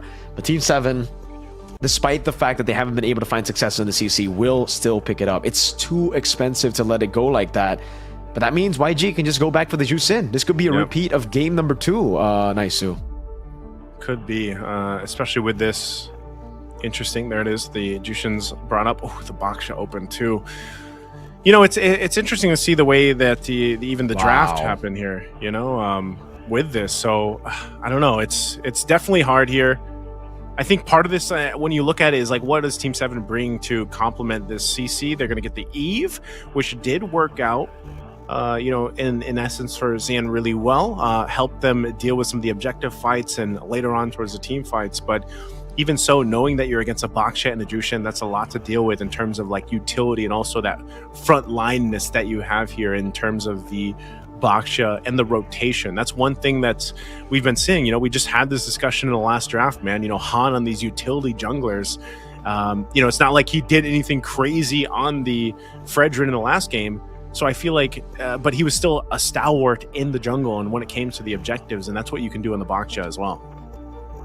Man, the Baksha has been an amazing pick again. Also for AI, they were able to get their first game, their only game against Team 7 through the Baksha pick. And now that Yangon Galacticos, a team that has had Team 7's number every single way of the grand final so far, they get their hands on the Baksha, the Jusin as well. This is the ultimate prio in the meta. We mentioned to keep things simple, but YG are getting not just the simple picks, but the best picks in the meta. Baksha, Jusin, now what do they go for? Do they just go for the Granger? Because I feel like at this point, it'll be strange not to see the Granger. They can also go for the Gatot Kacha, obviously, if they just want the classic. But there you go. The signature Yangon Galacticos, man. You already have some really strong, simple picks. You need to add a dash of ridiculousness there, a dash of chaos into the lineup, and it was the Benedetta that showed up in game 1 that will show up here in game number 4 as well, possibly the final game, and Ying gets a pick like this against the Eve. Naisu, it's going to be so difficult for Team 7 to play around this Eve now. Oh, they're gonna have to, man, too. I think you know, this is the Benedetta is a great pick towards the Eve, so you're sitting here thinking, okay, still as we get through these second bans, the second phase bans here, the gold lane is going to be interesting, right? I mean, for this one, because you already have that Granger being banned out. I'm not sure if the Harith is gonna the Harith is gonna slip through here or not, but we could potentially see something different. I mean, for the majority of this matchup that we've been talking about, even leading into it, Stitch versus OP, that was a player head-to-head that we had. You know, OP primarily has had a whole lot of time on that Granger, but this time he's not going to get it. So Glue is being banned out here. What's the last focus? Are they still going to go for gold lane option, or do they swing in something else here? They still need to go ahead and see what the roam is going to be plus the gold lane here for YG. And I think even so, it's like you can't really tell with YG. They could still kind of swerve into these last two picks And I think that's why one of the hard things for the bans is they go with the chip. So the chip Guinevere was something that really devastated Team 7 back in Game 2. And so they will deal with that through the bans. So that's not going to pop up. No more chip here. So what does this leave for Rome? Are they going to go Rome or gold? That next pick for YG. They could pick up. It's left open for Rome. Should just be Harith first, I think. Just go Harith. And then see what Blink ends up with. Like I said, Khalid being still open. There's the Harith, like you mentioned. So gold lane secured. We'll see what Blink pulls out. Again, he's one of the players that we've had a lot of our eyes on so far throughout the MSL. Has been able to do so much on a variety of Rome picks. Now for Team 7, this is the crucial moment where they can round out these first 3 picks that they got to potentially win them a game here in this grand final. They gotta go for a crazy pick, man. The Hilda comes in, but in the gold lane, there's, well, that Granger band ended up shooting themselves in their own. Oh, I was thinking more of like, yeah, sure, the Hilda comes through, but I was thinking maybe like a Natan or Claude to go up against the Harith and to play into the late game, but with this composition, now it's all in on early game Naisu. Yes, they have scaling in Yves and CC, but the scaling I don't think is like all... Oh, man, I think I personally would have wanted to see the CC and XP instead of the gold lane, because that's your only answer to the Baksha without the glue here. Now that the CC is in the gold lane, you won't be able to participate around the first turtle, and it does look like YG are just going to go for the Badang. Extra punish on the very... short range composition aside from the Eve, obviously, but CC, Khalid, Hilda, if they all group together or if they just walk to the wrong bush, they're going to get obliterated by the Badang and then the combo that follows. And this is one of those heroes that we saw pick up by Yangos Galacticos even back in the play-ins. You know, this is, so again, it's Blink with that an old hero signature pool, the signature that he has in this Badang. So Team 7, they're gonna have to go ahead and dig deep in this Game 4. We'll take a look at their lineups here in just a second. Once again, as they prep into this, the Land of Dawn for Game 4, facing that match point, that championship point for YG. Does T7 bring the best of the best to this table with this lineup? A Hilda can help provide the vision that they need alongside a Khalid, but the gold lane CC, a test for OP specifically, who has been primarily on the Grangers from their last series up until now. This is, again, once a moment where they have to step up to make this happen. Oh, I was going to lead us into the Land of Dawn here, but it was looked like there was already early action happening. So ladies and gentlemen, welcome to Game 4, championship point right now for YG. Yangos Galacticos potentially on the verge of getting that spot to the grand, or to M7, the grandest stage there of MLBB Esports. M7, the slot for the taking. It's in reach. Can YG make it happen, or will we see Team 7 extend this series and bring a game under their belt? They even got the early lead here up against the Khalid that really needs to be the one pressuring in the early game. No flicker means that they can actually walk up aggressively, and you can see the leash here done by the Badang. Taking a look at the emblems, Ying on the concussive blast again, just like in game number 1. So he's going to be looking for full prio, but that's why CK has also been given the concussive blast. It's a battle in the XP lane for prio as YG look to build up a lead that will end Team 7's run and that will push them to the M7 World Championship. Okay. Very slow start, but hold on. Up in the river, there's some action up there. Ooh. Oh, first blood from Blink. That's what I was saying, you missed man. it, I guess. Exactly. The flicker that was burned earlier, it's so big for the Khalid in the early game, man. Now it's first blood to Blink, the Khalid that needs to get value early game. You don't see the value in him, man. He's no Fredrin. Yeah, he's not for this one right now, too. With this little bit of a lead that they've gotten themselves, they're going to get in position for this turtle. And, you know, with that, still trying to get some of these level 4s available to them. Fan's going to be careful here. He's going to poke down Han a little bit. CK now joining the fight on this far side. Shield Unity pops into poison as well, is able to dish out a lot of damage. Shen on the back line, going to be caught as well, though. So far, utility for mid lane, but that's going to be 2 on the board as that's Ying taken very low. But they stay alive. Turtle over towards Team 7, traded for a kill on Shan. Who's that worth for? Well, for Team 7, the best thing that they were able to do is, you know, get that kill and Lucky was able to get the turtle. So in that sense, you know, it keeps things under control. It's not some massive lead or anything, but based on how that first blood went over to Blink, you know, that's going to be okay. Look at Lina picking up a Sky Piercer already. So getting that first item. Yeah, first item, wants to get these stacks. We've seen this before, man. You know, the Jushins with if they get the stacks early on, it's crucial. Grab the code while you can too, guys. By the way, thank you so much for joining us during this MSL English stream over here from Myanmar to see who our representatives from Myanmar is going to be for the M7. Again, we thank you guys for joining us. It's been one heck of a ride these past 2 days here on the stream, and so far, you know, I know a lot of people aren't hoping for that sweep from YG. We need to see T. But YG are still ahead. It's just Lucky. Yeah, it's just Lucky making it. He's going to have to rely on a little bit of luck here, man, I think, for this Hayabusa. He can continue to scale up. That would be the best thing. There's some pressure here on this side of the jungle, though. YG, what do they want to do? You know, they had a lead for a little bit, but it's been whittled down now to basically even out things. So great to see Team 7 fighting back for this. Once again, they're going to have to continue to do that, right? Scale up here. I think one of the biggest components to this, though, and maybe one of the weak points, is, again, how is this gold lane CC going to scale through the later portion of this game, you know? It's already great that Lucky is having the lead that he has, but eventually, you know, Stitch is going to be providing a lot more throughput in terms of damage on the Harith like we've seen before. And so now this turtle's coming up. Last one of the game. So far, Team 7 has secured 2 of those turtles. We'll see if they're able to get the third one. Keep an eye on positioning for Blink here. They're going to get in position to try to get the upper hand. The Tier 1 turret's going to be worked on up top. Stitch can't get it just yet, though. So now with Turtle up, let's see what happens here. No big leads for either side. No turrets down just yet, too.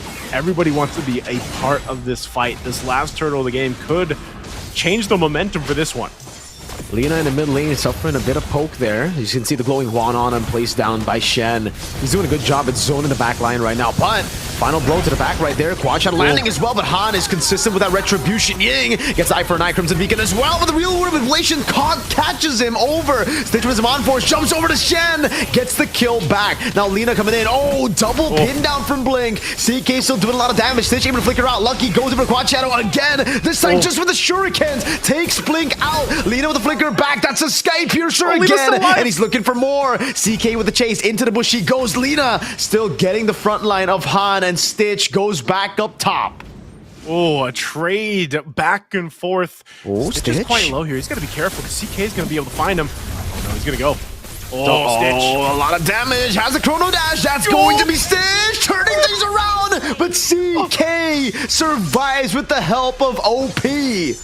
Oh, man. I don't, you know, Stitch was so low. He knew that multiple members of T7 were still around. So there you go. T7 fought for the turret. They're going to finally get it up the top side. They lost that last turtle, but that's okay. I think they're going to be happy about that. Han is in trouble here. He's deep. He's started the jungle. He is tanky enough, but can he get away? I think so. There's no real lockdown for now, but that lockdown was there. RWM as well. Wait, Lina gets taken out by Lucky. Unstoppable. Now it's CK holding that bush. Lina's down, so the Sky Piercer stacks again will be depleted by quite a bit as they get a tier 1 in the mid lane, and they finally get the lead in game number 4.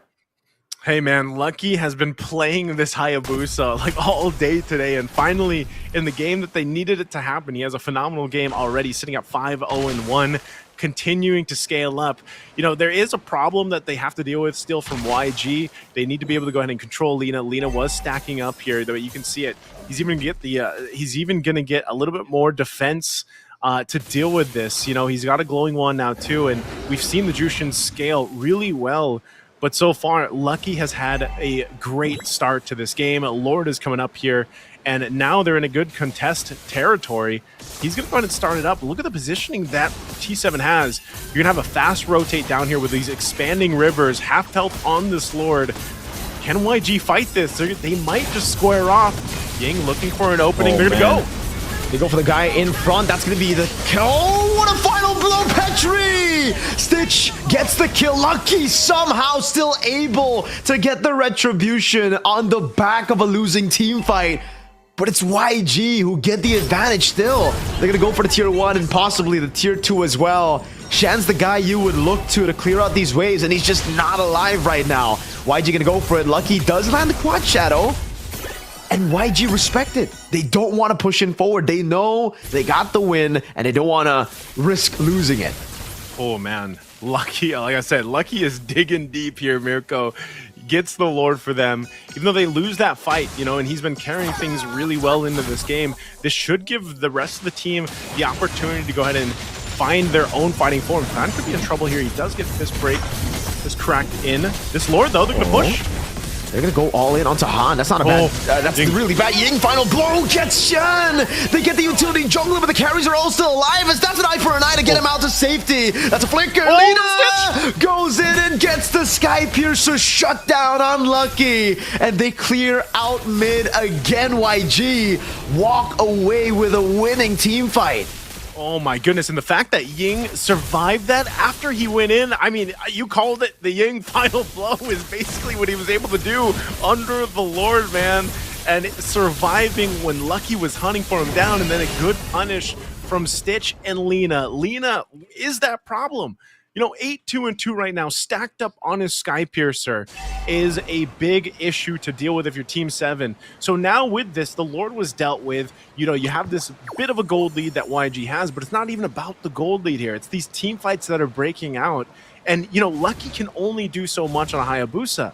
He's been able to do it for the majority of the game, but now that we transition towards, you know, mid to late game transition, some of that responsibility has to be on the rest of the lineup here. And that's why I was saying, you know, even as we take a look at the instant replay brought to us by Infinix, you see this fight, Electro final blow used down here. He didn't even have the Petrified to be able to actually use it for that, but it still sets up. And then he survives this, right? He survives with the eye for an eye, gets out of Lucky's range, and they capitalize off of it. So now if you're looking towards Team 7, like I said, this is where we need to see what is going to happen here for Shan and OP. Can they actually come in with these heroes that they picked up? Being actually going to be okay? Do they actually go for a counter engage here? They're going to focus around on this top side, but they will just kind of keep things under control. Stitch double buffed up, by the way. Big moves by YG there up top. It was an attempt from Team 7. They do beat out the Crimson Beacon, and with the Lord spawning in 13, I guess they'll have it down for a bit longer, but I don't really think YG care about that, right? Lina is so safe in the back, so safe in fact that he got a Sky Piercer first item and he's not really getting punished that much. Shan has been the one punished a bit more, despite the fact that we thought we were going to see Team 7 play for him. Yeah, it's one of those things for Lina, you know, where it's just he started out strong, knew that he had the confidence to be able to play around the space with this Jushin pick that's been doing so well, especially as we saw, it's one of the most picked heroes here for MSL Myanmar.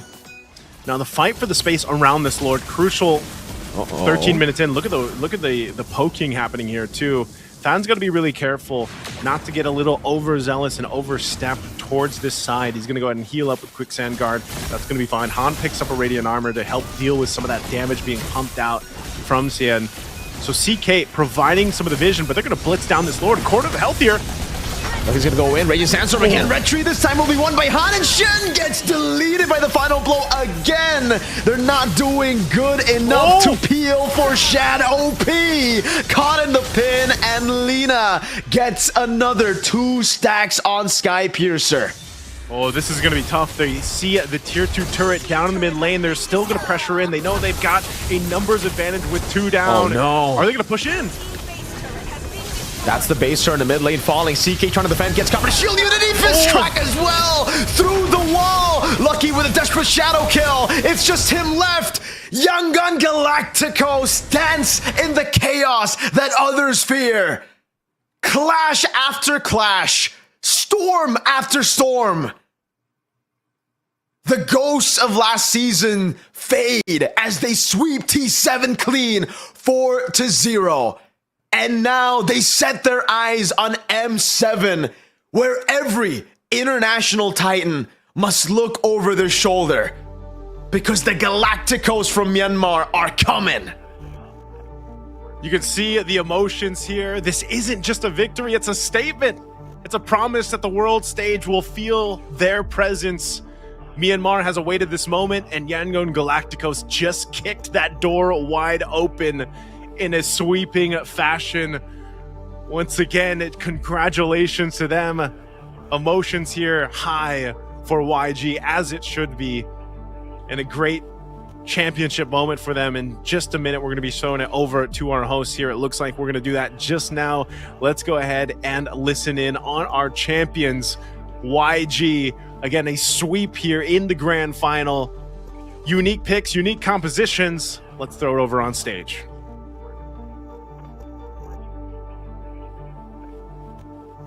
A chain, Sheila, Puerto, Daroga, the Kego, the Charlie, go to shoot Kazalaya, Pipaishin. Tazloshi, young uncle Gladigo's go, Lakota Lene, Daro, Chimia Bella Jamlashe.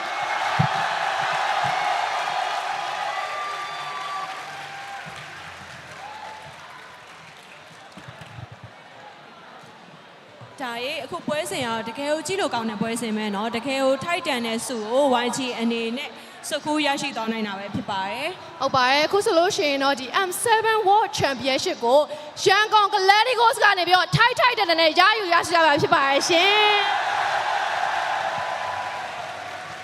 Okay, well, Kulumio accounts of one on now so tea, long go break the team, a team out the performance in it.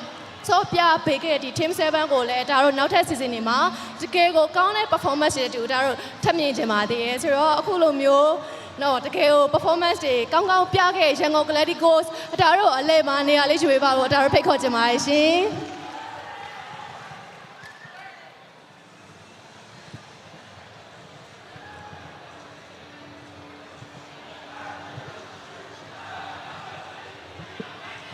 Winning moment, the KO Piabo County, no? Hold on, I'll be like Jamlashi, Jango Gladigoes.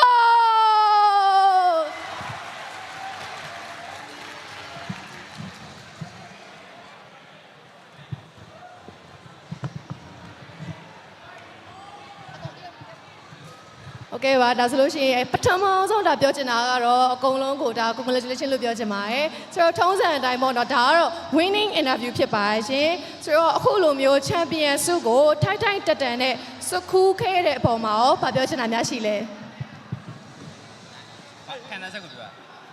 I check out Pio. Hello, Pimelo, Manavida. Singing, taking Kazaja de Bodas. You can drop your wife.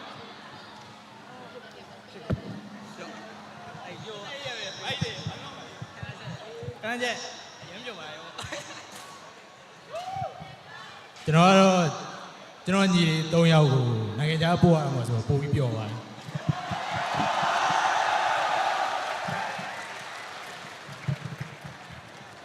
All I am Ludio. If you are Ludio, I'll do to my.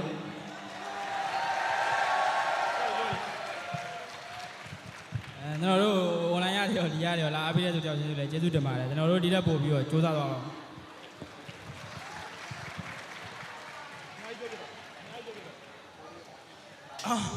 No, young Gibe, one year go alone, and I change the matter. General Mayon Gibe, doubt if you didn't do it alone. General Balone, and that's what Piazza. You are General Aloma, she newborn. Matesi, a colo, Jesu de Mare, General Loade, Chainama, Yere, Kuni, Menegelo, Teddy, Jesu de Mare. General Abiatrale, Alo, Jesu de Mare, when you Abiatrale, I Jesu de Mare.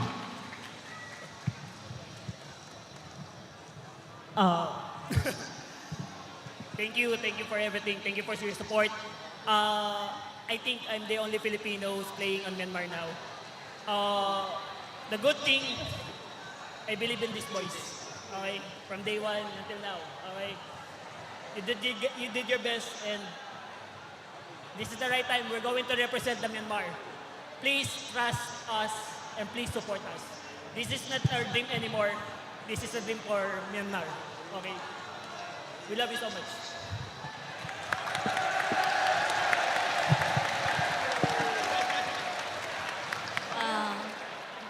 Now time may go to Kumijima, Bono, or Piamori Masadin game, Dilomio, champion people to Target Bula.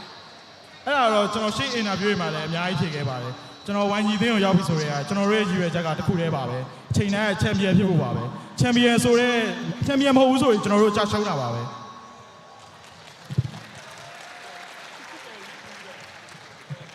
နောက်တစ်ယောက်အနေနဲ့ကိုဘလိတ်ဖြည့်ပေးပါအောင်မှာအကုန်လုံးကစောင့်နေကြပြီအဖြေတွေကိုချန်ပီယံဖြစ်ဖို့ယုံကြည်ကြရတော့100%ပါကျွန်တော်ဒီလူတွေနဲ့အကုန်လုံးကိုယုံကြည်ပြီးသားမလို့โอเคပါဒါဆိုရှင်ကိုစစ်ကရောဘယ်လိုမျိုးလဲဖြည့်ပေးပါအောင်ကျွန်တော်ကတော့ထွေထူးပြောစရာမရှိပါဘူးအစားတည်းကယုံကြည်ပြီးသားပါကျွန်တော်လူတွေ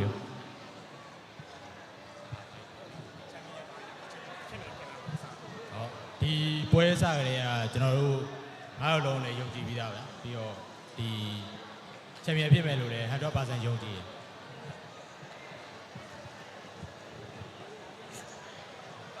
ဒီဝင်းမှာကျွန်တော်ရှေ့ regular season မှာဆိုအခက်အခဲတွေအများကြီးနေကျွန်တော်ကြော်ဖြတ်ပြီးတော့မှဒီပလေးရင်လည်းပလေးရောမှာအကောင်းဆုံးလုပ်နိုင်ပြီးတော့ချန်ပီယံရမယ်လို့လေတခါရေးတွက်ပြီးသားပါကျွန်တော်တို့ကပလေးရောရောက်တယ်ကချန်ပီယံဆိုတော့တွက်ပြီးသားမလို့ရရင်ရောကျွန်တော်ပြောရဆိုပေမဲ့ဘယ်လိုလဲကျွတ်တွက်ပြီးသားကြီးပါကျိုတီတိထားပြီးရတယ်သူက play in တွေကသူကမှန်ပြီးသားပေါ့ဟုတ်လားချန်ပီယံရောချန်ပီယံတော့အစားရတော့မှန်းတာပေါ့ဒါပေမဲ့မလွယ်ဘူးဆိုတော့သိရတယ်ကျွန်တော်တင်း7ရောအရင်ရောဘယ်တင်းတက်လာကျွန်တော်ကောင်းစောမယ်လို့ပြင်ဆင်တာဒီတော့ကြားပါโอเคပါဟုတ်ဒါဆိုလို့ရှိရင်နောက်ထပ်မေးခွန်းအနေနဲ့ပေါ့နော်အတာ coach ကိုဒါမေးချင်ပါတယ်ဆိုတော့ MSL season 2ရဲ့ champion လည်းဖြစ်လာပြီနိုင်ငံခြားလည်းသွားပြီးတော့ solve ရမယ်ဆိုတော့ဘာတွေထပ်ပြီးတော့ပြင်ဆင်ထားမို့လို့မယ်လို့ထင်လဲကျွန်တော်နည်းနည်းလိုနေသေးတယ်အမားလေးတွေကိုထပ်ပြီးတော့ပြင်ဆင်လိုက်ရင်တော့ international မှာလည်းကျွန်တော်တို့အများကြီးလုပ်ပြနိုင်မယ်လို့ယုံကြည်ပါတယ်โอเคပါဟုတ်ဒါဆိုလို့ရှိရင်နောက်ဆုံးအနေနဲ့ပေါ့နော်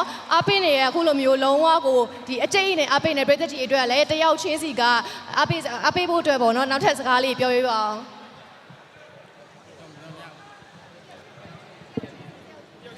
တယောက်ချင်းစီလေးအကုန်လုံးကိုပြောပြပါအောင်ကျွန်တော်တို့အခုချိန်ဒီစောင့်ပြီးအားပေးနေတဲ့ပြည်သက်ကြီးအားလုံးကိုကျေးဇူးတင်ပါတယ်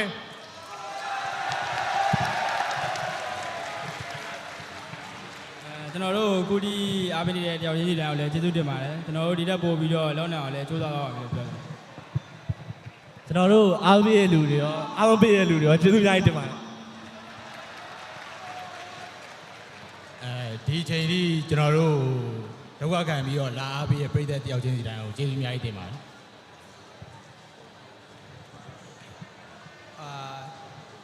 ကျွန်တော်လာဆဲခဲ့တဲ့လူတွေရောလာပြီးတော့အပိစကားပြောခဲ့တဲ့လူတွေရောအကုန်လုံးကိုကျေးဇူးအများကြီးတင်ပါတယ်အဓိကကျေးဇူးတင်နေတာကတော့ကျွန်တော်မိဘတွေပေါ့ဒါနဲ့ပြင်တော့တကယ်ကျေးဇူးအများကြီးတင်ပါတယ်ကျွန်တော်ကျောင်းတစ်နှစ်နားဝင်ပေးပြီးတော့စူးစမ်းဝင်ပေးရတဲ့အတွက်လည်းတကယ်ကျေးဇူးတင်ပါတယ်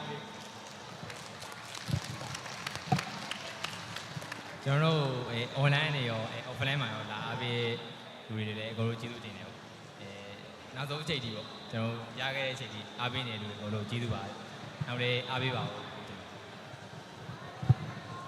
အခုလိုမျိုးဖြေချပေးရတဲ့အတွက်ကျေးဇူးအများကြီးတင်ပါတယ်ထပ်ပြီးတော့ congratulation လို့ထပ်ပြောပြရစေရှင်ဟုတ်ပါတယ်ဒါဆိုလို့ရှိရင်တော့ဒီ YG player ရောပရိသတ်ကြီးတွေရောစောင့်မျှော်နေတဲ့အချိန်ဖြစ်တဲ့ဒါဘာအချိန်ဖြစ်မလဲ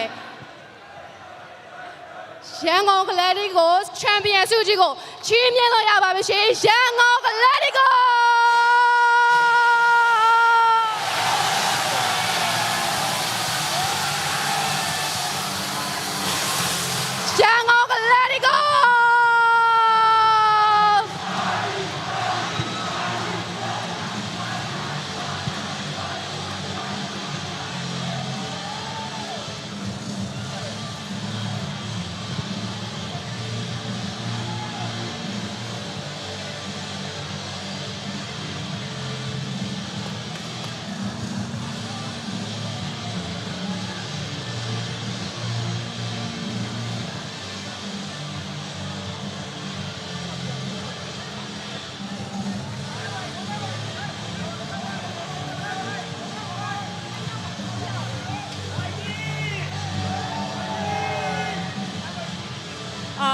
YG အသင်းကချန်ပီယံဆုကိုကင်မြောက်လို့ရပါပြီနော် YG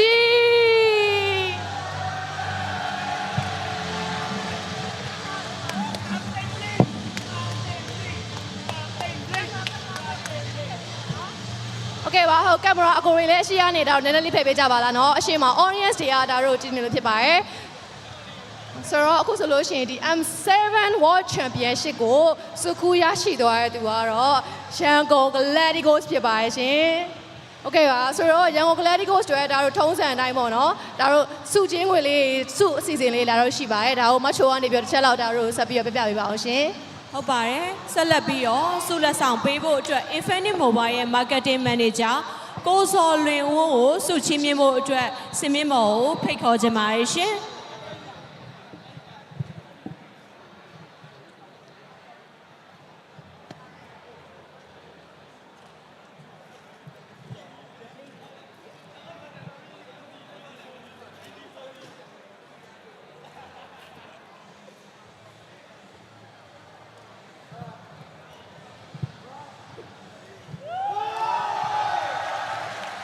7 World Championship ရန်ကုန် Gladiators ကိုစော်လင်းကိုစုလက်ဆောင်လေးချီးမြှင့်ပေးပါအောင်ရှင်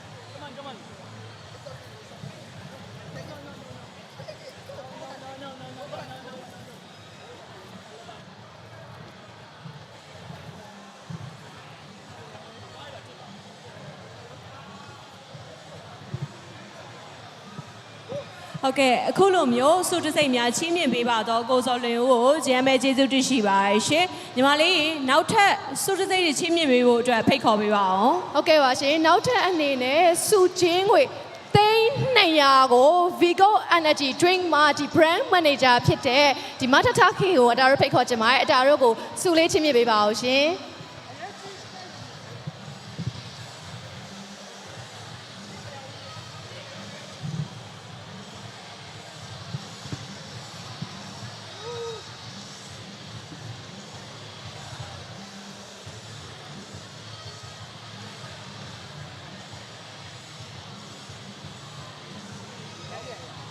ဒါတော့အတားတို့ဒီ MSL ကိုဖြစ်မြကိုကြီးပေးထားတဲ့ offshore beverage partner ဖြစ်တဲ့ဒီ Vigo ကနေပြီးတော့ဒီချီးမြှင့်တဲ့200ကျပ်ဖြစ်ပါရဲ့ရှင်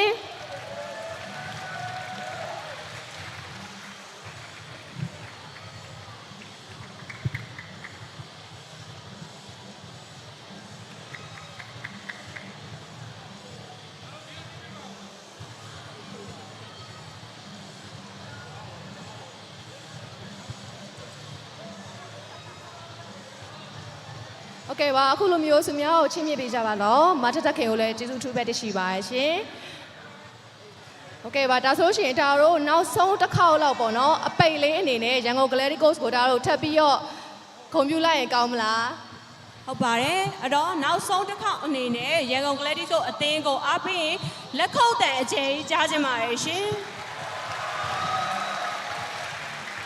ဟုတ်ရှင်အားလုံးပဲနောက်ဆုံးတစ်ခါလောက်ချန်ပီယံဆွေကိုကိုင်းညှောက်လိုက်ကြမလားချန်ပီယံဆွေကိုအားလုံးပဲနောက်ဆုံးတစ်ခါလောက်ဒါတို့ကိုင်းညှောက်ရင်းနဲ့ဒါတို့ဒီနေ့ကိုအောင်မြင်စွာနဲ့ဒါတို့ပြီးဆုံးလိုက်ကြပါရစေ1 2 3 YG